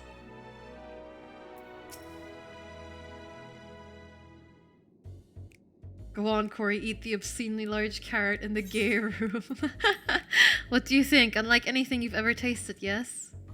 The carrot of happiness is full to bursting with nutrients and is guaranteed to leave you feeling satiated. It's a staple among us Loporites.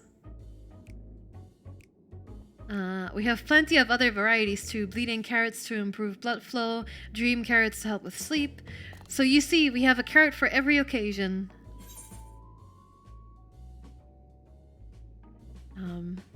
I can certainly see demand for this in Charlian. S tier response. Charlian, what in blazes is that? Oh, I love it when the Warrior of Light makes jokes only they can understand. I take it you two had a wide assortment of carrots to choose from and not else.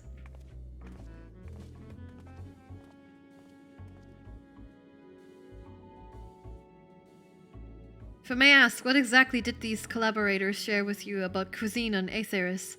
Surely you are aware we have an abundance of dishes and foods you could emulate.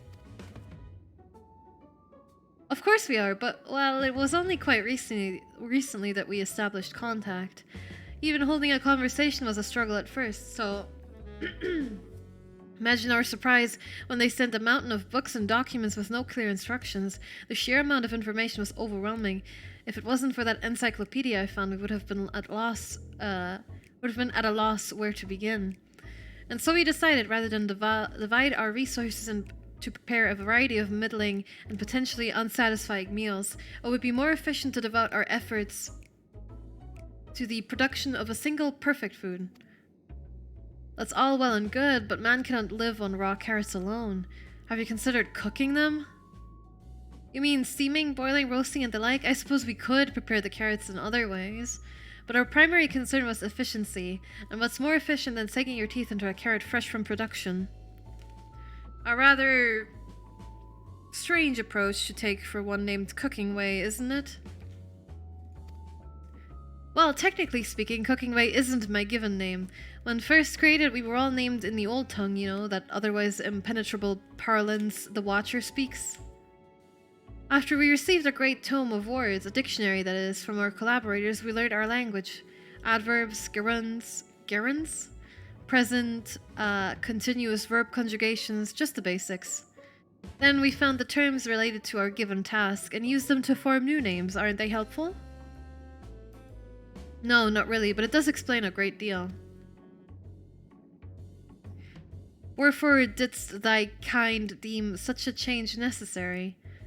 When the rest of your people arrive, you want to be certain they understand immediately what each of us does. You'd never be able to pronounce our original names anyway. I see.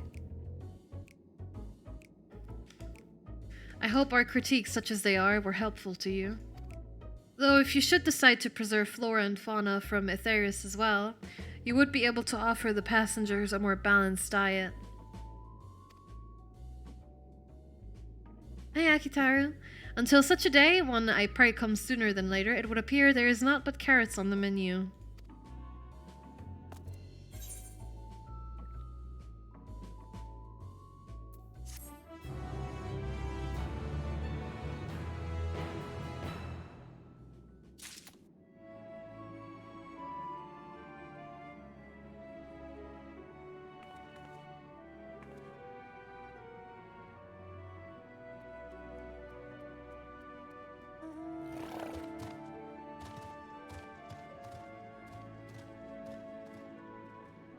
Alright, let me see. Hungry for more carrots? Fear not, you can eat at your heart's content after we've seen the rest of Bestway's Burrow. I don't actually like raw carrots. I love, like, when they're soft, when they're, like, soft-boiled or steamed or whatever. But raw carrots isn't really my thing. Well, I'm sure the Lupperits would hop at the chance to expound upon carrots in exhaustive detail. Perhaps it's time we moved on? I hate to admit it, but I did rather like the carrots. Did I already speak to you? Yes, I did. Okay. Oh yeah, we got a new coffer, right?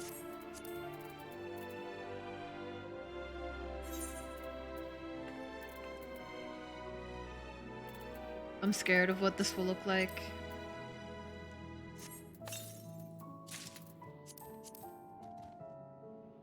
That's actually kind of cute. I don't really like what's going on with like this belt in the front though. The rest is cute.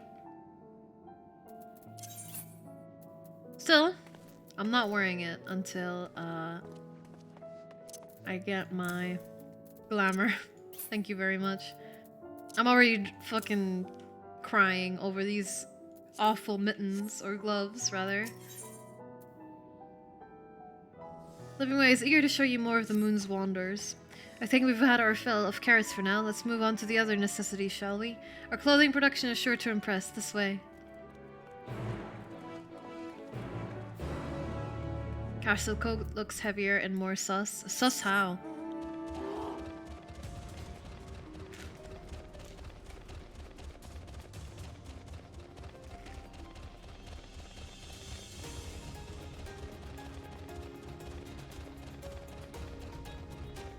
I'll put it in Discord in a minute? Okay.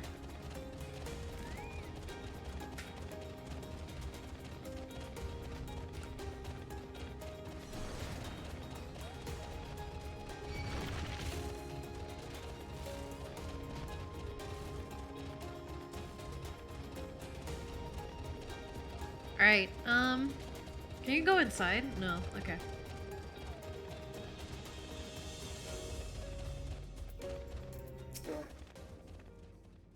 Do you suppose the clothes they prepared will be as grossly oversized as the carrots?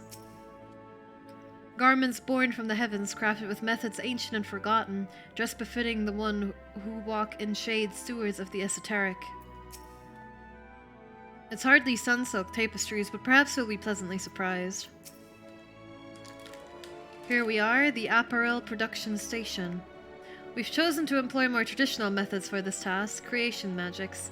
Heidelin, in her infinite wisdom, blessed us with the self-same affinity for magic her people possessed. We have other amazing talents, of course, and I know you're dying to hear about them, but I will regale you with the details another time. That said, we did run into a spot of trouble at first. Our magic alone was not sufficient to see our work done. In the end, we discovered crystallized ether was a wonderful catalyst that could provide us with the extra viz we needed. My, how resourceful. Ah, the sweet sound of recognition. You will also be impressed to hear we've read all about your habit of changing attire to match your chosen profession. For the sake of efficiency, I presume, this has also been taken into account with our designs. But why take my word for it when you could simply try on our clothes? Make yourselves known to the workers and they will see the rest. Alright.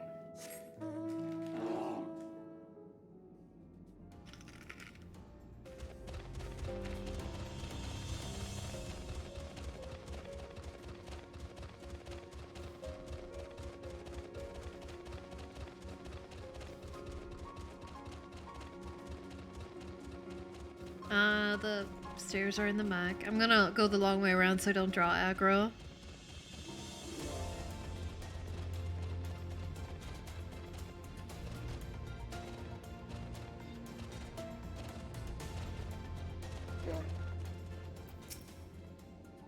Ah, it's you, one of the visitors from Ethers. God, goodness me, Mapping Way wasn't kidding. You really are smaller than the Watcher. Alright, you're here to try on a set of clothes, yes? What would you like me... What would you have me fashion for you today? A fashionable and refined ensemble. Please. Something that looks nice. Fashionable, right. Ahem, this will only take a moment.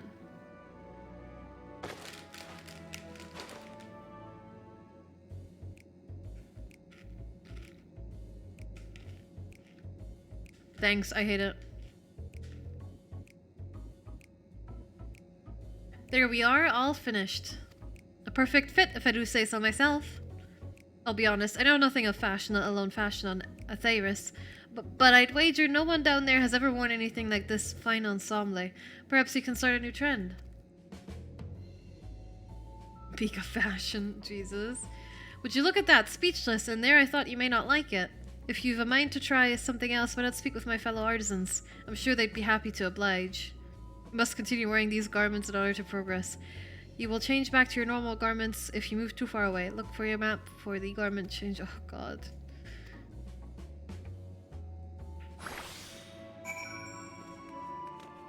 Thanks, I hate it.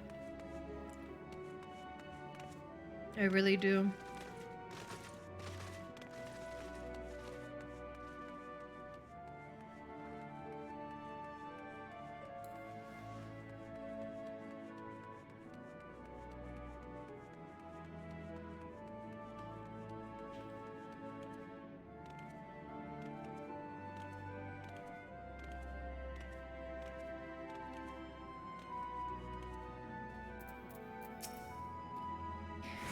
No one said anything about you. No one said you'd be coming. How can I help you? You wish to try my clothes? Really? Of course. It would be my honor. Do you have anything in mind?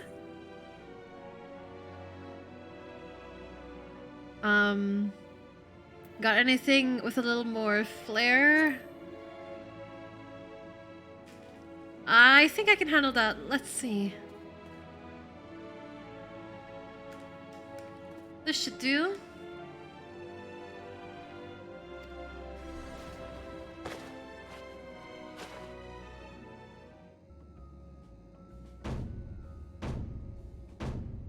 What the fuck?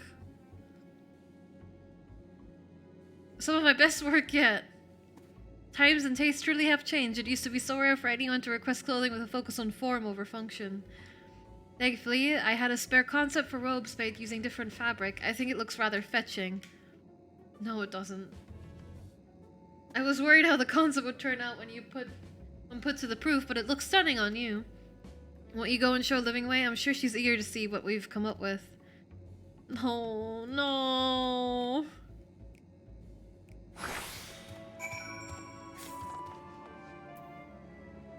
Ah, I see the machinist, is doing the same. Well, there's even a helmet! Oh my god, it's so bad.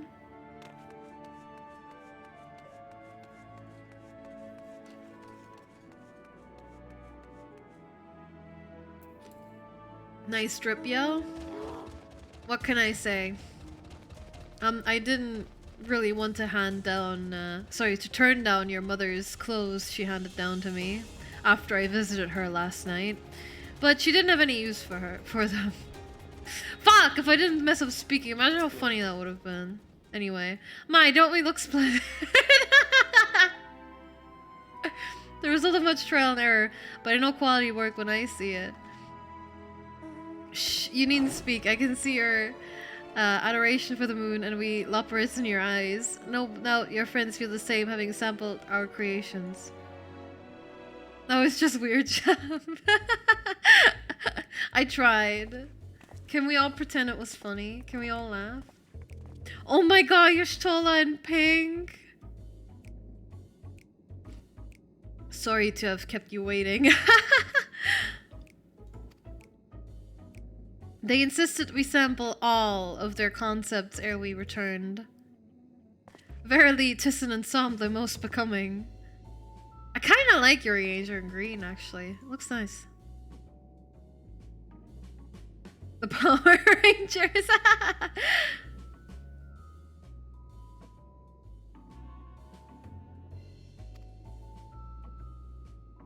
I think it's past time we returned these clothes.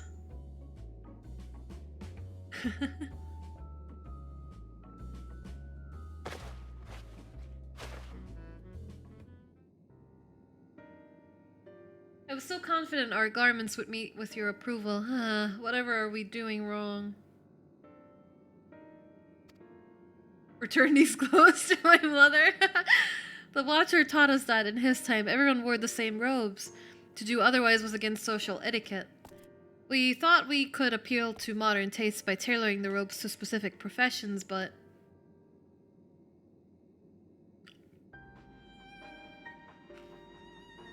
Please, you mustn't be so hard on yourself. Should we resort to evacuating the people of Aetherius, they will most certainly have the need of your attire. 'Tis clear you spared no effort in addressing our needs. But you must understand that we are not quite so homogeneous.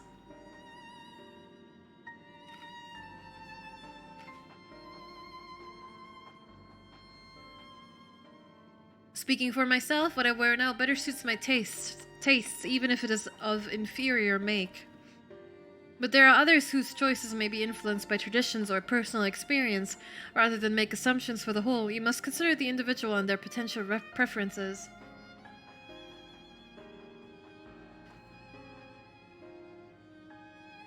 Based Y'shtola. Wears gear because it looks good, not for stats. I fear we've underestimated the complexity and diversity of your people. Even if we'd memorize every tome we received, I doubt we'd have fared much better. Maybe we're doing you a disservice trying to shower you with our baubles and frippery, thinking it was for your benefit when you'd be better off on your own. There are some who might agree, people who prefer to keep others at arm's length even when they know they shouldn't. As one such former fool, I'd like to ask you a question. This plan to evacuate and escape the final days. Did it account for the reflections of the source as well? Not that I'm aware of.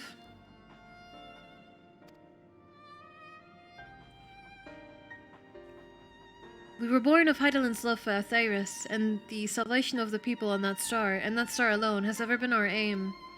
Surely it's better to devote ourselves to saving one world than to divide our efforts across 14 and risk failing them all.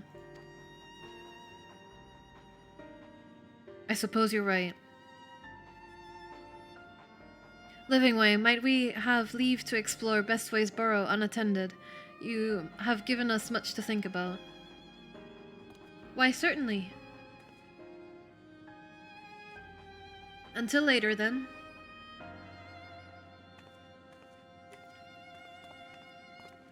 Caster set in Discord? Alright, I'll check it out later, thank you. If I may, I should like to accompany thee a while longer. Really? I mean, you're more than welcome to. There was actually something I wish to speak with you about. Let's be off then, shall we?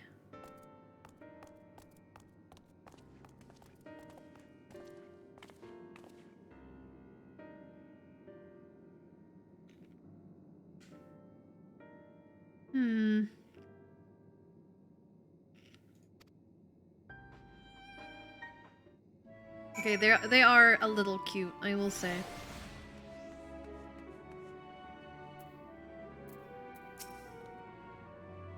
My apologies, I wasn't trying to spy or anything. Everyone's been talking about the visitors come from Etheris, and I wanted to see what all the fuss was about. I was excited at first, but now I'm worried. What if the people of Etheris refuse to come? What if we can't save them? It's clear we've made a mess of things.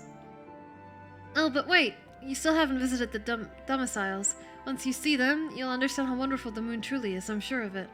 I'll be waiting for you by the teleporter near the entrance. Oh, and the name's Growing Way, by the way. See you soon.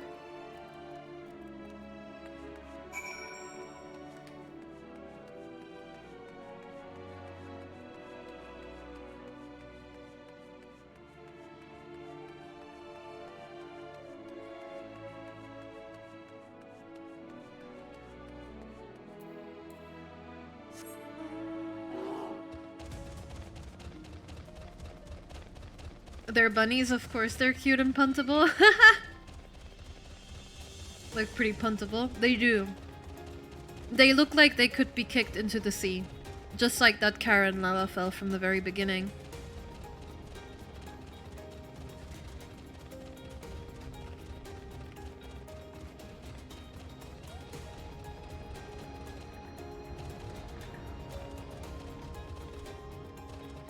Beating's fast. Probably please get a cheese PNG and just put it on the mouth of your avatar now. I'm trying to eat this little bag of crisps I got with the sandwich as quietly as possible. And that's why even if you might not hear anything, my mouth could be moving because the sensitivity is a lot higher on Discord than it is in OBS.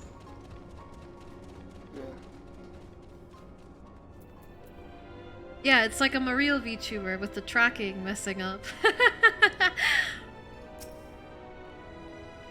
You're here, you're really here. Thank you so much. Sorry, what should I call you? Corey. Rose Silverthorn, eh? Crikey, even your names are amazing. Well, Rose, we'll be using this teleporter to enter the residential area. Whenever you're ready.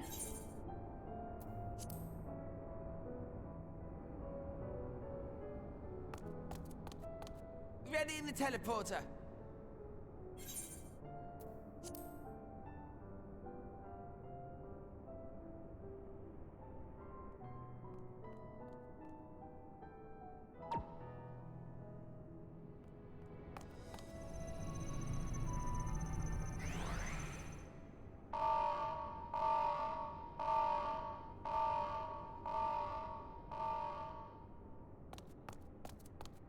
Huh? Access to living quarters restricted due to reconstruction. Then where is it? Oh no!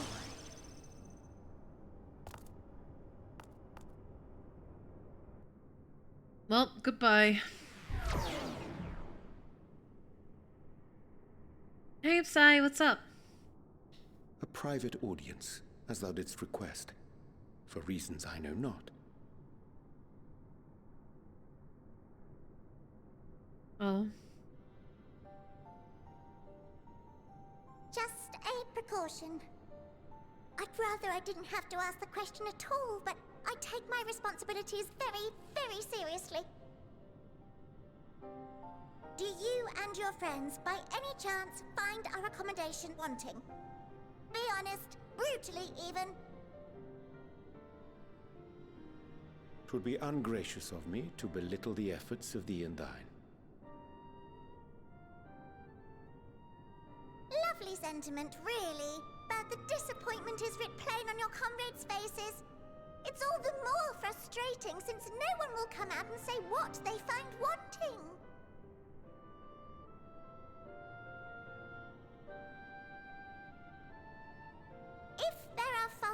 our work. We need to know. We can, we will do better. But time is not on our side. The final days will wait for no one. If your people are to be saved, we must take quick and decisive action. This vessel must serve as a home for as many passengers as possible, for far longer than we may like. Which brings me to my request. Our collaborators on Atheris are doing what they can to prepare for the voyage. Would you be willing to go and lend them a hand? Having seen the moon for yourself, you could speak to its many splendors, learn what else they might require, and assuage whatever concerns they have. Wherefore wouldst thou entrust me with such a task? How to put it? You're the only one who appears not to be wholly unsatisfied with our work. Or quite good at pretending that's the case, at least. Calm, collected, tactful to a fault. Very particular with your words, too. You understand that, in the face of great danger, one cannot pursue perfection at the expense of practicality. The difficult choices must often be made for the greater good. The greater good. And so fate doth conspire to set my feet upon this path once more. Come again?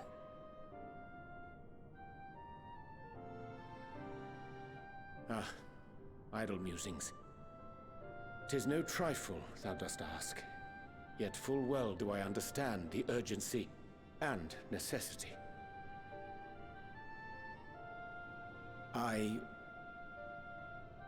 Oh, dear me! Dear me! I was terribly sorry for the mix-up. It's a bit of a malfunction. I hadn't realized the residential quarters were inaccessible, you see. But you're still in one piece. So, all's well that ends well, yes? Won't happen again. I promise.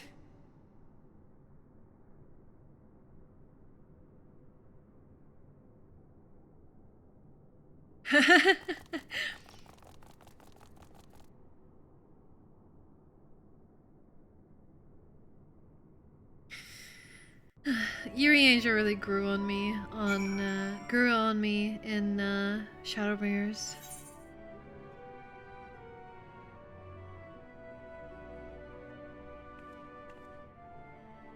I understand that in the face of great danger, one cannot pursue perfection at the expense of practicality, that difficult choices must often be made for the greater good.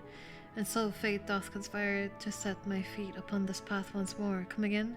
Idle musings, 'tis no trifle thou dost ask. Yet full well do I understand the urgency and necessity.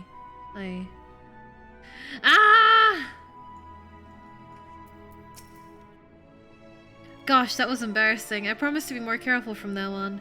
Since the residential quarters are closed for now, I have rerouted the teleporter to allow travel between floors instead. Hopefully it proves useful in the meantime. A shame you couldn't see it though. You really would have liked it.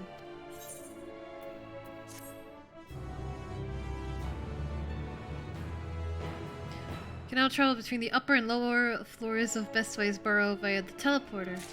Nice. All's veil that ends veil. Right. It may not seem like it, but we've been planning for this far longer than I'd care to admit. Each time we woke up, we'd have long discussions about how to save as many of us as we can. Felt like everyone had an opinion on this or that. But the one thing we all agreed upon was that the people of Atheris wouldn't take action to save themselves until it was far too late. That's why we're striving to make the moon a vibrant, magical place they'd hop at the chance to visit. Rather than waiting for the flames of oblivion to get them off their tails and force them to accept our invitation. The residential quarters may not be up to the necessary standards just yet, but there are plenty of other places worth seeing. We've already had a look around the Caratorium, but wait until you see what's waiting for you at the east end of the burrow. Follow me. Well.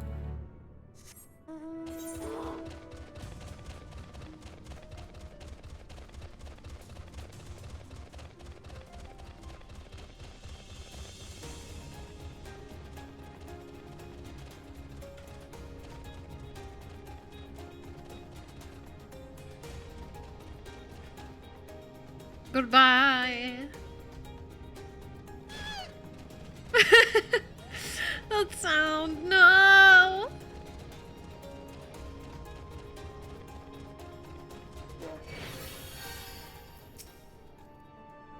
Good year, though the story's greatest, through this story's greatest ends veil.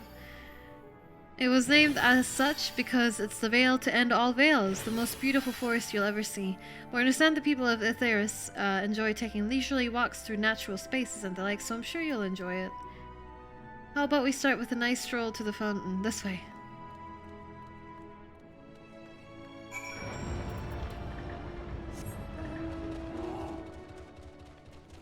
Surely they couldn't possibly fuck this up, right? It's just a forest.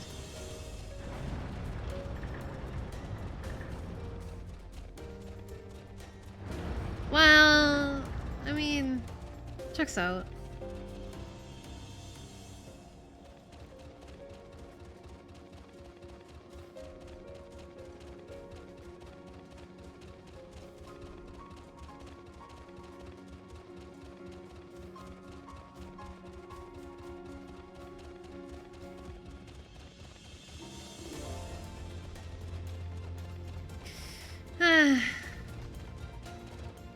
Is this how gamers imagine reality? Yes.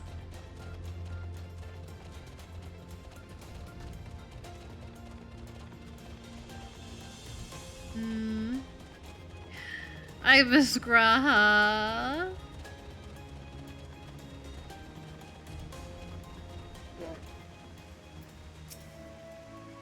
So, what do you think of the forest? Isn't it positively pleasant, simply sublime?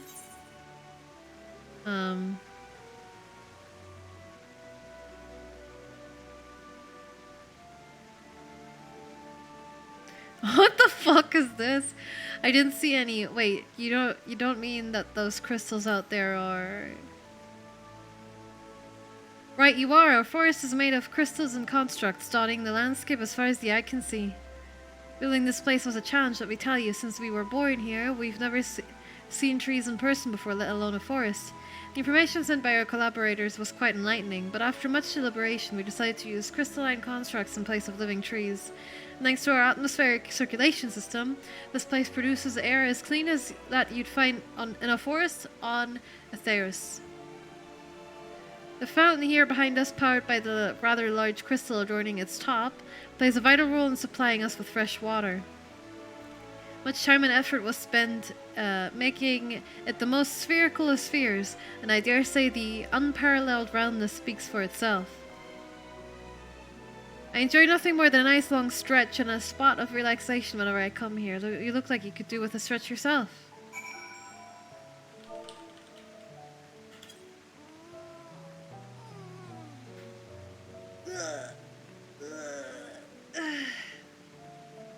Thanks for the stretch. That's the spirit. I feel more relaxed simply watching you. A sight worth the many years spent building this place. If it's not too much to ask, it's always been a dream of mine to take a walk through this forest with someone from Etheris. Could we maybe... You will? Oh, be still, my quivering whiskers.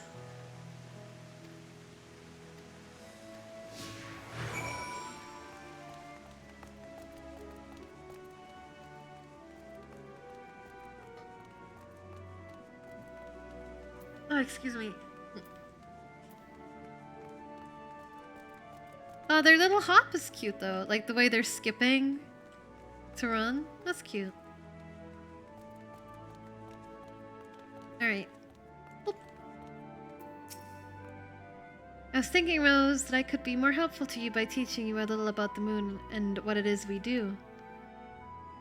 When we were first created, the moon's sole purpose was to hold Zodiark, and there was absolutely nothing to be found here. Eventually, Hyland gave us our first task, furnish the moon with propulsion systems capable of facilitating travel to other stars. Sorry. It sounds impressive, and I suppose in some respects it is, but it was only possible thanks to all the knowledge Hyland shared with us. We also had a lot of time to get it done, 6,000 years give or take. But anyway, let's keep going.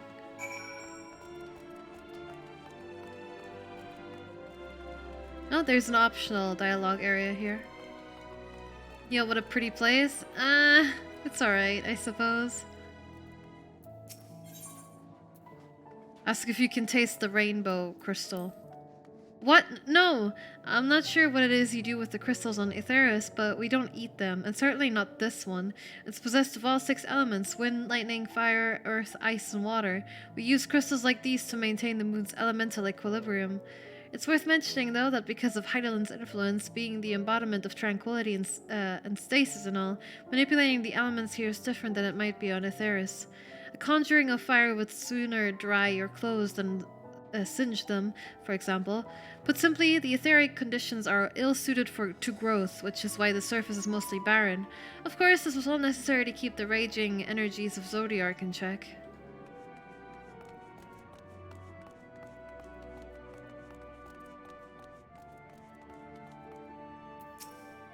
This may come as a surprise, but we didn't begin building the habitable areas until after the propulsion systems were ready. Considering how long it took, I wish we'd started sooner. Who would have thought we'd need 4,000 years to make all this? It certainly wasn't work you dare rush, either. We had to create infrastructure and countless supporting systems, some of which wouldn't be operational until hundreds of years later.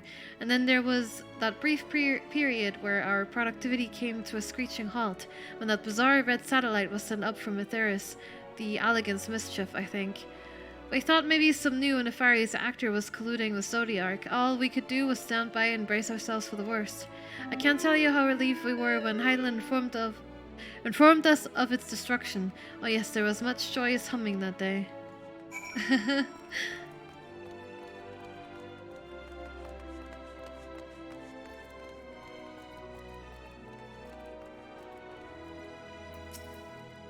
Say, do you notice anything peculiar about the treetops? I mean, apart from the fact that they're massive crystals and not trees. I'll give you a hint. It's the golden rings emanating from the glowing spheres. Along with the device fixed near the ceiling, they fulfill a role similar to a sun, and do so better even. The sun and similar celestial objects are in the great expanse radiate energy that is harmful to your bodies. These rings shield you from that energy while allowing you to bathe in the perfect amount of sunlight, or rather a close approximation of it. Huh. Pretty impressive, wouldn't you say? Oh, and if you look closely, you'll see the different types of trees that have ever so slightly different curvature. Yes, indeed, this forest truly is the greatest.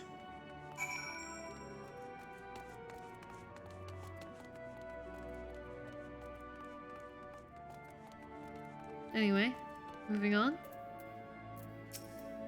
There's something else I want to tell you about. Oh, right.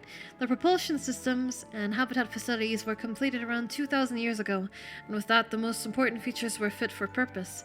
Which was all well and good, except we still knew absolutely nothing about the present-day people of Aetheris. Why not go and visit Aetheris yourself, you might ask? Strictly forbidden. Were our technology or knowledge of the moon's true purpose exploited for evil ends, the results could be disastrous. And there were a few more rejoinings, and it became increasingly difficult to converse with Heidelin. Fearful we might lose the ability to communicate with her altogether, we beseeched her to find people on Aetheris we could trust to help. We were quite fortunate everything worked out as it did.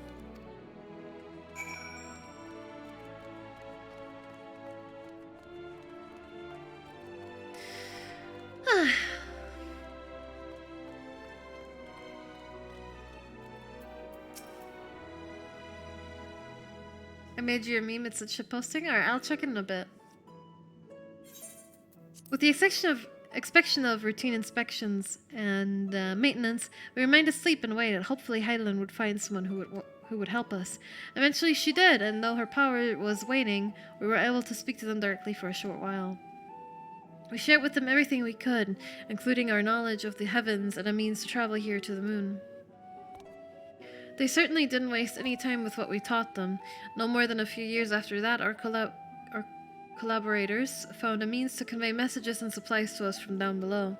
With all the letters, books, and other resources they sent, we learned enough to start making more meaningful changes to the moon.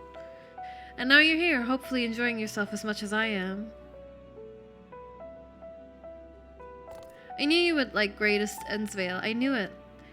Though thank you again for coming here, by the way. I know it was just a walk through the forest, but it meant a lot to me.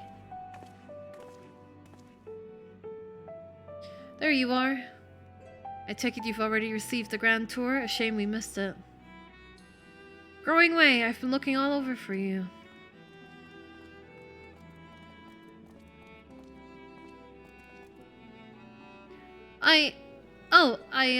Is this about the teleporter to the residential area? No, never mind that. We have more pressing matters at hand. I will be calling an emergency meeting shortly, and your attendance is required. Really, I can't imagine why you'd need me there, but if you insist. We won't be away long, so you are all more than welcome to continue looking about the burrow. Now, come along, Growing Way.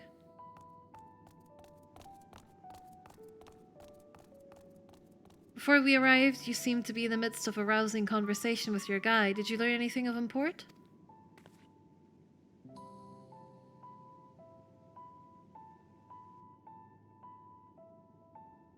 They've spent 12,000 years preparing for this. With the appointed hour fast approaching, I can certainly understand their restlessness, but still. It remains to be seen if the people can be persuaded to evacuate when there are yet no signs of the final days.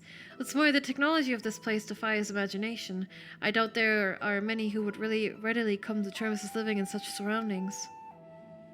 Whoever these collaborators are, unless they are possessed of one of the world's most charming personalities or a means to forcibly evacuate people, they will meet with a great deal of resistance.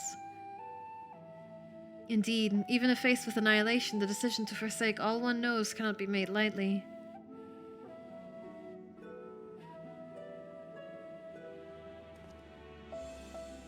Forgive me, friends, but I must beg your leave. There is another matter which yet begs for mine attention. Of course, we can accompany you if you like. Nay, that will not be necessary, if you will excuse me.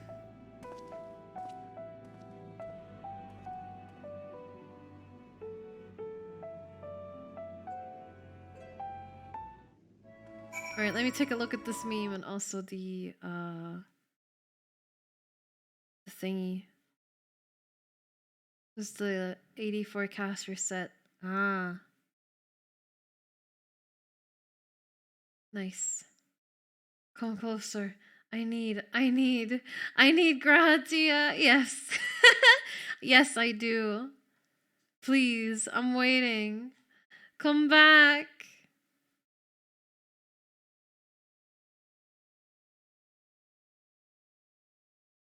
Alright.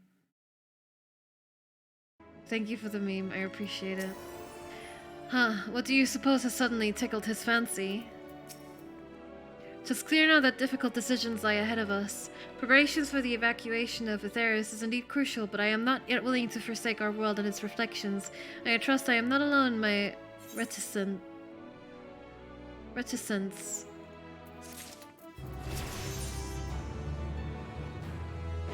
Back to old tricks. By now Thancred can tell when his friends are up to something. Did Urianger seem strange to you? More so than usual, I mean.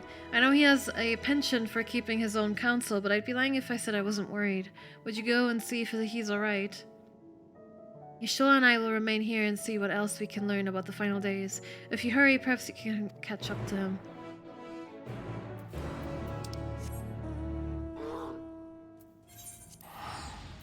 Okay.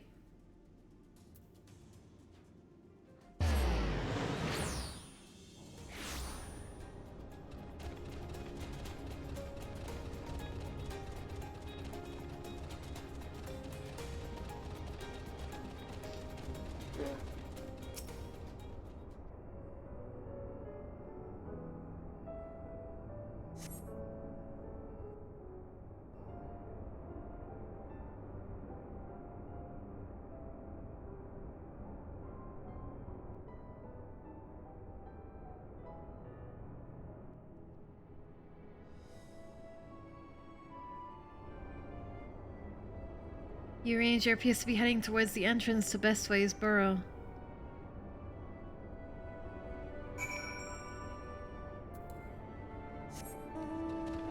How much lovelier would life be if you had your very own Gratia?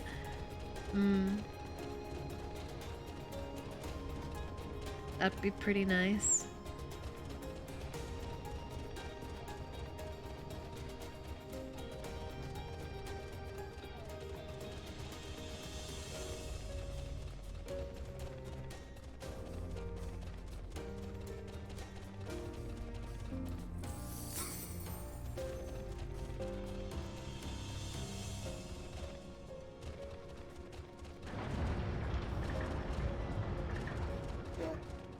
I could see him slash Joy all day. I could watch him slash Joy all day, rather.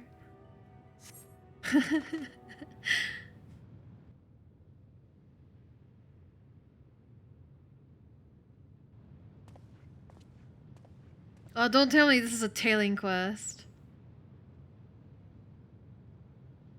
What would you do if Square Enix just one day decided to off Grahatia? Cry, probably? Aren't you ventures off? You must check your... Oh, great. Imagine Graha cooking for you when you get home. Homeworkware. Leading you from a safe distance, the objective will fail if you are noticed or if you fall too far behind. If you fail, yes, blah blah blah.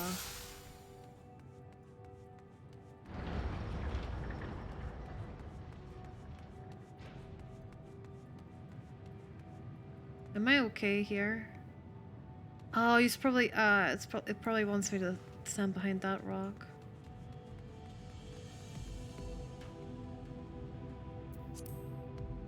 Right. Right, game. Hmm.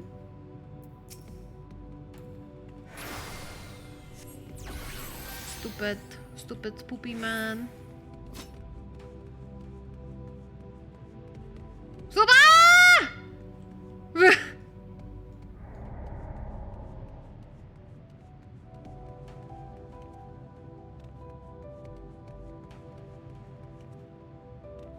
Not like this. Oh, wind up Tifa. No! Come back. I didn't try to cheat. I just thought he was gonna go further.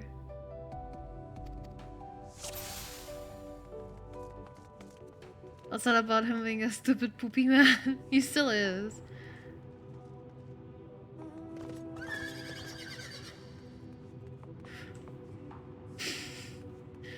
I got too close, I guess.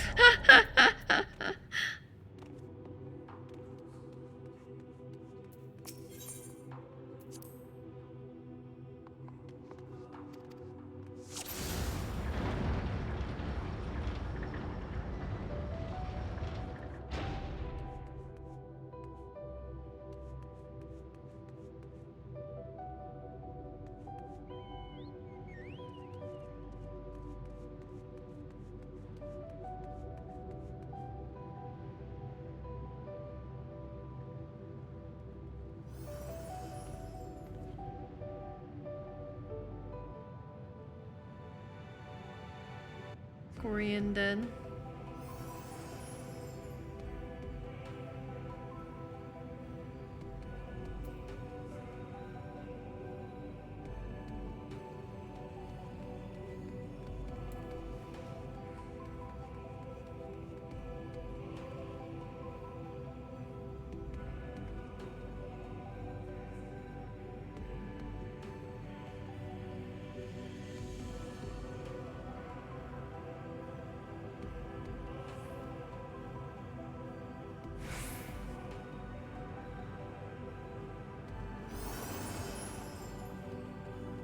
I want some of that sweet, sweet Peloton goodness. He's sprinting! I can't keep up!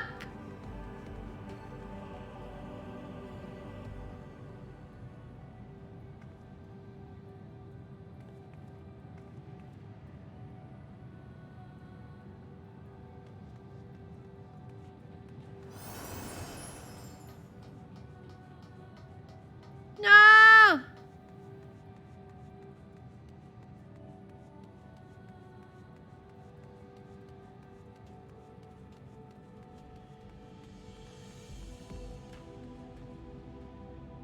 Thank God.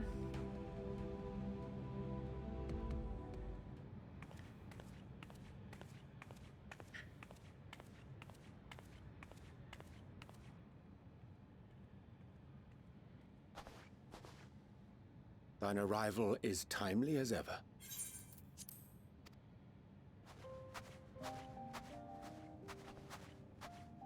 Thou didst chance to overhear my conversation with Living Way, I presume?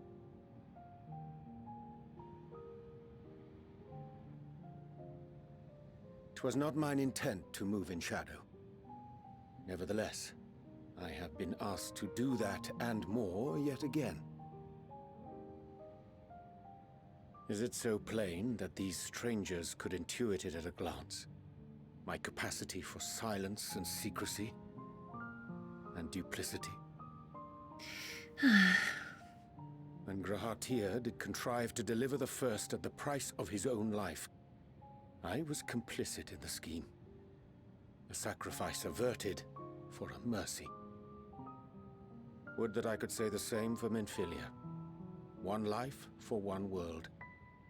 And by that bloody bargain brokered by my hand were the scions robbed of a dear comrade, and Flamine her beloved daughter.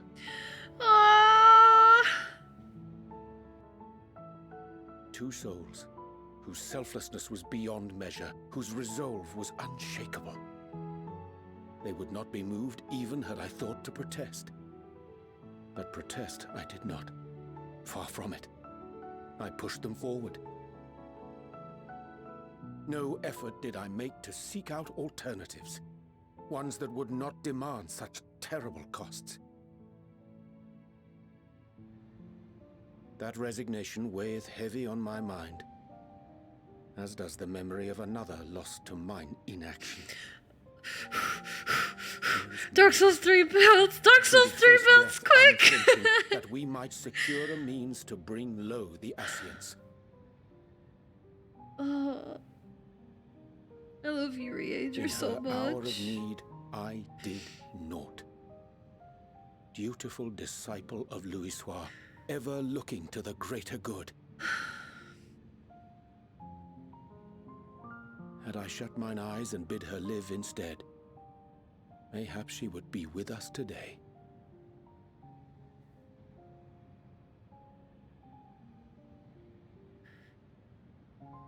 Selfish wants born of everlasting regrets. Most days I put them from my mind, but could think of naught else when asked to swallow the same bitter draught. Subterfuge and sacrifice. Mayhap the right moral choice, but one I regard with great trepidation.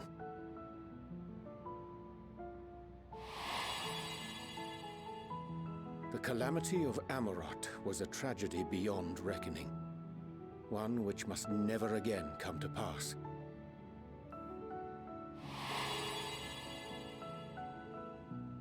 Thus must we struggle, haunted by ghosts of those we have lost, clinging to those we pray we can yet save. But what of those we cannot? How do we make peace with the dreadful algebra of necessity?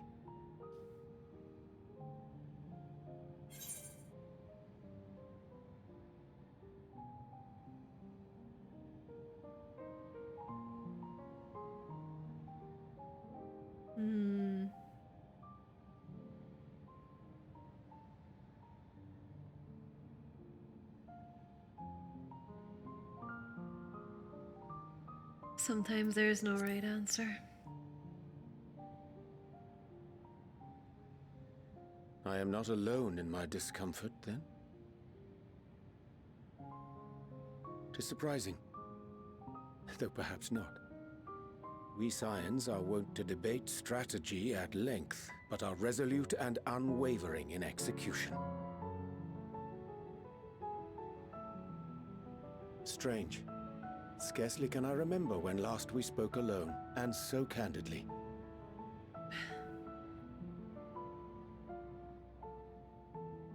I thank thee. For all my supposed skill with words, I find it difficult to express such private thoughts.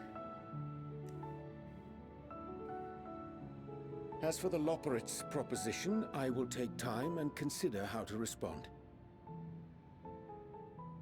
'Twould be to our mutual benefit if we could converse more openly with our aspiring caretakers. A concern I should be glad to address on the Scion's behalf. To dispense with all pretense and bare one's heart to another is a frightening thing indeed. But we cannot move forward ere we take that bold first step. A lesson I have learned many times before. And today.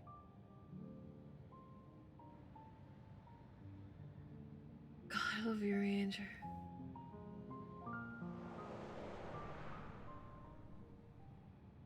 What are they saying? Curse these ears! I've heard bugger all! No matter. We've got our plans.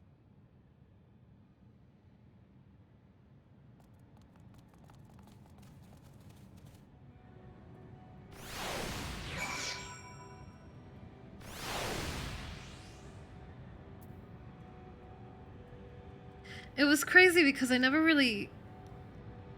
I mean, I cared for Urianger, obviously, but I never really considered him to be one of my favorite characters before Shadowbringers. And then Shadowbringers really gave him room to shine. And he really grew on me. It's a really, really good character. In truth, my reason for travelling hither was to effect a plan of mine own, a plan which may pave a way forward for us all. May, I say, for there is no guarantee of success. 'Tis the reason I set out alone. That failure, should it come, would be mine to bear alone. Yet thou standest before me with proffered hand and open heart. 'Twould be remiss of me to refuse thy amity, and so I ask, wouldst thou join in mine endeavour?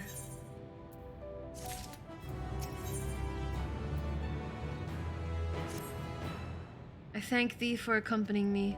'Tis a simple plan in truth. We shall not be long away from Bestway's Burrow. Difficult decisions must needs be made in the coming days, but I nevertheless believe we are all of one mind in our desire to save the people of Atheris. To make clear our resolve to the Luperites, I would offer them a gift, but its making doth require a most singular ingredient.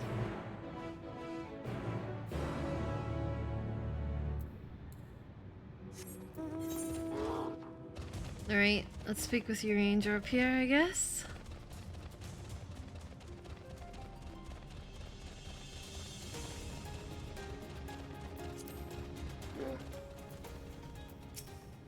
Ah, an abundance of spongeoy. Excellent.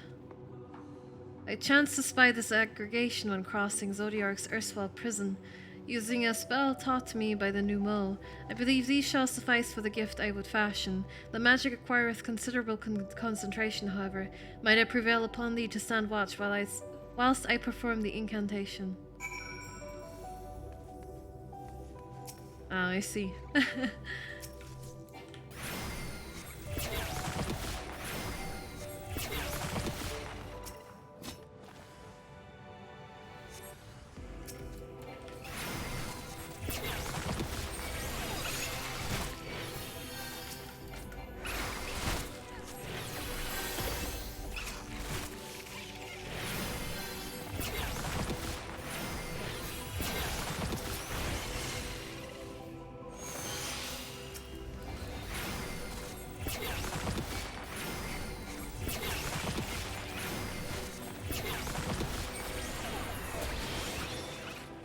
I started typing by accident. No, no, no! No, the tap targeting!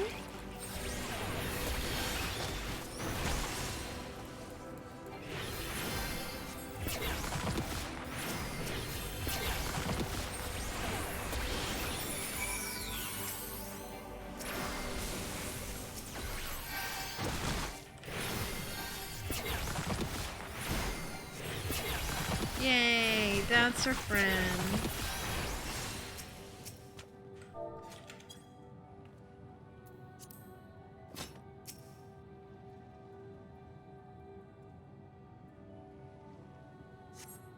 Surveying the nearby area, you see no sign of potential threats. This would be a good opportunity to see how your ranger is faring.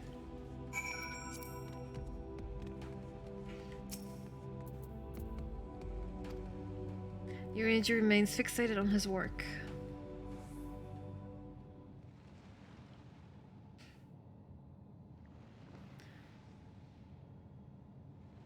Tis done.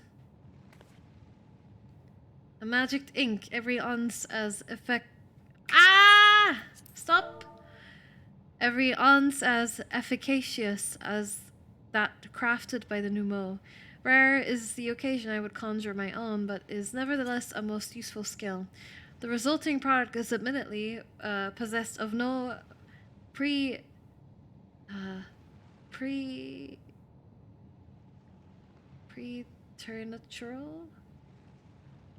Preternatural?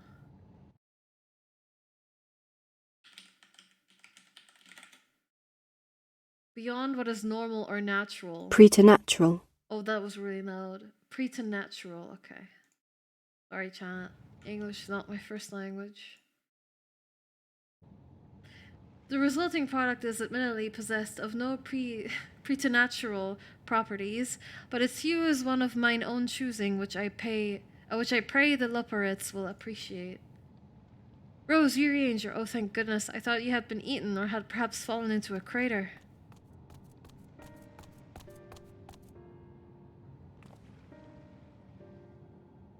Ishola has been looking all over for you, Rose. She says she needs to speak with you about something most urgent, dire even. She was also quite clear that she wishes to speak with Rose alone, which means I'm afraid you must stay behind, Ranger. But worry not, it just so happens we need your help with an errand, delivering a package from the Watcher's place to Bestways Burrow. It's quite large and heavy, perhaps even too heavy for we poor Lopperits, and we would be ever so grateful if you could lend us a hand.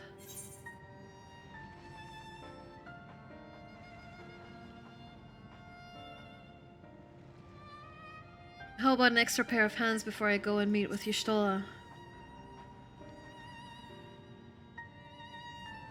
No, that won't be necessary. Ranger's help should more than suffice. Hey, Issel.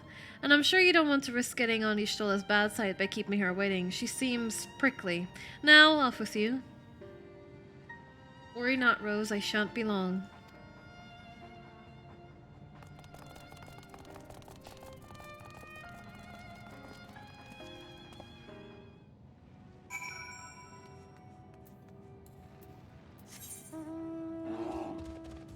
I mean, after all, why shouldn't I just teleport?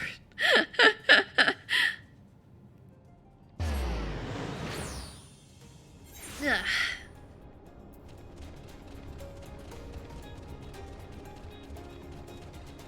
I hope everyone's been enjoying the stream today so far. I mean, it's been nearly 6 hours, so I hope you have been.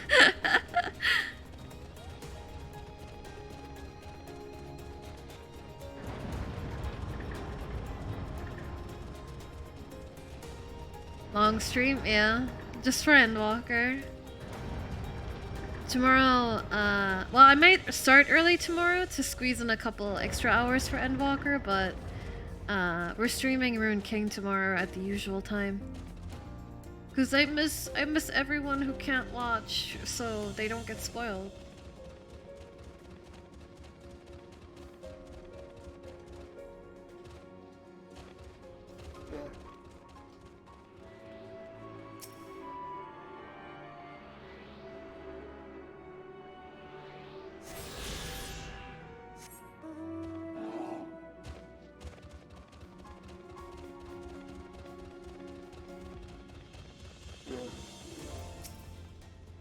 Oh, but back so soon? Everything is alright with you, Ranger, then? That's a relief. Oh, Rose, we thought you would be away for far longer. A dire emergency? I said no such thing. But as you are here, I could use your assistance with one small matter. Running Way, a companion of Growing Ways, apparently has much to tell us of the final days. The problem, however, is that he is determined to live up to his name, refusing to stay still enough for us to hold a conversation. Is there any way he's likely to stop and rest, or perhaps there's a way to slow him down? What's the rush? I was thinking we should wait here, maybe enjoy a cold mug of carrot juice and... no? Well, if it's really that important. You can try using these balls of moose flesh, not to be confused with the other thing. Running Away's other notable feature is his incessant chatter, so you'll have no trouble finding him in a crowd. And when you do try lobbing your balls at him... Stop! Crude, but if it proves effective, he was here in Greatest XIV when I last saw him. Let's split up and find him.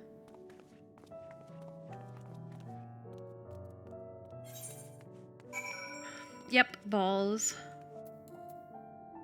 Yep, Hatsune Michael's balls.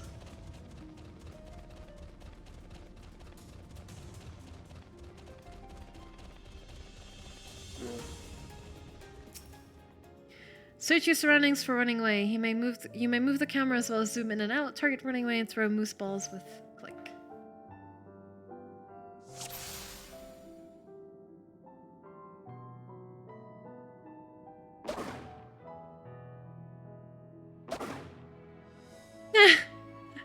Bruh, what happened? No!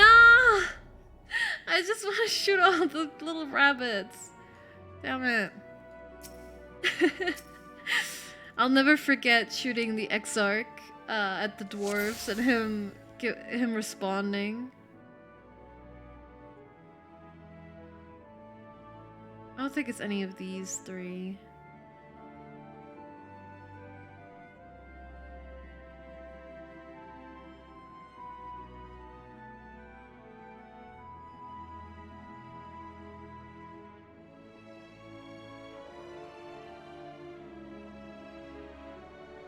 Running away? Question mark? I missed!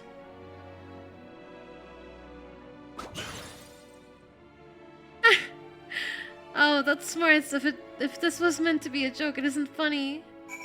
Hey, we hit him! We found the right one.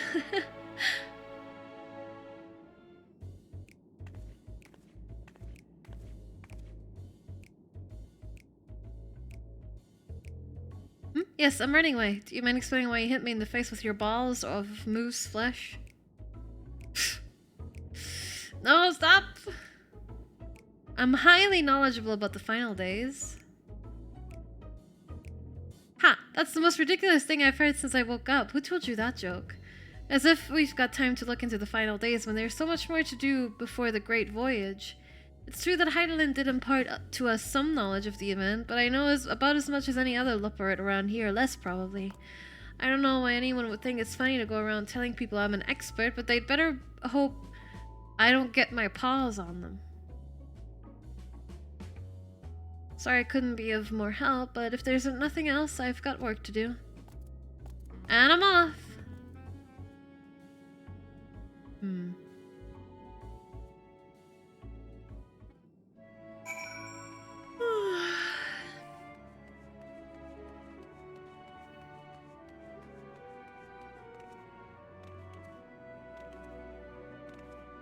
By the way, do let me know if we're if like a quest coming up soon is gonna be like like an hour long or something in cutscenes, because I'll stop before we do that quest if that's the case. Oh no, you caught him? I mean, well done you. Any luck? I've tried near the entrance, but there was no sign of him.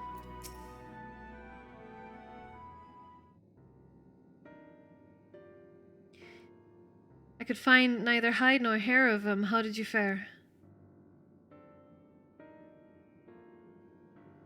So he knows no more than the others. Care to explain yourself, Growing Way? Oh, well, you see, I misremembered. Yes, that's it. I misremembered. Terribly sorry about that. Afraid I'm drawing a blank, though. Try as I might, I can't remember who I was thinking of. On an unrelated note, what of Urianger? I assume you spoke with him earlier, but did he say when he'll be returning? On his way to the Watcher's place with Livingway.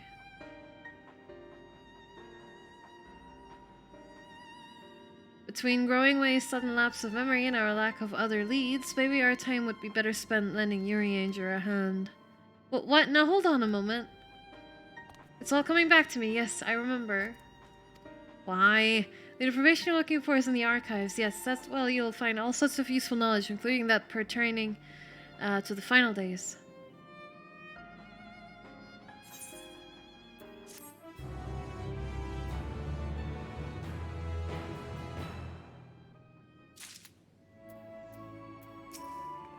I'm beginning to grow tired of these games.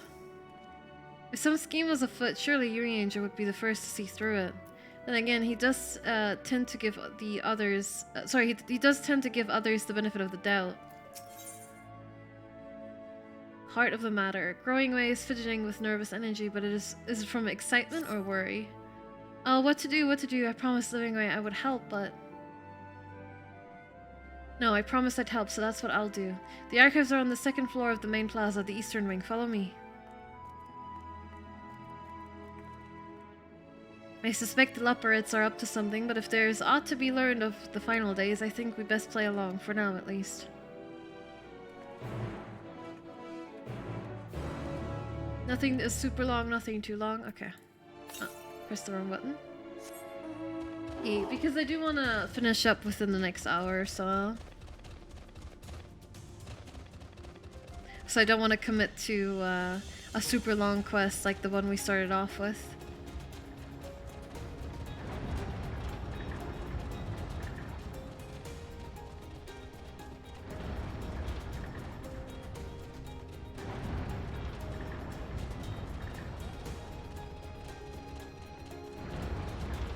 I'd like to use the teleporter, if possible.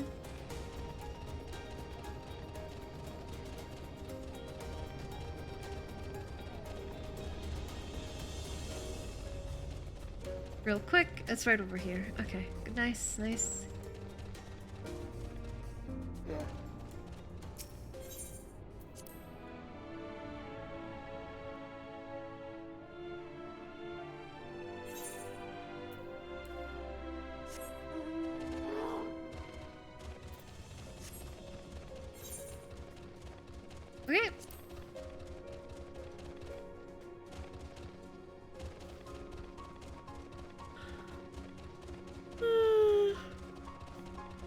Excuse me.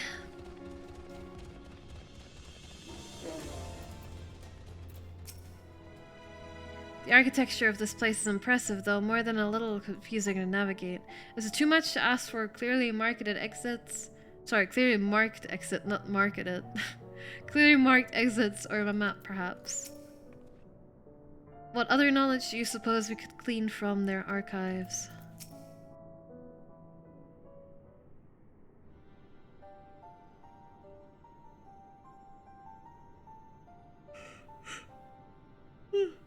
Excuse me, chat. The archives are right through this door, but it seems to be locked. I guess we'll just have to go and find whoever has the key. Growing Way, enough. If you have naught else to tell us of the final days, you need only say so. We can ill afford to be wasting time here, as you well know. Do you yourselves not tell us we must act quickly? Yes, we did, but the moon was to be a perfect paradise for the people of Aetheris, and we're running out of time to make everything ready for their arrival. We hoped you'd see the wonders we have to offer, but you found nothing but faults and flaws in our work. Only one of you saw our potential, so you others must be kept here. So that's Living Way's game. Run us about in circles and, failing that, lock us away so we can't put the plan at risk. Everyone except Urianger. He understands what is at stake, what must be done. I fear you've misjudged us, Growing Way. Never have we decried the notion of using the moon as a means of escape. That said, my heart breaks at the thought of abandoning Aetheris and her reflections to their doom. If there is a way to avert the final days, I wish to find it. We all do. We may fail, but our efforts would never be at the expense of your plans. But why would you take that risk? There's no room for ifs and maybes now. The people of Aetheris will escape here to the moon. They'll be safe, and we'll finally get to see all their happy, smiling faces. I'm sorry, but we can't let you leave. We just can't.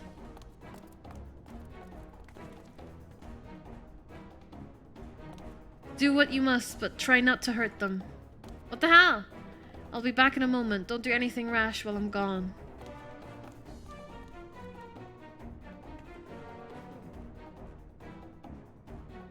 If we dally, they'll overwhelm us with sheer numbers. I say we knock these ones out, split up, and make our way to the exit. Agreed. Let us reconvene where Argos waits outside. Y'shtola could just nuke them, though.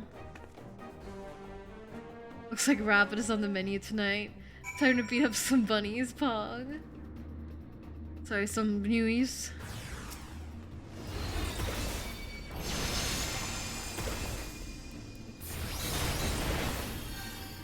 Keratin rune. Fire and moonstone. Well.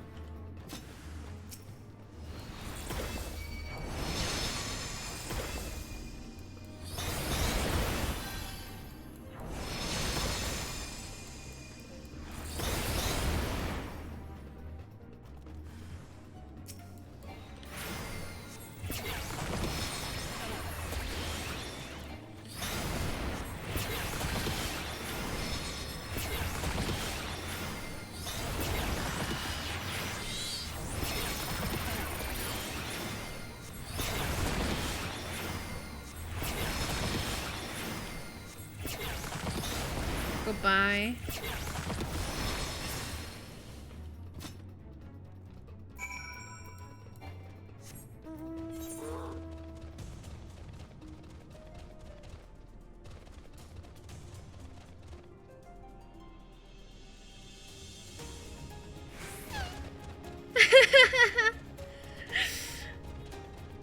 Wait, no, why did I jump off? No!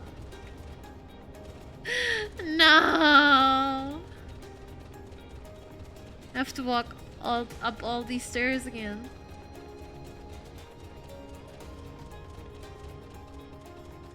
It's be better if they were Boogles, but it sates the urge a bit. I did the same and jumped off. Yeah. It's too satisfying to jump off.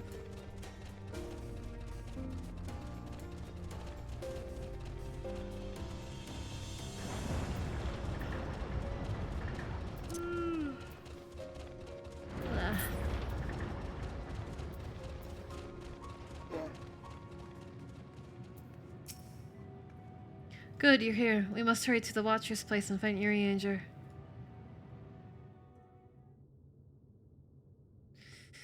I just hope he doesn't do anything stupid.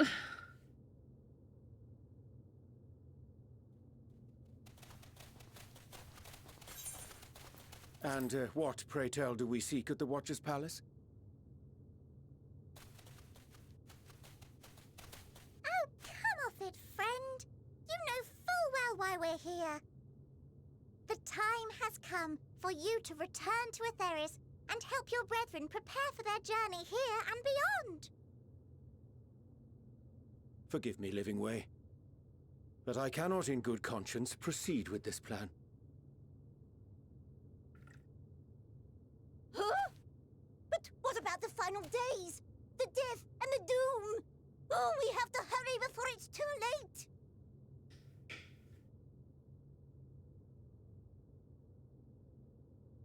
Your unflagging commitment to your duty is endearing, to say the least.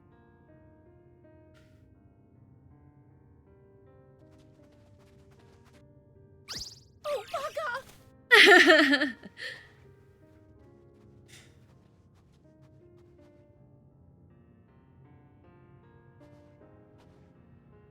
Be at ease.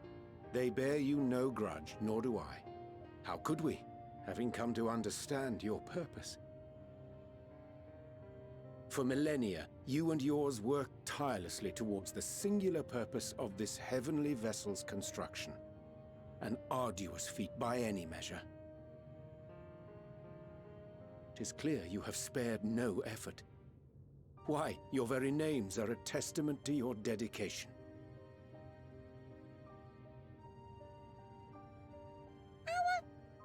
Our names? I'm not sure I understand what you're getting at. Names are an expression of the self, a declaration of one's hopes and aspirations.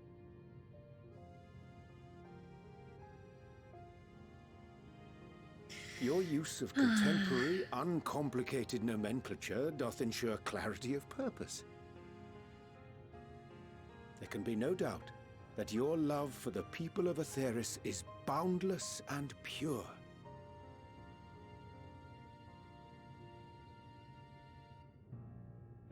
Yes! Yes! A most mellifluous phrasing! We Loperids were born of Hydaelyn's love for Aetheris. That Shining, shimmering blue jewel, brightest star in the sky, brimming with life and possibilities. For as long as I can remember, I've toiled in anticipation of the day when this vessel might be needed. All I've ever wanted was to meet those she cherished so dearly, to serve and serve well. That goes for all of us, don't you see? So help us help them. Lead them here where we can keep them safe. If there's anything wrong with what we've built, we'll fix it. We'll make it right.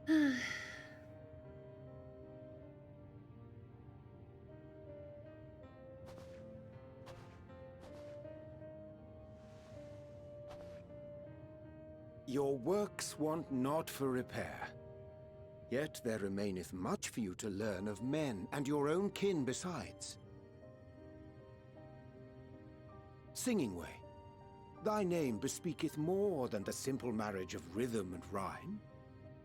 The songs of Aetheris are beyond counting, and span the length and breadth of emotion. Maps are monuments to man's pioneering spirit and his devotion to charting the furthest reaches of our star. Many have devoted their lifetimes to exploratory pursuits, to venture unto the highest mountains and the deepest oceans in search of unknown frontiers.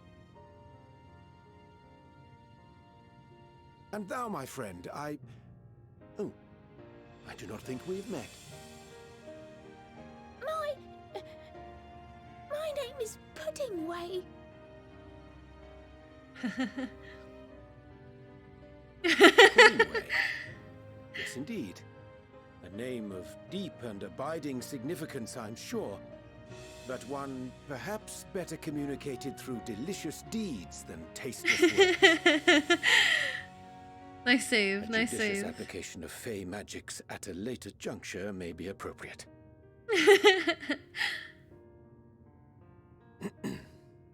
And Living Way. 'Tis no easy feat to convey the significance of thy moniker. Putting these nuts in your mouth. When I was a bookish boy, a dear friend of mine was fond of peppering me with questions as I read, to my Putting occasional mine annoyance. own ball sacks One day, into thine I mouth. posed to her a question of mine own. What doth it mean to live? After much contemplation, she proffered this answer. Hold on, when I was a bookish boy, a dear friend of mine was fond of peppering me with questions as I read. To my occasional annoyance, once I posed to her a question of mine own. What doth it mean The to live? anticipation of a half-read story's conclusion. The hope today's mistake may serve as tomorrow's lesson. The wish that a new acquaintance may one day call thee friend. She believed it to be all these moments and more. Nice, Roni. I want to understand, but I, too, still labor to find mine own answer. 'Twould be my pleasure to assist you and yours in embarking on a journey of self-discovery and enlightenment.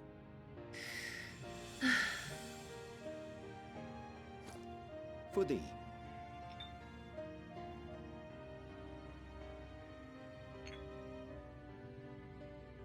Ink as blue as the waters of Aetheris.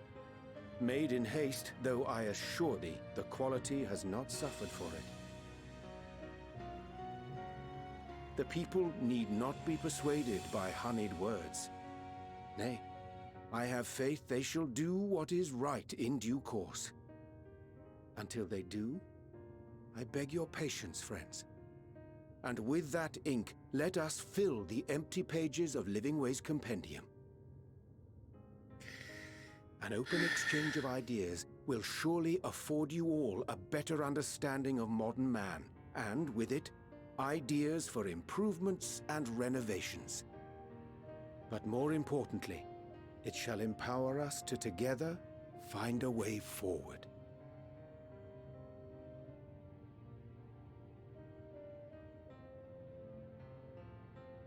I hope you're right. Thank you for this lovely gift.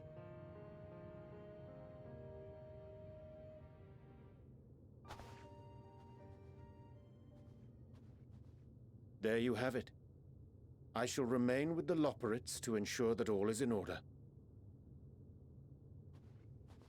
Though we must needs prepare for every eventuality, you would all agree that the evacuation of our star is a last resort.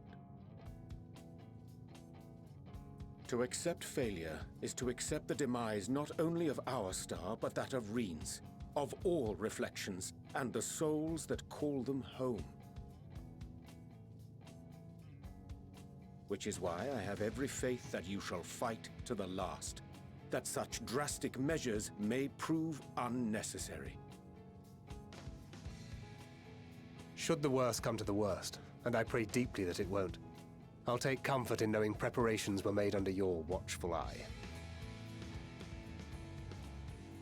Aye, thou mayest be assured that if calamity cometh, not a soul will be left behind, if being the operative term. Huh?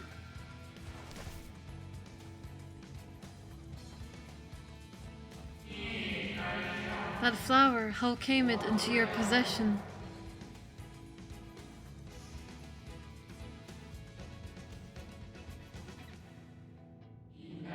How very like her.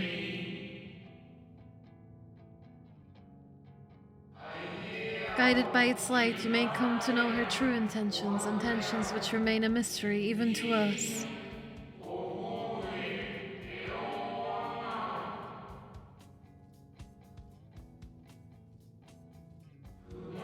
In our time, we called it Elpis. You would do well to remember the name.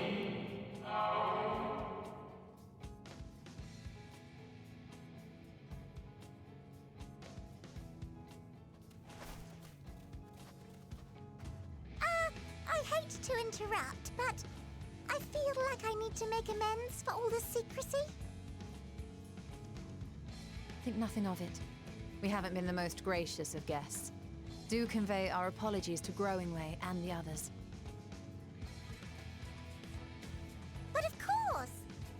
And when next we welcome more guests from Aetheris, we'll have learned to be much more hospitable hosts. Elpis, Shrimp W. Getting back to the matter of inappropriate secrecy, we ought to discuss our benefactors. Agreed. The Charlayan Forum, yes? Oh, that makes sense. Yeah, okay. The more I heard, the more obvious it became. The Forum's aims align closely with those of your anonymous patrons. A telling coincidence would be an understatement. Though had we not taken it upon ourselves to peruse certain restricted tones in Labyrinthos, we might still be unaware of their plans. But let us continue this discussion upon our return. I dare say we have kept Alphino and the others waiting long enough. Yep, they must be worried sick.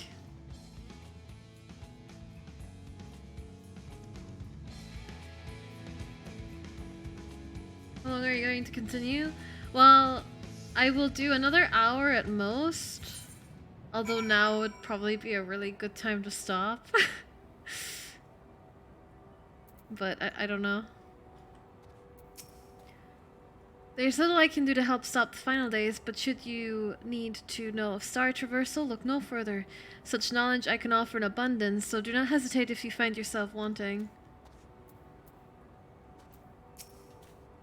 Well, that was all rather embarrassing, wasn't it? At least we're on the same page now, people and Aetheris. We'll save both, or at least we'll give it a good try. Make sure everyone listens to you, Ranger, would you?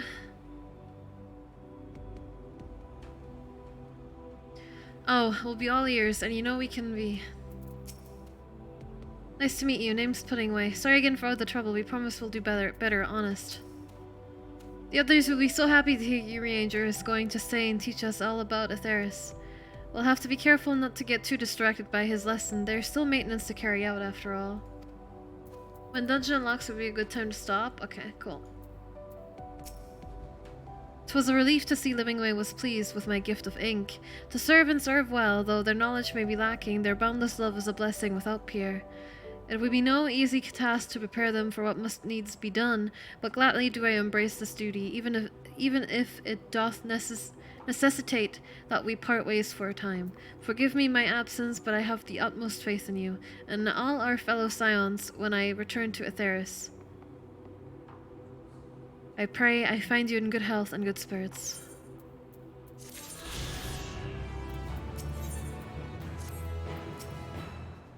A declaration of hopes and aspirations. I hadn't thought of that I hadn't thought of it that way before. The Loporrits may be in good hands now, but that doesn't change the fact that their plan is a last resort I'd rather not employ. Let's see it doesn't come to that for the first and all the other reflections. I chanced to spy you crossing the chasm and I feared something was amiss, but all is well, and more importantly, I have been given the opportunity to behold a wonderful sight. Keeping the Elpis close and its light will be your guide. Keep the Elpis close and its light will be your guide.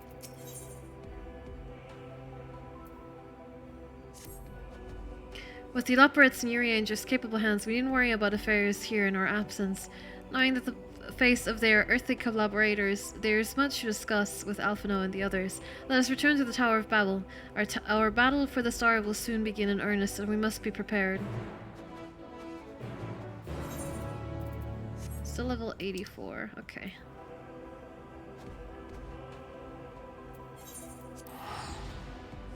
Oh, it's so far.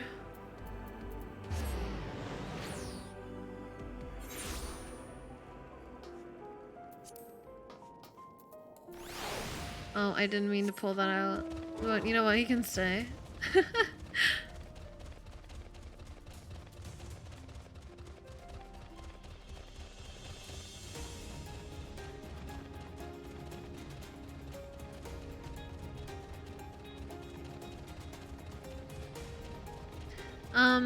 Okay, then we'll do up until the next dungeon, I guess. Sure, why not?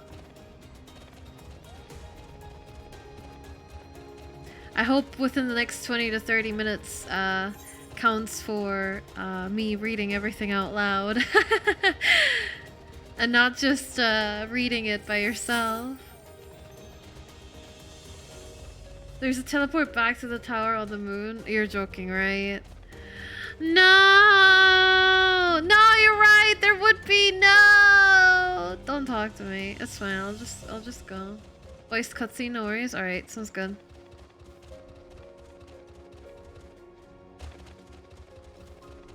Well, I've been going so as I've been half watching you. Okay, cool. Heck off. Boom, boom, boom, boom.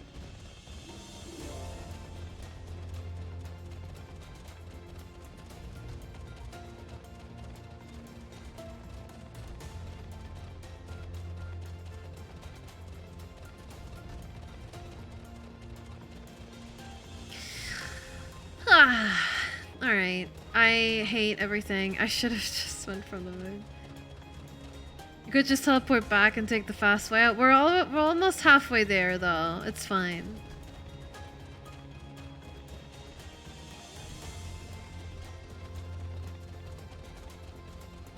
It's a shame you're stopping, as I was hoping to join in for the next one, but you'll overtake me as I'll not be on tomorrow. Well, I'm not entirely sure if I'll be streaming tomorrow, but don't wait for me to do it if you get the chance to.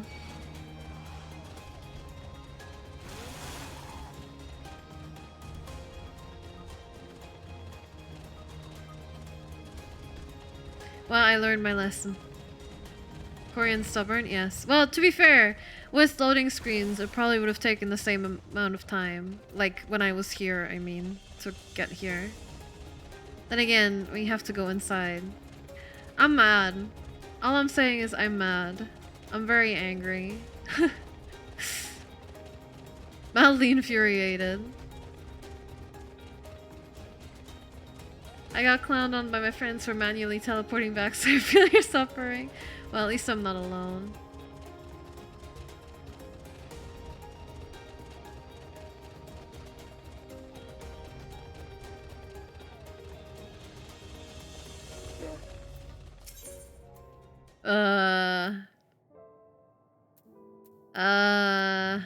Another gate?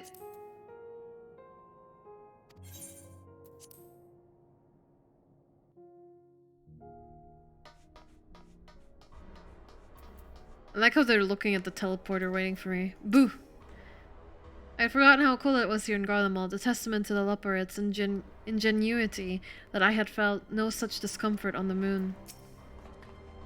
Gods, I can scarcely believe we went to the moon and back, but we'll have time to reflect on that later. Right now, we need to head back to Camp Broken Glass and deliver a thoroughly detailed report to Lucia. I'd like very much to know how everyone is getting on here as well. They'd only just begun to treat the tempered prisoners when we left. I share your curiosity, but warning our allies of the final days is of greater importance. I speak not only of the contingent, of course. The heads of state of every nation must know what we have learned. We know not when or where or in what manner the final days will begin to manifest, and so we must see that everyone is prepared. Agreed, though we may wish to stress the importance of discretion, lest the public be sent into a panic. Not that anyone in a position of responsibility should need to be told as much, but it bears repeating. Anyway, first things first, to Camp Broken Glass.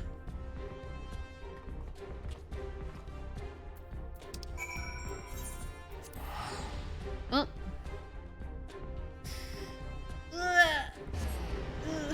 Also, you need to finish what you started. Going back up would mean giving up. Well, I wouldn't say it would be giving up. But at that point, you know.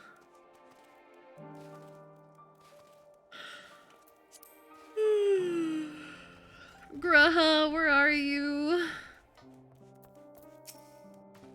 Rose, at last you are returned.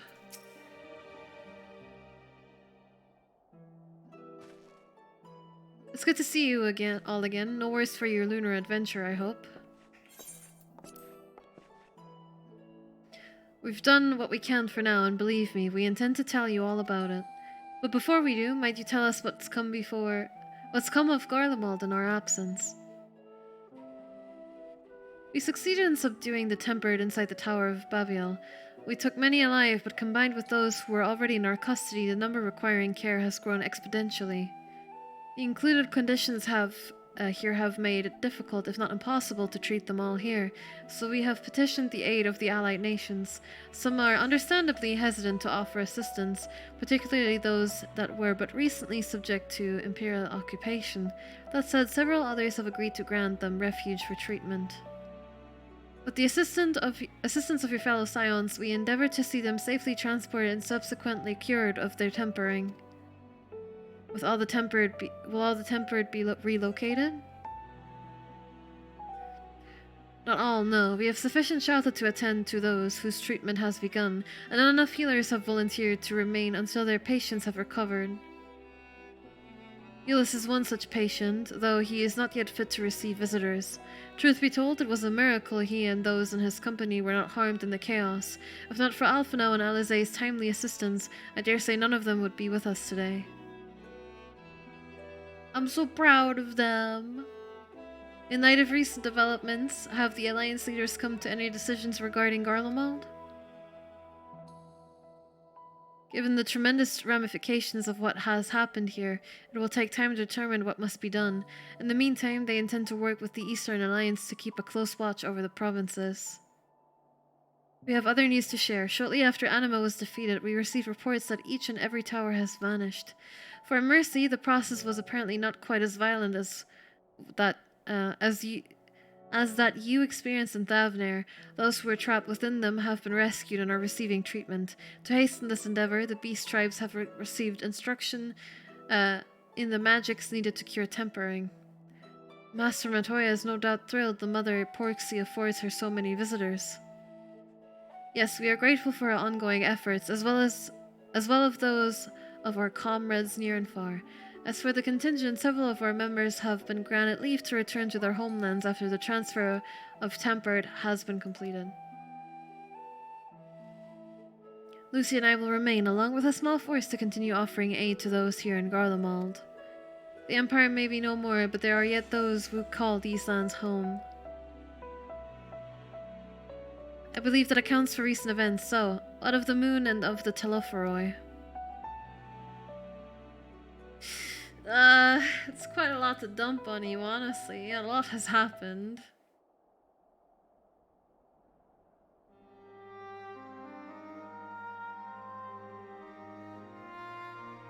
The final days, gods, I prayed your victory would mark the end of our troubles. There is still much we do not know, but the Alliance leaders must be told. Would you be willing to contact them in our stead? Yes, of course, I will send word forthwith. We'll also release your fellow Scions from their present duties, that they may return to Sharlayan. Your energies are better spent finding a means to avert the coming apocalypse. Speaking of your fellow Scions, you will be happy to hear that Mistress Kryle, though still on the mend, has been moved to the Baldessian Annex and given in Tataru's care. Thank you. I look forward to seeing them both upon our return. Let us be on our way then. One last thing, if I may. After your confrontation with Zodiark, you said Xenos took his leave, and in all likelihood he has returned here to Garlemald. I have a mind to dispatch scouts to try and ascertain his whereabouts, but first wish to ask if you believe there is merit in doing so.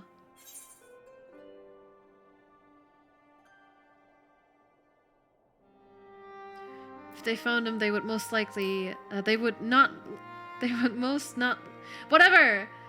be likely to live to tell the tale. I suppose you're right. To dispatch good soldiers in pursuit of such a beast would be to send them to their deaths. Pray forget I entertained the notion. While on the subject of Xenos, the 10th Legion has made an official proclamation. They denounce the Crown Prince and condemn his role in the Empire's downfall. His very title has become a source of shame among his former subjects, and its continued use serves only to hinder relations with foreign nations. For this reason, he has been declared as Xenos Viator Galvus, outcast and enemy of Garlemald.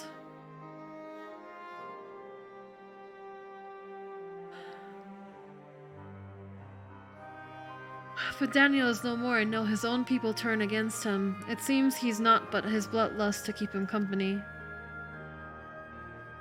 Better that than an army to see it sated. At any rate, I will not keep you longer. I pray you safe passage back to Sharlayan.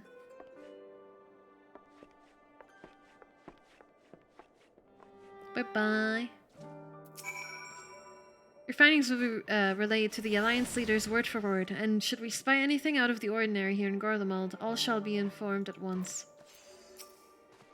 Once my countrymen have recovered, it falls to me to tell them what's become of Xenos and the Empire. I realize there's no kindness in withholding the truth, but it will wound them.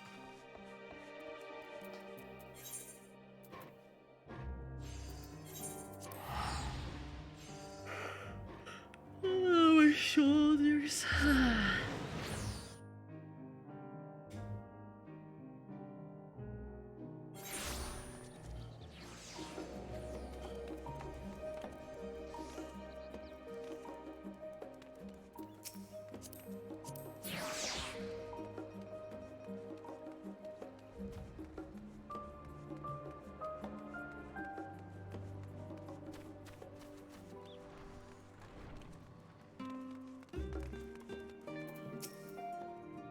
Oh, it's good to see you, and free from chilblains, I take it.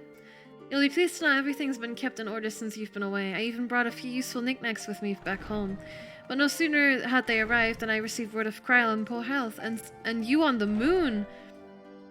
If you meant to give me a fright, you succeeded. Alright, hold on, we have some new stuff to equip real quick. Hands for 133.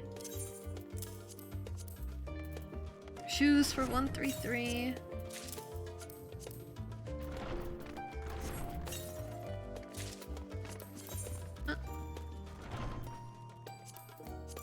No! Stop.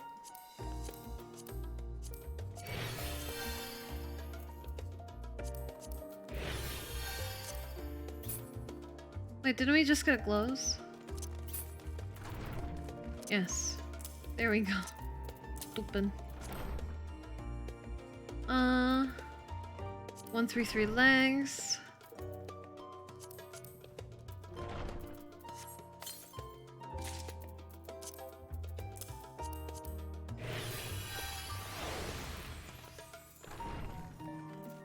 Not a 133 helmet though. This set's cute. I like it. I don't like it as much as this though. So we'll be keeping that. Alright, welcome back Rose. We are so terribly worried about you. Though it is plain I have caused my own fair share of worry, and for that I apologize. Haydn called to me that day when you entered the Tower of Babel. Her pleas were faint but desperate, and I knew at once she required a vessel to carry out her will. What came after feels like a dream barely remembered, my body flowing through the life stream towards Garlemald.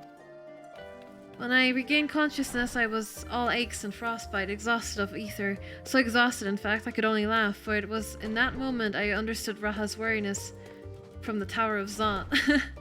With that, I could laugh at a time like this. Though we prevented Zodiark from being unleashed upon the world, I'm curious to know what else took place there on the moon. Perhaps we should wait for the others to join us before you give your account. Let us reconvene in the main hall once they've arrived.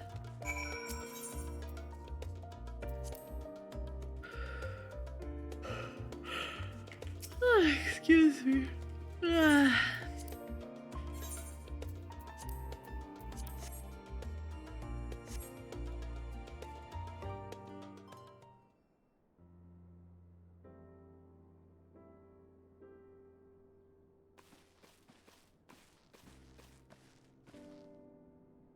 Sorry to have kept you all waiting.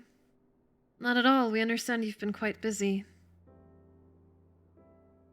Will Urianger be joining us? Duty keeps him away, I'm afraid, though Rose can explain why better than I. So there's these little rabbit people on the moon, and they've spent their whole existence trying to find a way for us to get to safety. But also, we kind of want to save the planet instead of just jumping ship, so we're back for now. But Urianger's there to help them. The final days, as befell Amaranth. And we are to escape via the moon? What of the source and its reflections? I have no intention of standing by while the world falls to ruin. So how do we stop this? Unfortunately, we have no answers at present. If the celestial currents have grown stagnant, as was the case in the time of Amarat, the solution would be to alter the flow of ether throughout the entirety of the star. The ancients accomplished this by summoning Zodiark, sacrificing half of the star's population in doing, but it should go without saying that such a sacrifice cannot be repeated. Which leaves us with the daunting task of identifying the underlying catalyst for the final days, a feat which even the Amaratines could not accomplish. Unfortunately, we could find no clues in Mare Lamentorum. There is still much we do not know about the catastrophe itself, let alone what may have caused it. The final days were marked by the corruption of the Amaratines' creation magics, but we commanded no such power, which invites the question, what havoc is in store for us? If we knew that much, perhaps we could draw some parallel with the events of the past, and thereby form some semblance of a plan. Perhaps we should start with the Forum, then. Having worked with the Loporits in secret all this time, there's surely more they can tell us. Forgive the interruption, but I have urgent news. The Forum is holding a public assembly in the plaza outside. Some sort of announcement? What is Father up to now? There is only one way to find out. Oh boy. Oh boy, oh boy, oh boy.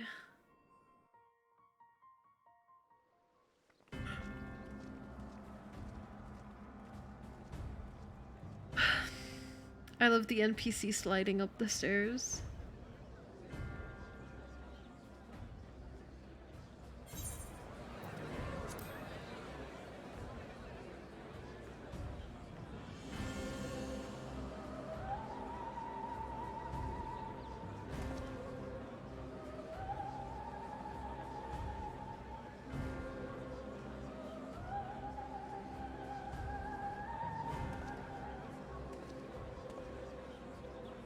Order! Order, I say!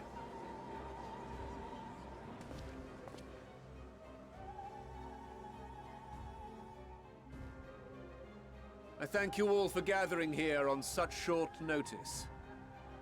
This day we must speak of grave affairs and their implications for the future of Sharlayan, nay, of this very star.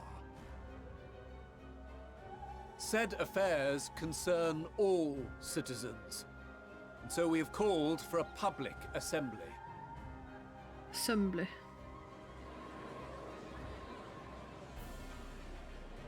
You may have heard rumors of the Telophoroi and the havoc these madmen wreak abroad. Under normal circumstances, we would pay little heed to petty disturbances outside our borders.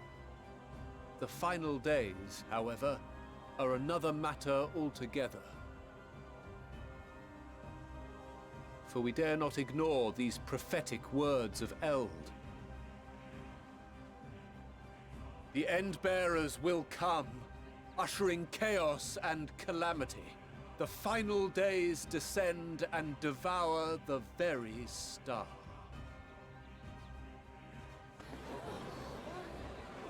I've never heard this prophecy. Is it true? Will all that really happen? Calm yourselves.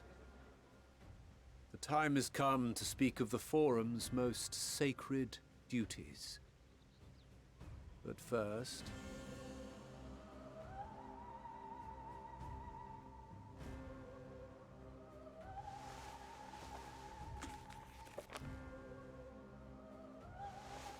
Give voice to the voiceless. Let bindings be unbound. By unanimous decree, I declare the enchantment broken.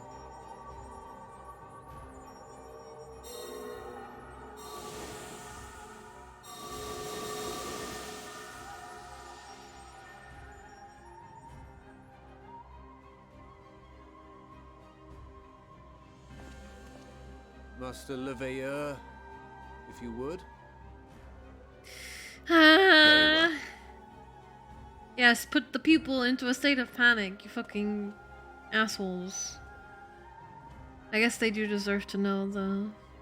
270 years ago, our forebears began an expedition in the Dravanian hinterlands, in search of a route to access the ethereal sea. This much is public knowledge. Their findings, however, would become the Forum's most closely guarded secret. What those researchers discovered in the hinterlands was not a passage unto the ethereal sea, but the very heart of our star, and Hydaelyn herself. Hydaelyn herself. She spoke to them of a calamity that would extinguish all life, and of a means by which we might be spared. The moon. 'Tis in truth a gargantuan vessel built to serve as sanctuary for her children and deliver them from this doom. Much like Nunkref's hope in ages past, it will bear the people of a world in the throes of death to a new home. Needless to say, this will be no small undertaking. To facilitate the great work, the Forum has maintained close contact with the servants of Hydaelyn, who presently reside on the moon. Convinced that the foretold end was all but inevitable, we began amassing a wealth of knowledge, not merely for the betterment of our nation, but in preparation for the journey to come. You reveal this to us now? By the gods, how long do we have?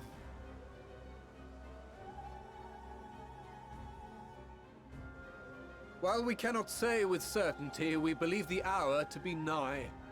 We received a transmission from the moon suggesting as much not long ago. Which is why we must in earnest begin preparations for the Great Exodus. For his impressive contributions and the leadership he demonstrated during our withdrawal from Dravania, we have elected Master Leveilleur to oversee this initiative.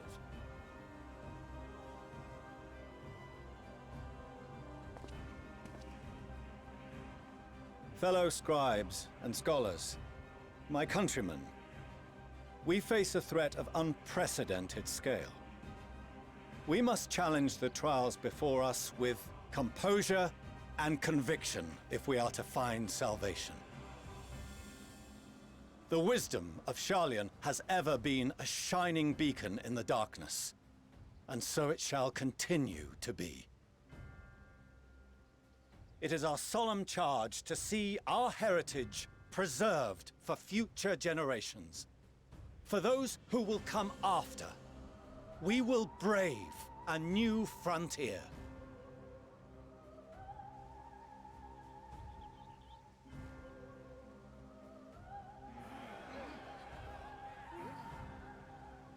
Administrative edicts will be relayed to all major institutions ere long. In the meantime, carry on with your duties.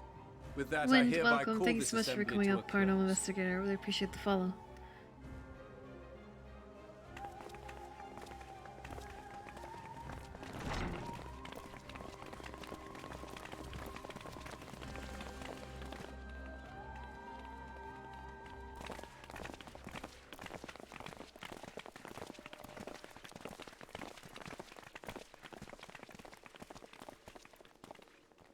Do you remember what Mother told us when we visited home? That it wasn't until after we were born that Father seemed to lose himself in his work. If that great work of his was the evacuation of this star, Oh then... my god. Yeah, he's doing it all for you. Yes. It wasn't for his benefit.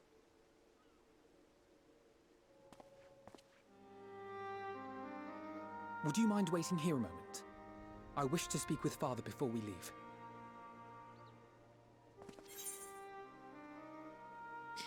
Take your time.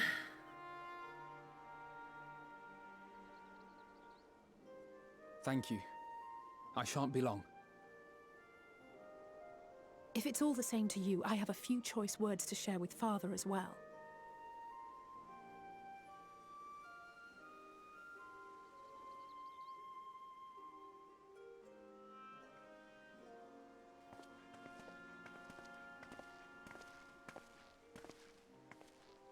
So, come to call us cowards and bid us join your fruitless battle against the inevitable. Nay, we do not object to the Forum's proposal. On the contrary, those who wish to flee have every right to do so. Urianger is cooperating with your associates on the moon to ensure that all is ready should evacuation be our only recourse. Then whatever your business, I suggest you be brief. Though we cannot boast the boundless wisdom of Sharlayan, we have first-hand knowledge of foreign cultures and have conversed with no small number of peoples. These experiences have taught us fundamental truths that cannot be recorded in any tome, nor charted on any map. The beating heart of this planet is its people, many of whom would give anything, even their lives, to protect the lands they love. Many may choose to join you in the end. But what of those unwilling or unable, for whom escape will never be an option? What would you have them do? To ignore the plight of those one might conceivably save is not wisdom, Father. It is indolence. This is why we choose to fight. We'll not ask for your understanding, Father. Only that you don't turn a blind eye to the good we have done. That we can still do. We're not children in need of protection. Hold fast to your principles and let the world burn if it please. But we believe there is still another way. And if there is, we will find it. You see if we don't.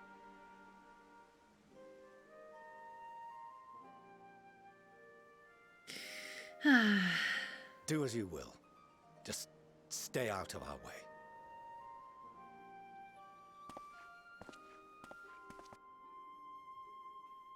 I love this game! I love it!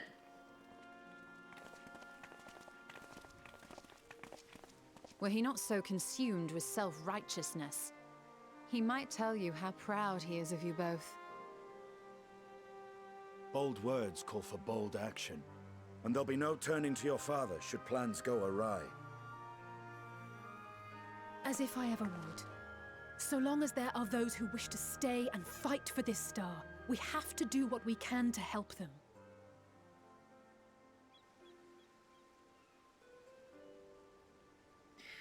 And if we're to do that, we'll need to be well rested. Wouldn't you agree? And having triumphed over what we once thought to be the source of all evil, I can think of no one in greater need of at least a dozen winks. Absolutely. Shall we then? To the Annex. To prepare for tomorrow.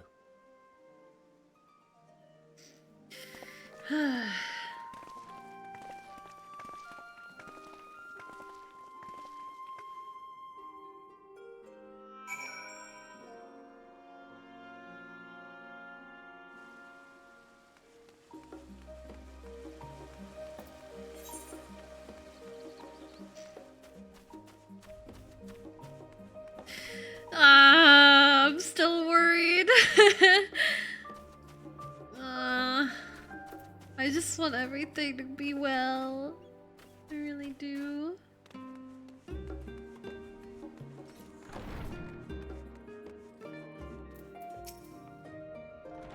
Kral tells me the Forum made a rather momentous announcement, so there's to be a great exodus, is there? I'm reminded of my narrow escape from the Isle of Val, the realization, the running, the mixture of relief and regret after why me, I ask myself. Why me? Why us? Why now? Why wonder? There's no use fretting over the cosmic morality or lack thereof. We're here, and we'll get through this together. And who knows? Maybe my luck will rub off and grant everyone a narrow escape. There's no harm in praying for as much. Oh, but enough of my rambling. I'm sure you're exhausted. Your chamber awaits.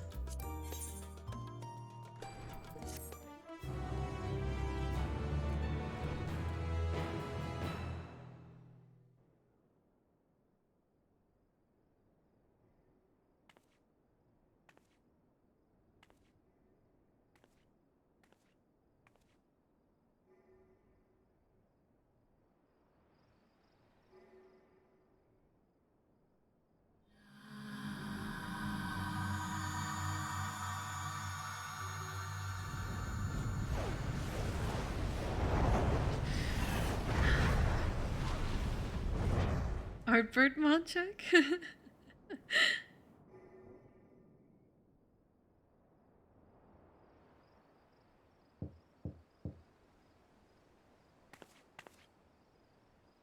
A visitor has come knocking at your door. Whoever could it be?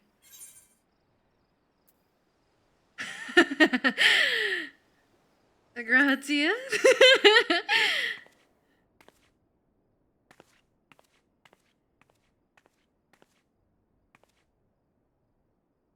Oh my god!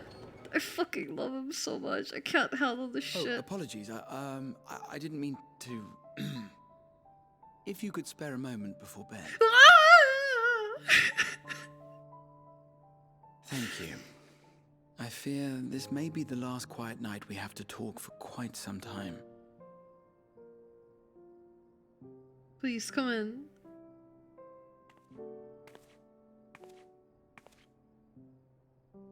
I am troubled of late. Unwarranted concerns, perhaps. I hope. Nevertheless, I feel compelled to share them with you. Though you have bested your enemies thus far, Xenos and even Zodiac, your victories have come at a considerable cost to yourself. No one is without their limits, and you are no exception. I worry the added weight of the final days will prove more than you can bear. It is surely too much for any one woman. But you needn't bear it alone. Let me share your burden. My, carrying capacity pales in comparison to yours, but I could still help. shoulder the occasional satchel from your ever-growing mountain of, baggage. You have already done so much to help relieve me of mine own encumbrances. 'Tis only fair that I repay you in kind. Of course, it needn't be only troubles we share. Moments of joy may seem few and far between now, but there will come a time when we look back fondly on this journey.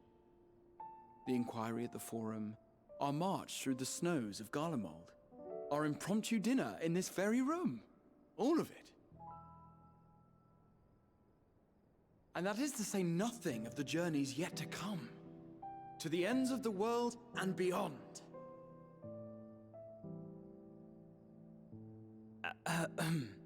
But tomorrow will be no less busy than today, and I've kept you from your rest. No! Stay, please.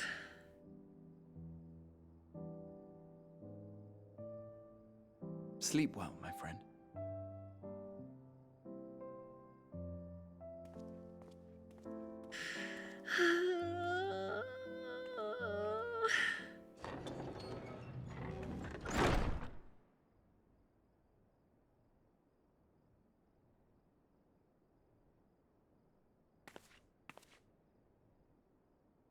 I miss him already.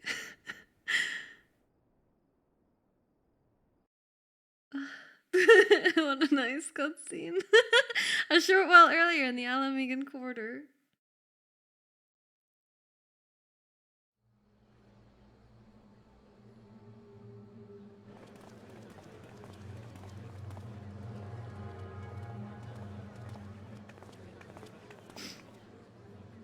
Thank the gods that tower is gone. The sight of it was enough to make me sick. Thank the Ilsebar contingent, more like. Word is, they fought their way into Garlemald and toppled the bloody thing themselves. Not just the one, neither. All the towers have up and vanished. Aye, I heard the same. Commander Aldin and his troops helped keep casualties to a minimum, too.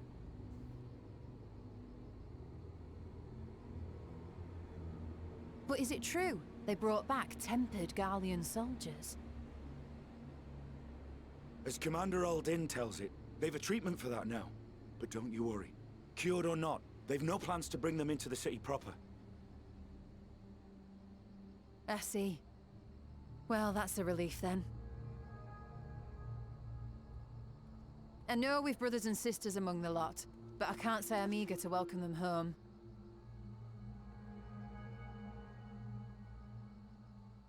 Wanted to think about it for a while yet. They're to be looked after in Alagana for the time being.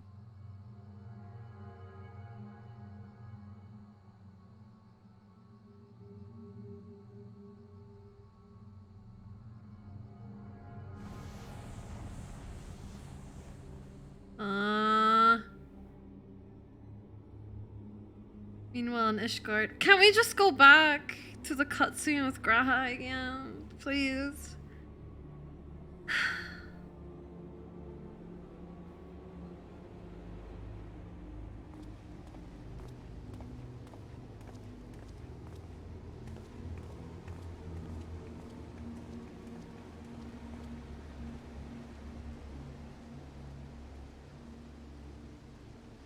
Oh, Another it's day, sit in the another commission background. of paramount importance.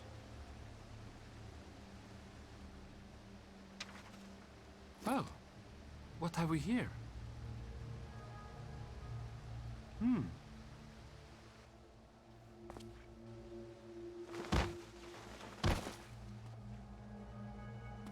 Hey, are you all right?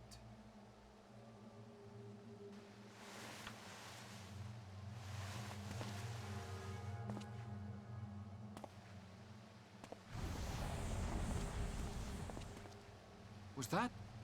No. The shadows play tricks, nothing more.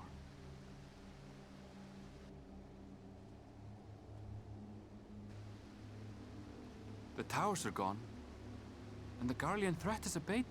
And yet, Must have been the wind. why does it feel as though it's about to get much, much worse?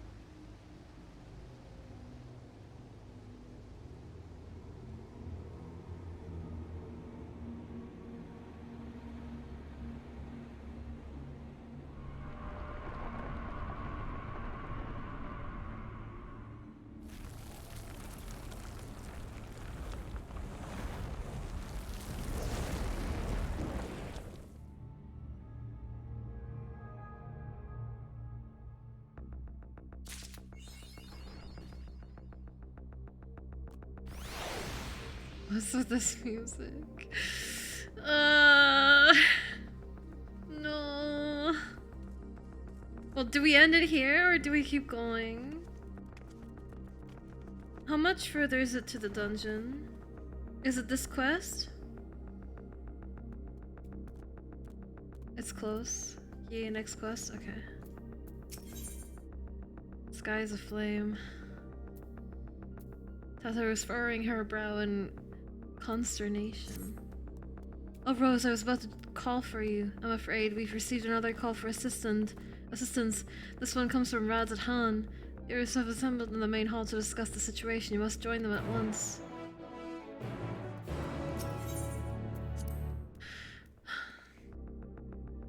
I'm not ready. I'm not ready.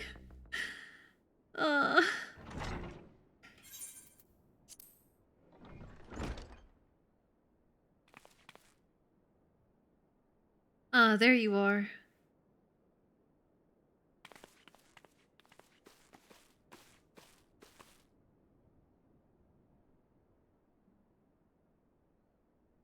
Our worst fears have come to pass, but moments ago we received grim tidings from our contact in Razat Han. Vile beasts have appeared as if out of nowhere, claiming one victim after the next. What's more, they say the very sky burns above them.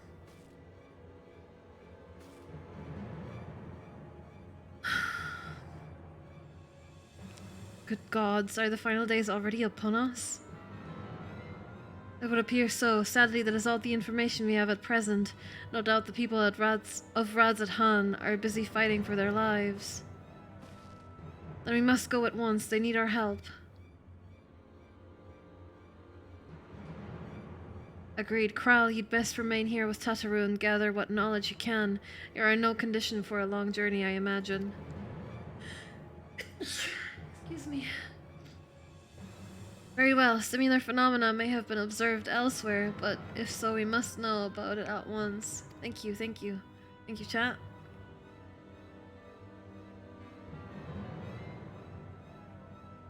Be safe out there, yes? Let us make first for Yedlimad. Yedlimad. We must prepare ourselves for what may lie ahead. Thank you, thank you. I'm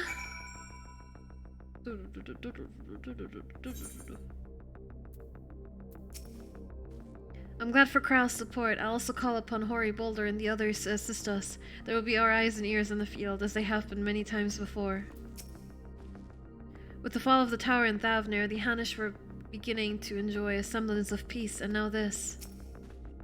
No similar creatures have been sighted here in Charlian. That said, the early signs may manifest in other regions ere long. We must be prepared for every eventuality. We do not wish to wield the creation magics that the ancients did, yet still these abominations appear, whatever could be the cause.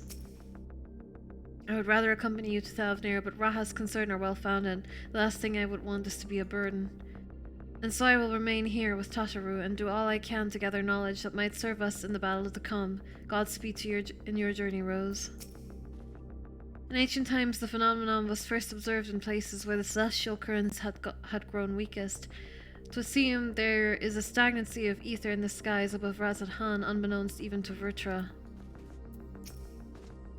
If the might of Vritra is not enough to hold these fiends at bay, Razat Han is in dire straits indeed. We must go at once. If this calamity has indeed come to Thavnir, it is all too likely that Corvus across the strait finds itself in a similar predicament. Even though it remains an imperial province, as such, it may be some time before we can ascertain the situation there. We can only hope that Creel and Tatra will be able to provide us with some insight sooner rather than later.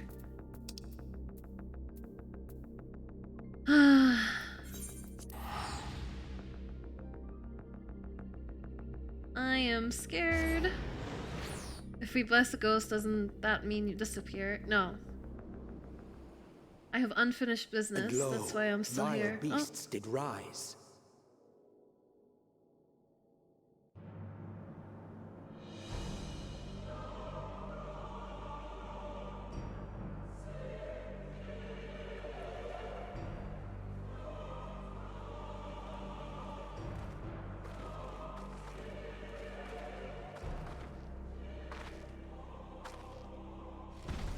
leaving naught in their wake but blood and ash. Sun scorches earth and boils seas. And our sins ascend unto the heavens. Three dooms to unmake all we were.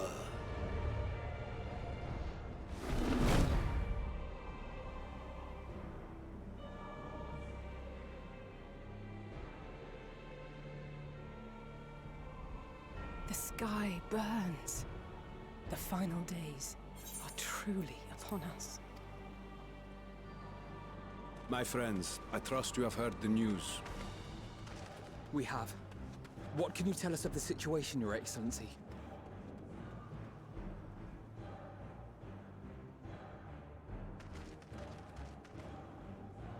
Last night, the Isle was rocked by tremors, and the earth itself cried out. Aloft, the heavens began to burn. From all about, unholy beasts, the likes of which we had never seen, came forth in fury and rage. No. To say they came forth would be inexact. The people of Radzat-Han themselves transformed into these baleful fiends.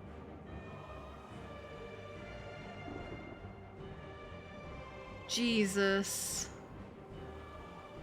Though the phenomenon was observed throughout our lands, the first creature, the largest and most dreadful of the lot, wrought havoc upon us here in our fair city. Though they bear superficial resemblance to divinities of legend, they are ungodly abominations. The people decry them as blasphemies. The Large One's rampage has since taken it to the northern reaches of the island. I mean to dispatch our radiant host in an attempt to quell the threat. And what of Vritra? Vritra too makes for the north of his own accord, and yet he knows the blasphemy and its minions were but yesterday his beloved people. I pray his boundless compassion and mercy does not deter him from taking unenviable but necessary action.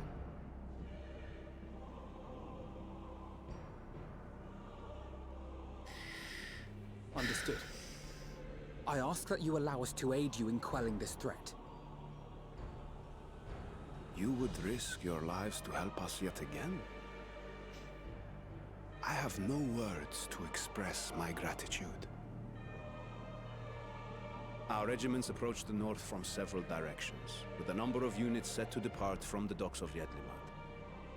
They will make landfall in an area of dense jungle, where one can expect to encounter dangers even beyond the fell beasts we hunt. I leave you to your preparation.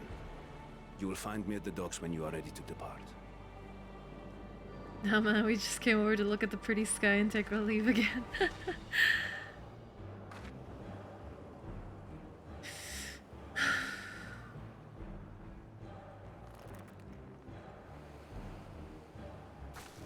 No help. We're as prepared as we'll ever be. Let's go.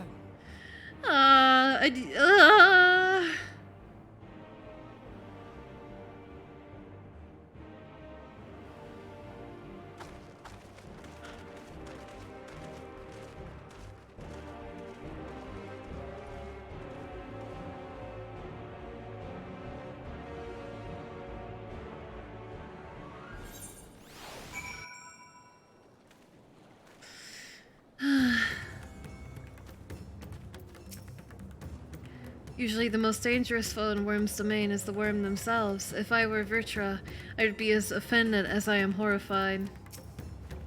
I shall survey the environs closely as we go about our search. There may be some clue as to how we can combat this phenomenon.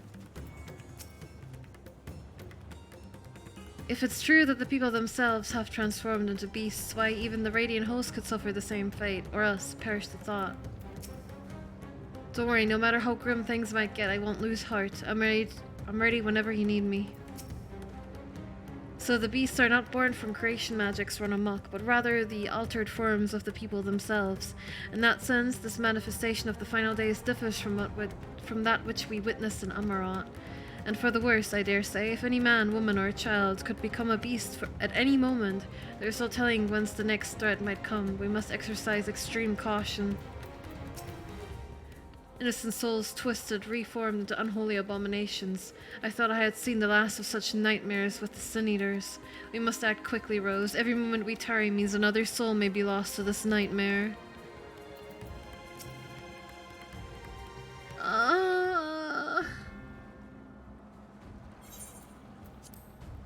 Everyone has assembled, yes. I thank you for lending us your aid in our battle against the blasphemy. Let us review our plan of attack. I would have you board this boat and circle around to the north side of the island. There you will find a dense jungle we call Vanaspati. It is a sacred wood, home to many temples and a number of villages. Vitra and the Radiant Host have gone there ahead of us. I ask that you join them and do all in your power to destroy this blasphemy.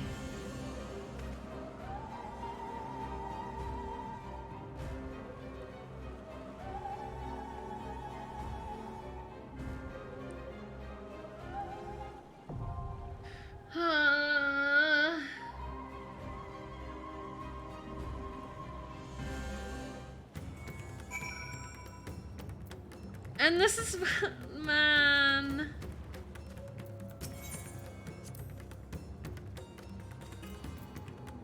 Apocalypse? Yeah, okay. Fair enough. Wow, the music is so good too. I don't want to stop! Oh man. Alright, I'll listen to it a bit longer. Man.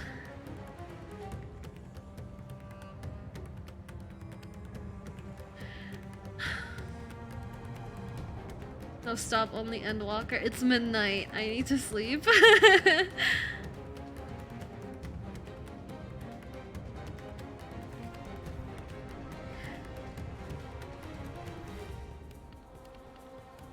No. I'm waking up at like 7:30 tomorrow. So I have to go to sleep soon. I can nap in the afternoon, but I'd rather not be like sleep deprived all morning. Or more sleep deprived than usual. But yeah. The music is very nice. Oh man!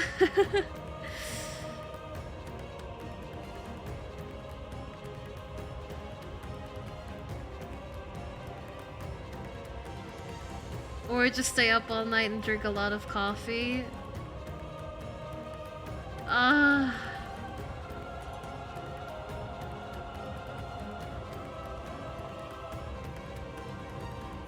want to keep going!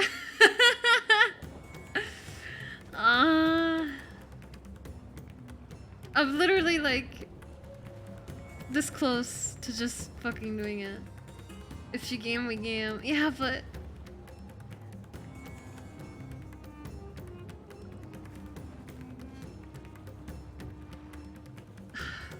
how long is the cutscene after the dungeon?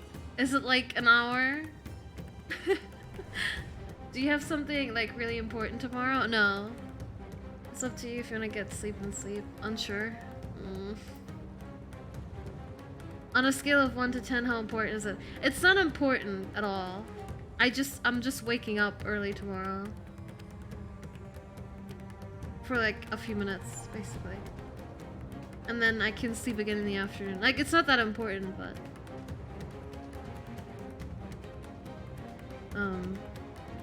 Basically, I can't go back to sleep until the afternoon, and I have to wake up early.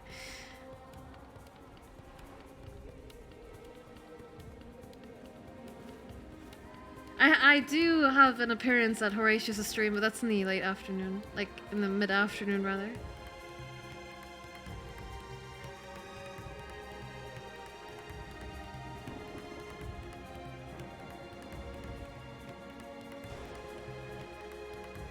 Alright, let's just do the dungeon. Fuck it. It's okay, we can do this dungeon. And then I'll finish the quest and I'll go to sleep or something like that. I don't know. Do you have anyone else? I was gonna be the devil's advocate. Alright then. Do you have anyone else?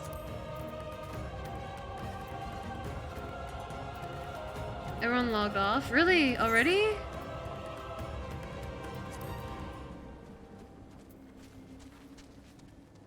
It shows them as online for me, but I don't know if they're caught up or not. Alright, I'll just sign us up then.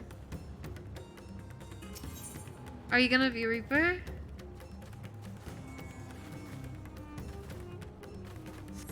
Right in front of you? Wait, what? Oh, hi!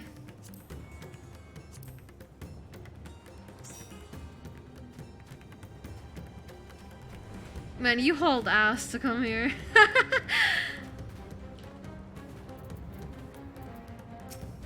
Hello, hello. Already? Yeah, because they I don't know if they stay up longer than me, but I know that I think I see them on longer. All right, I'm gonna sign us up then. Fuck. I just want everything to be okay.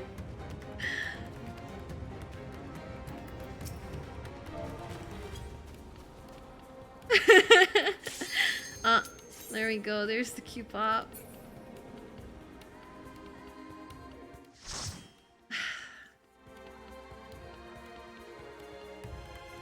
Gotta hug Grad to make sure it's okay, yes?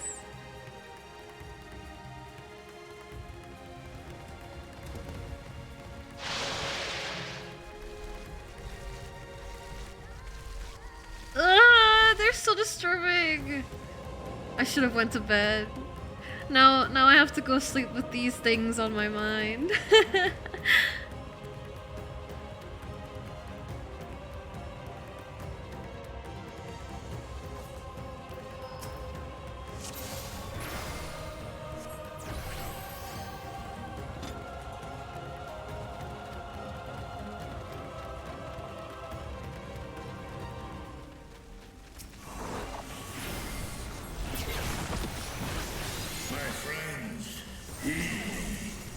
These are children of Stavner. Forgive me. I could do them no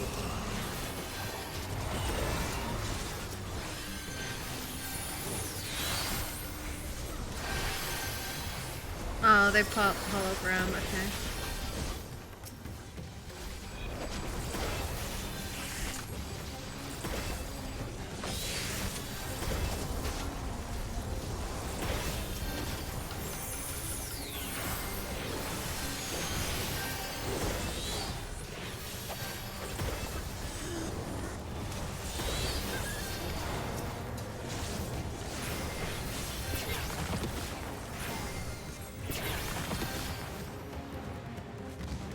If this is the only way,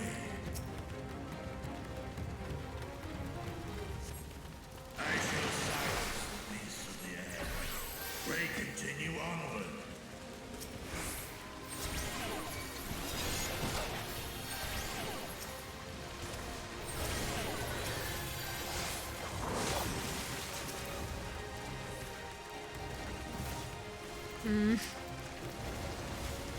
Alright, well...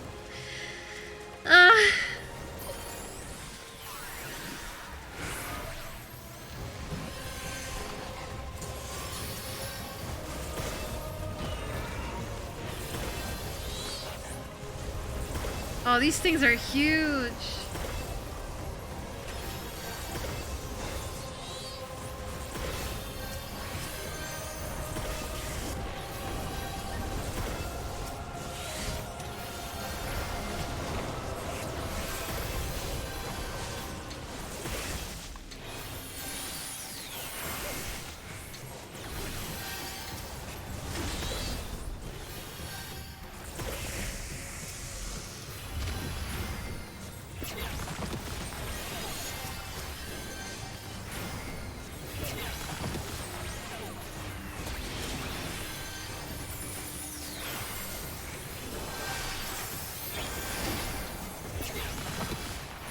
Okay, there we go. We're more than fine now.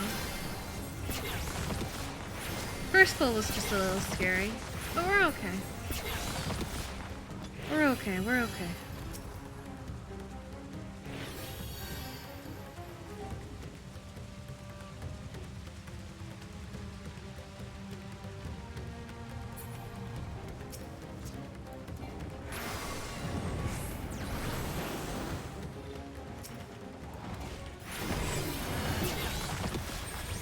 But this means Euless is probably done for as well, right?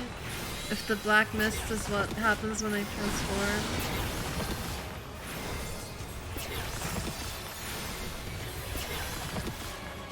Mouth off. Ah, no! God.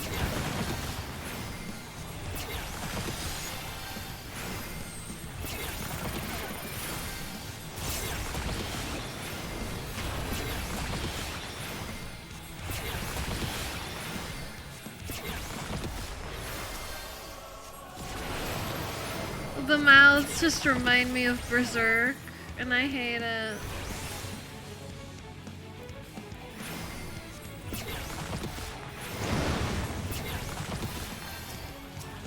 You're okay, I'll heal you in a second.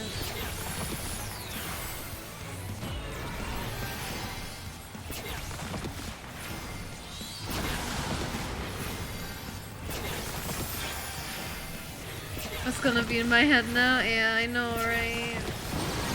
Whoa! Okay, okay, I hate it here.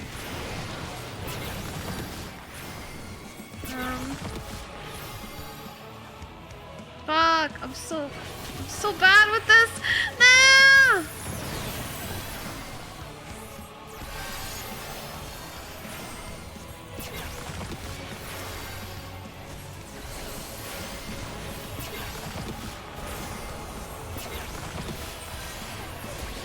As long as there's no berserk course, you'll be fine.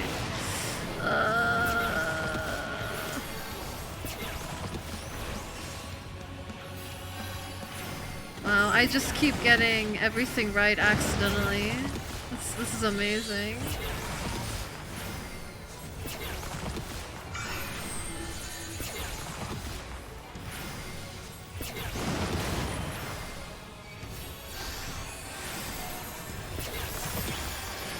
I dropped my dot. Unacceptable.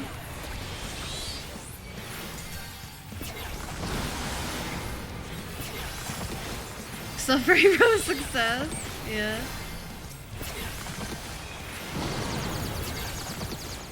Kill him! Kill him! I don't want to do this mechanic again! Ooh, ether flow. Alright, kill him now! Kill him now! Okay, nice.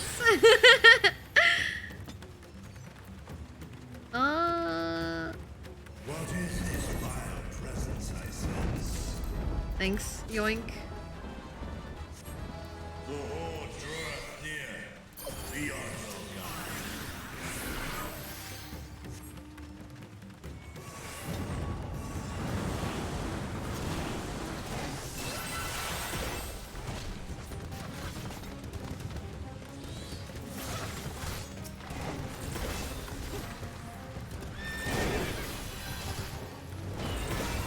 What is this arcane business in chat about?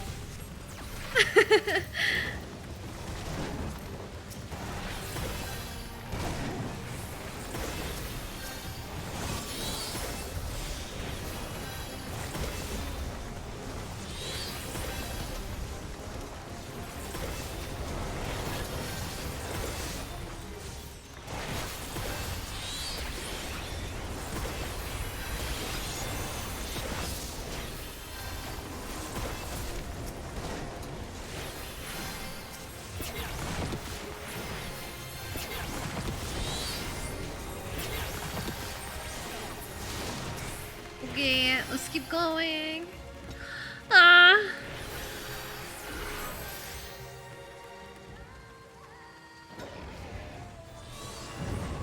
Oh no.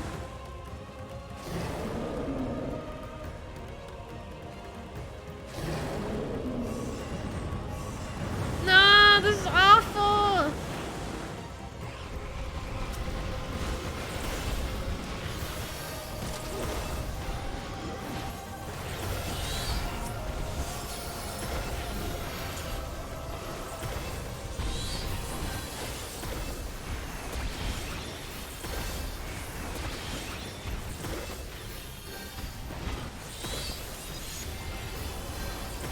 Bonk. Bonk. Bonk. Bonk. Bonk. This is fine. Korienne, fine.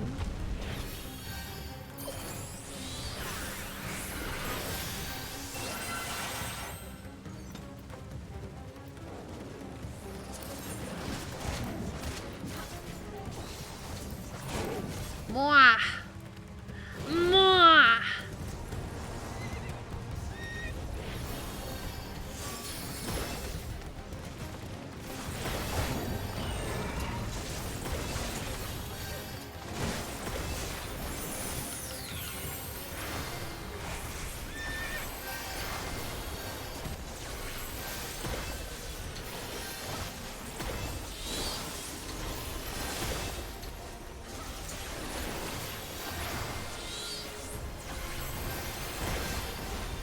Oh no! Oh no! Oh no!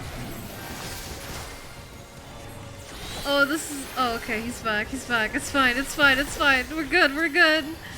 Oh no! The deceiving symbol gave me a heart attack.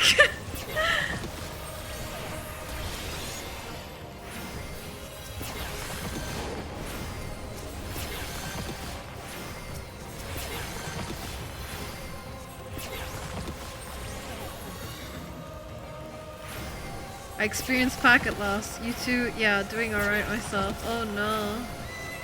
I couldn't tell. I hope the stream's okay. I hope the stream's okay.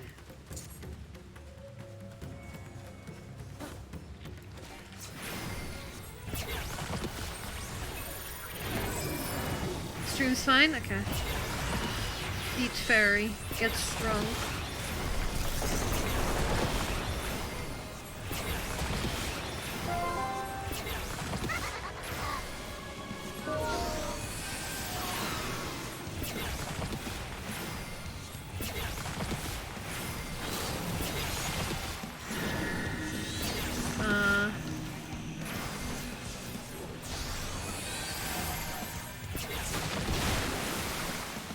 Brownie, thank you very much for coming up, I really appreciate the support. Enjoy your emote privileges, both here and on Discord.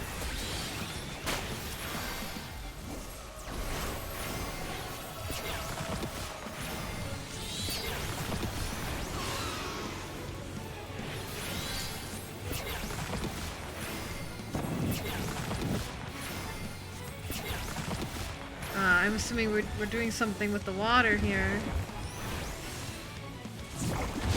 Ah! I went in way too late. Oh no.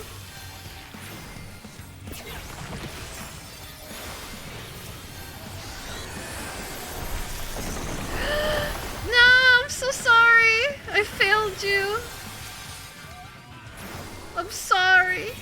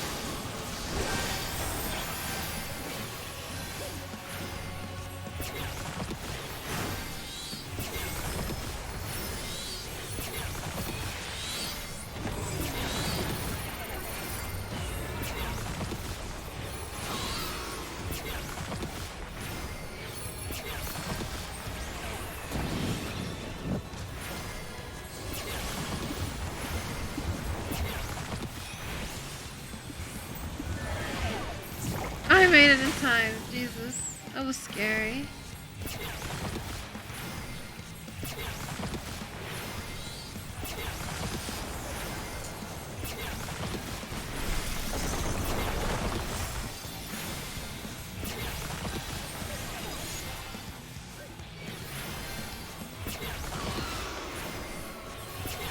This one He's really spongy. Or at least it feels like it. Okay, there we go.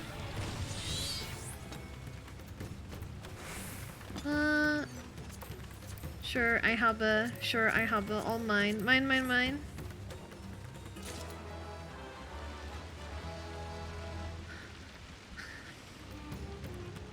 Okay. All the healing gear. Yep. All mine.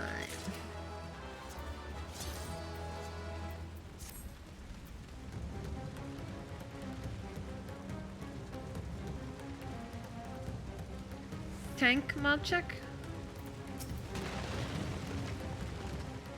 Whoa, oh my god, the sky!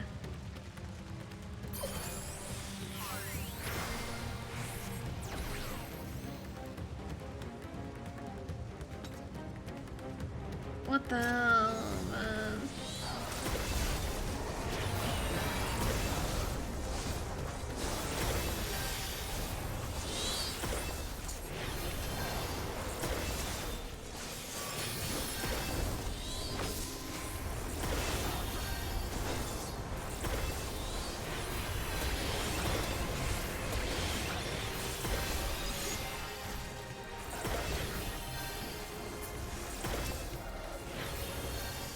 One of the best backgrounds in the game? Yeah. Whoa! Oh. Oh! Someone stunned it. Nice. I did not have faith that someone would stun it in time. But very, very nice. Alright, let's keep moving then. Woo!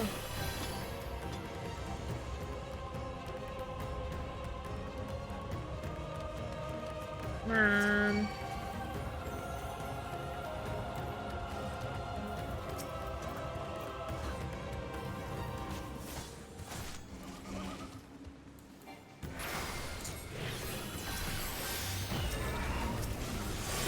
Oh, it's just 2 enemies actually.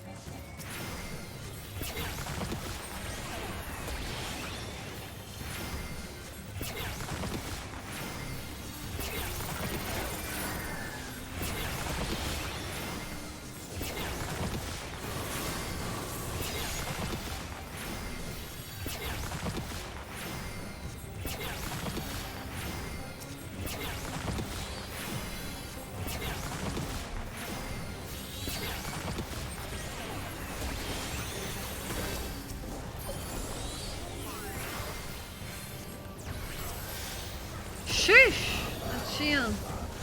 Nice.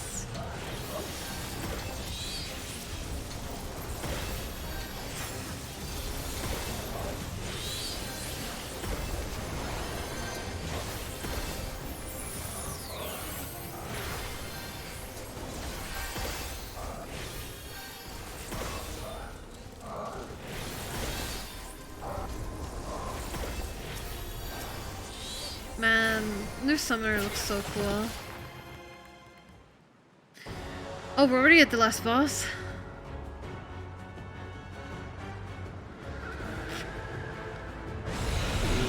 No, not one of those things.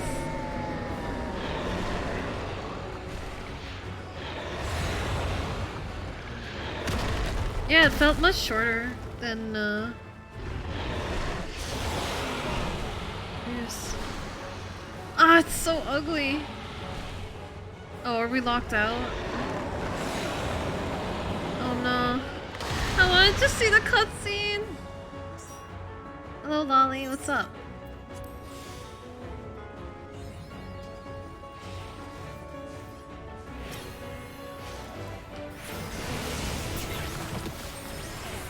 I don't know what's going on. I'm following K4.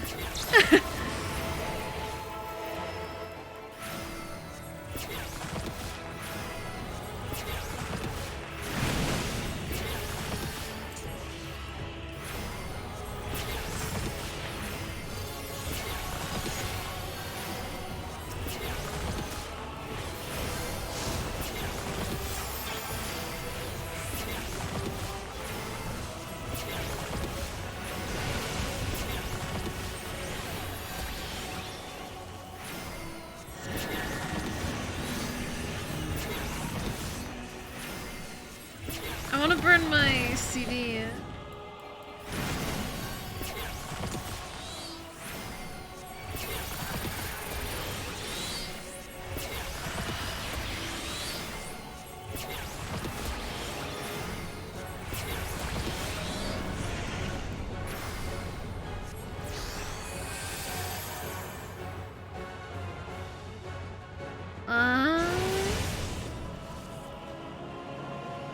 I see.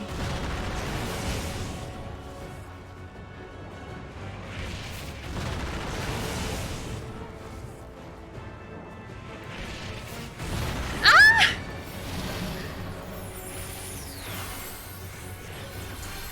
Not like this.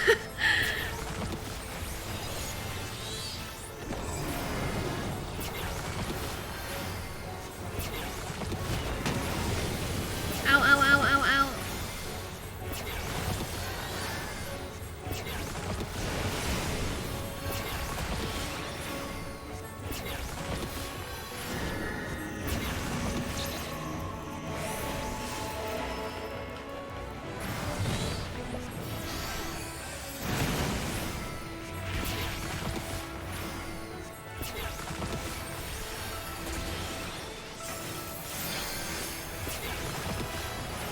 I'm dying, I'm dying, I'm dying, I'm dying. Look cool, look cool.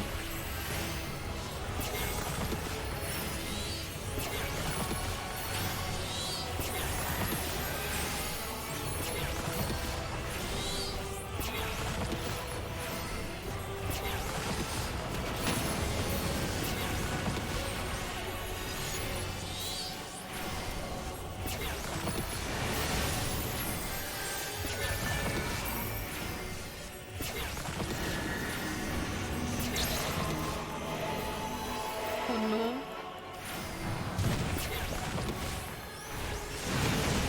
Oh no, I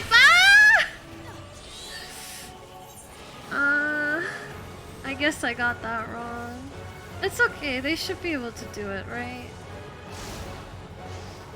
Well, I don't know if the paladin has hollow ground backup, but he can just heal himself.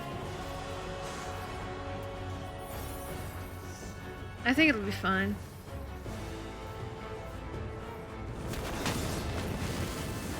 Go K4, go!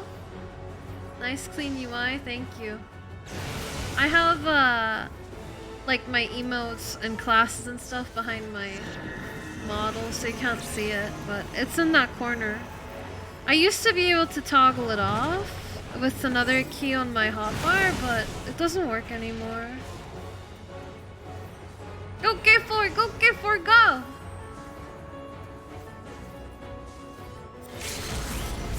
Yeah, it's so easy. I don't know why the tank LB, but...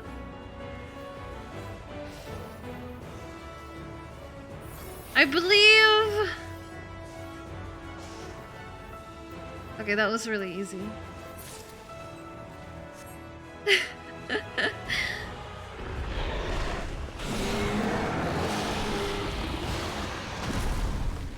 Cool.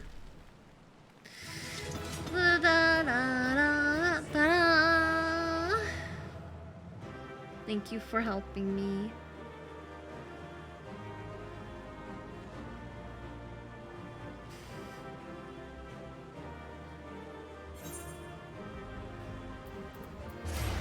Goodbye.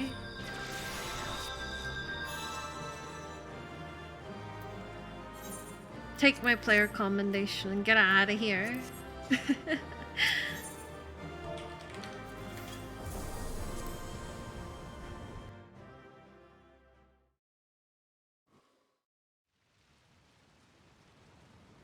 Plus ratio.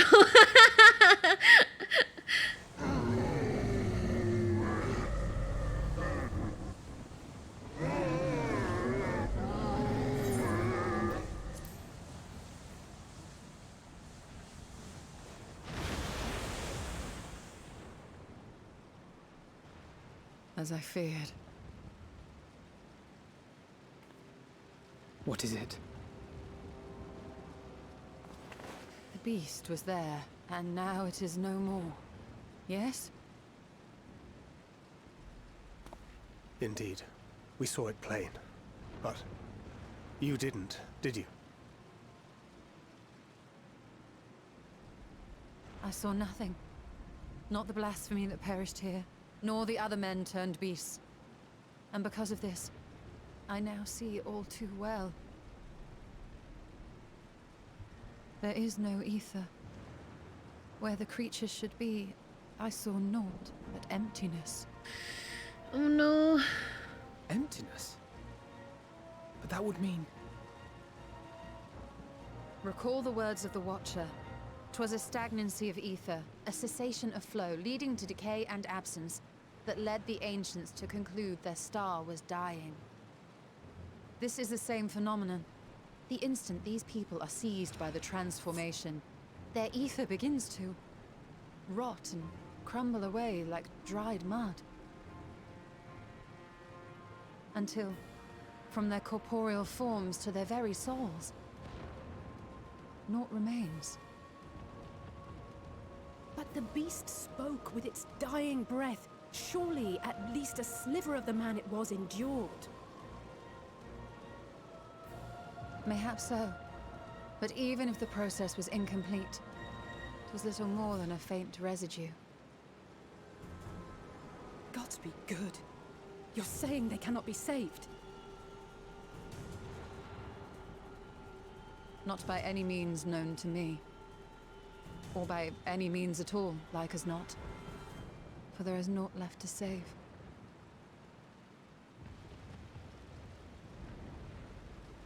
They return not even to the ethereal sea. That's grim.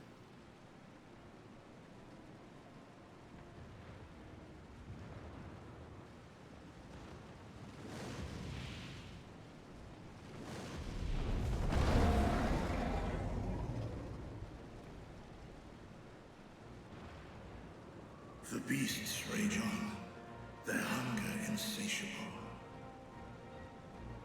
Even deprived of their master, they perpetuate his legacy of hate.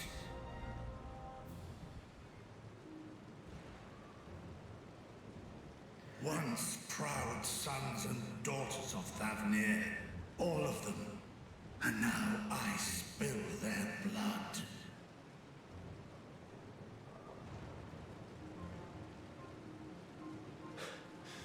Vitra, my friends, I am heartened to see you safe.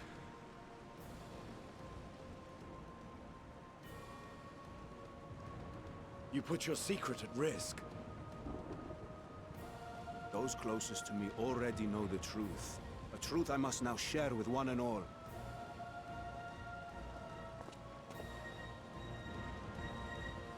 Vitra, calamity has come to Radzatan.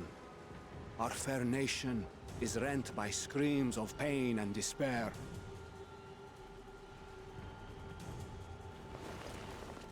More than ever, we require a strong leader to shepherd us through the storm.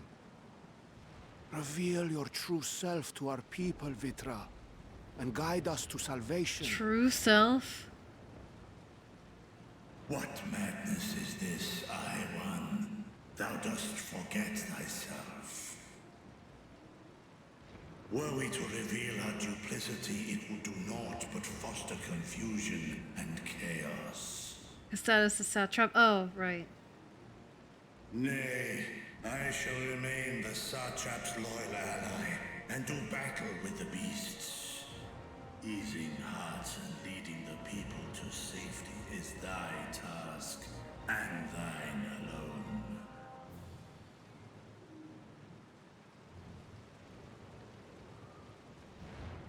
I ask that you remain at Ahewan's side, and render unto him what aid you may.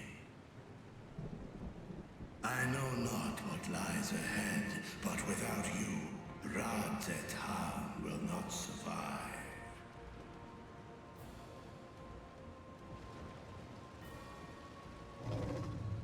Take me with you. I am as at home fighting in the air as I am on land. Take me with you. Were my words unclear, I assistance. Thy place is at Arhewan's side. Estinian, here.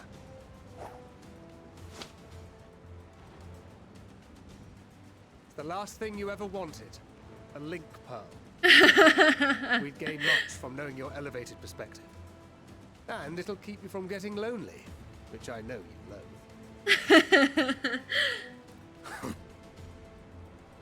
You heard the man. Seems I'm coming with you after all.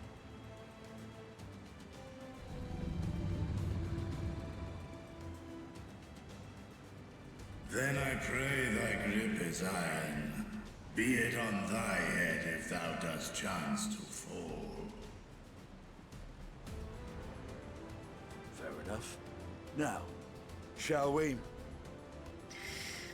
Oh, that's so cool.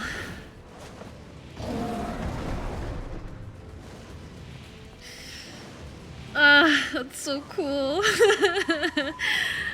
Ah. Let's go, Estinian, let's go. I fear it is as Vitra says. We will not survive this on our own. While I am loath to impose upon you again. I would insist if you did not. 'Tis the very reason we have come. Then once more I find myself without words to thank you properly. Let us return to the capital and plan our next course of action.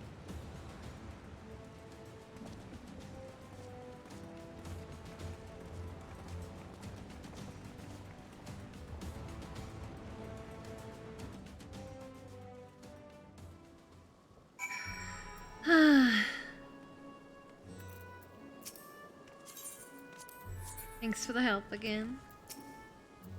After so long and so many sacrifices, we finally found a way to cure the tempered.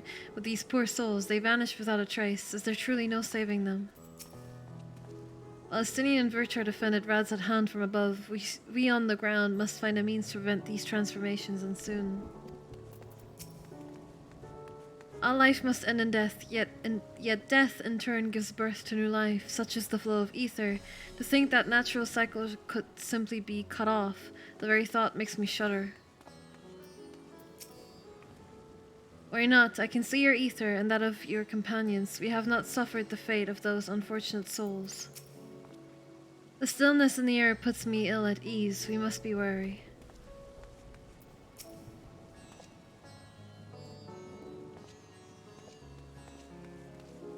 Our Radiant host has eliminated the immediate threat to the city, though it pains me to know those beasts were once my own people. There is no telling when or where the next transformation might occur. We must remain vigilant and steel ourselves for whatever is yet to come. Take the money, thank you.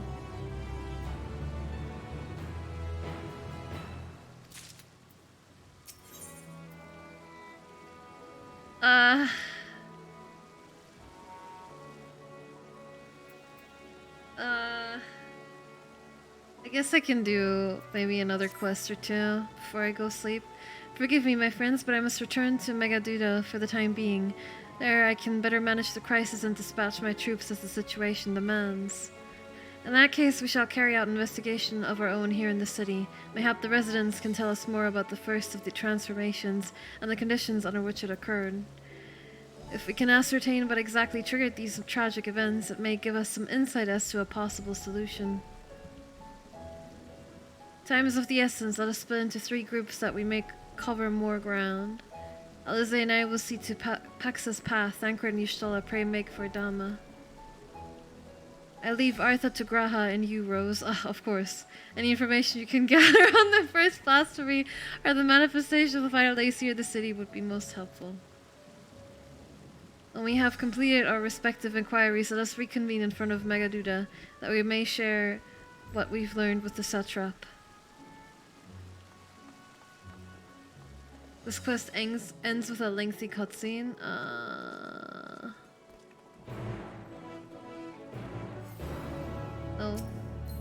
Oh, sweet. Thank you. I'll throw a kiss back at you. You're most welcome. Okay, well, maybe I'll just call it here then. If if this quest ends in a cutscene in a long one. That way we start next stream. We do a FFF with going away with Graha. So maybe that'll be good. Let me go. Well, I should have resting XP here, right? So I think I'll just log out here. Time to join FF14 and get a kiss blown by Corey. Yeah, that's probably for the best. You're busy, so I can't send a friend request. I'm hesitant to hand out friend requests, but here. If it makes you happy. Thank you for the amazing stream, Corey. It was a blast as always. No worries. Thanks so much for watching. As always. I can't add everyone though. Call me if you need DPS. It's very sweet. I'll keep that in mind. Anyway, thank you so much for watching. I really appreciate it. As always.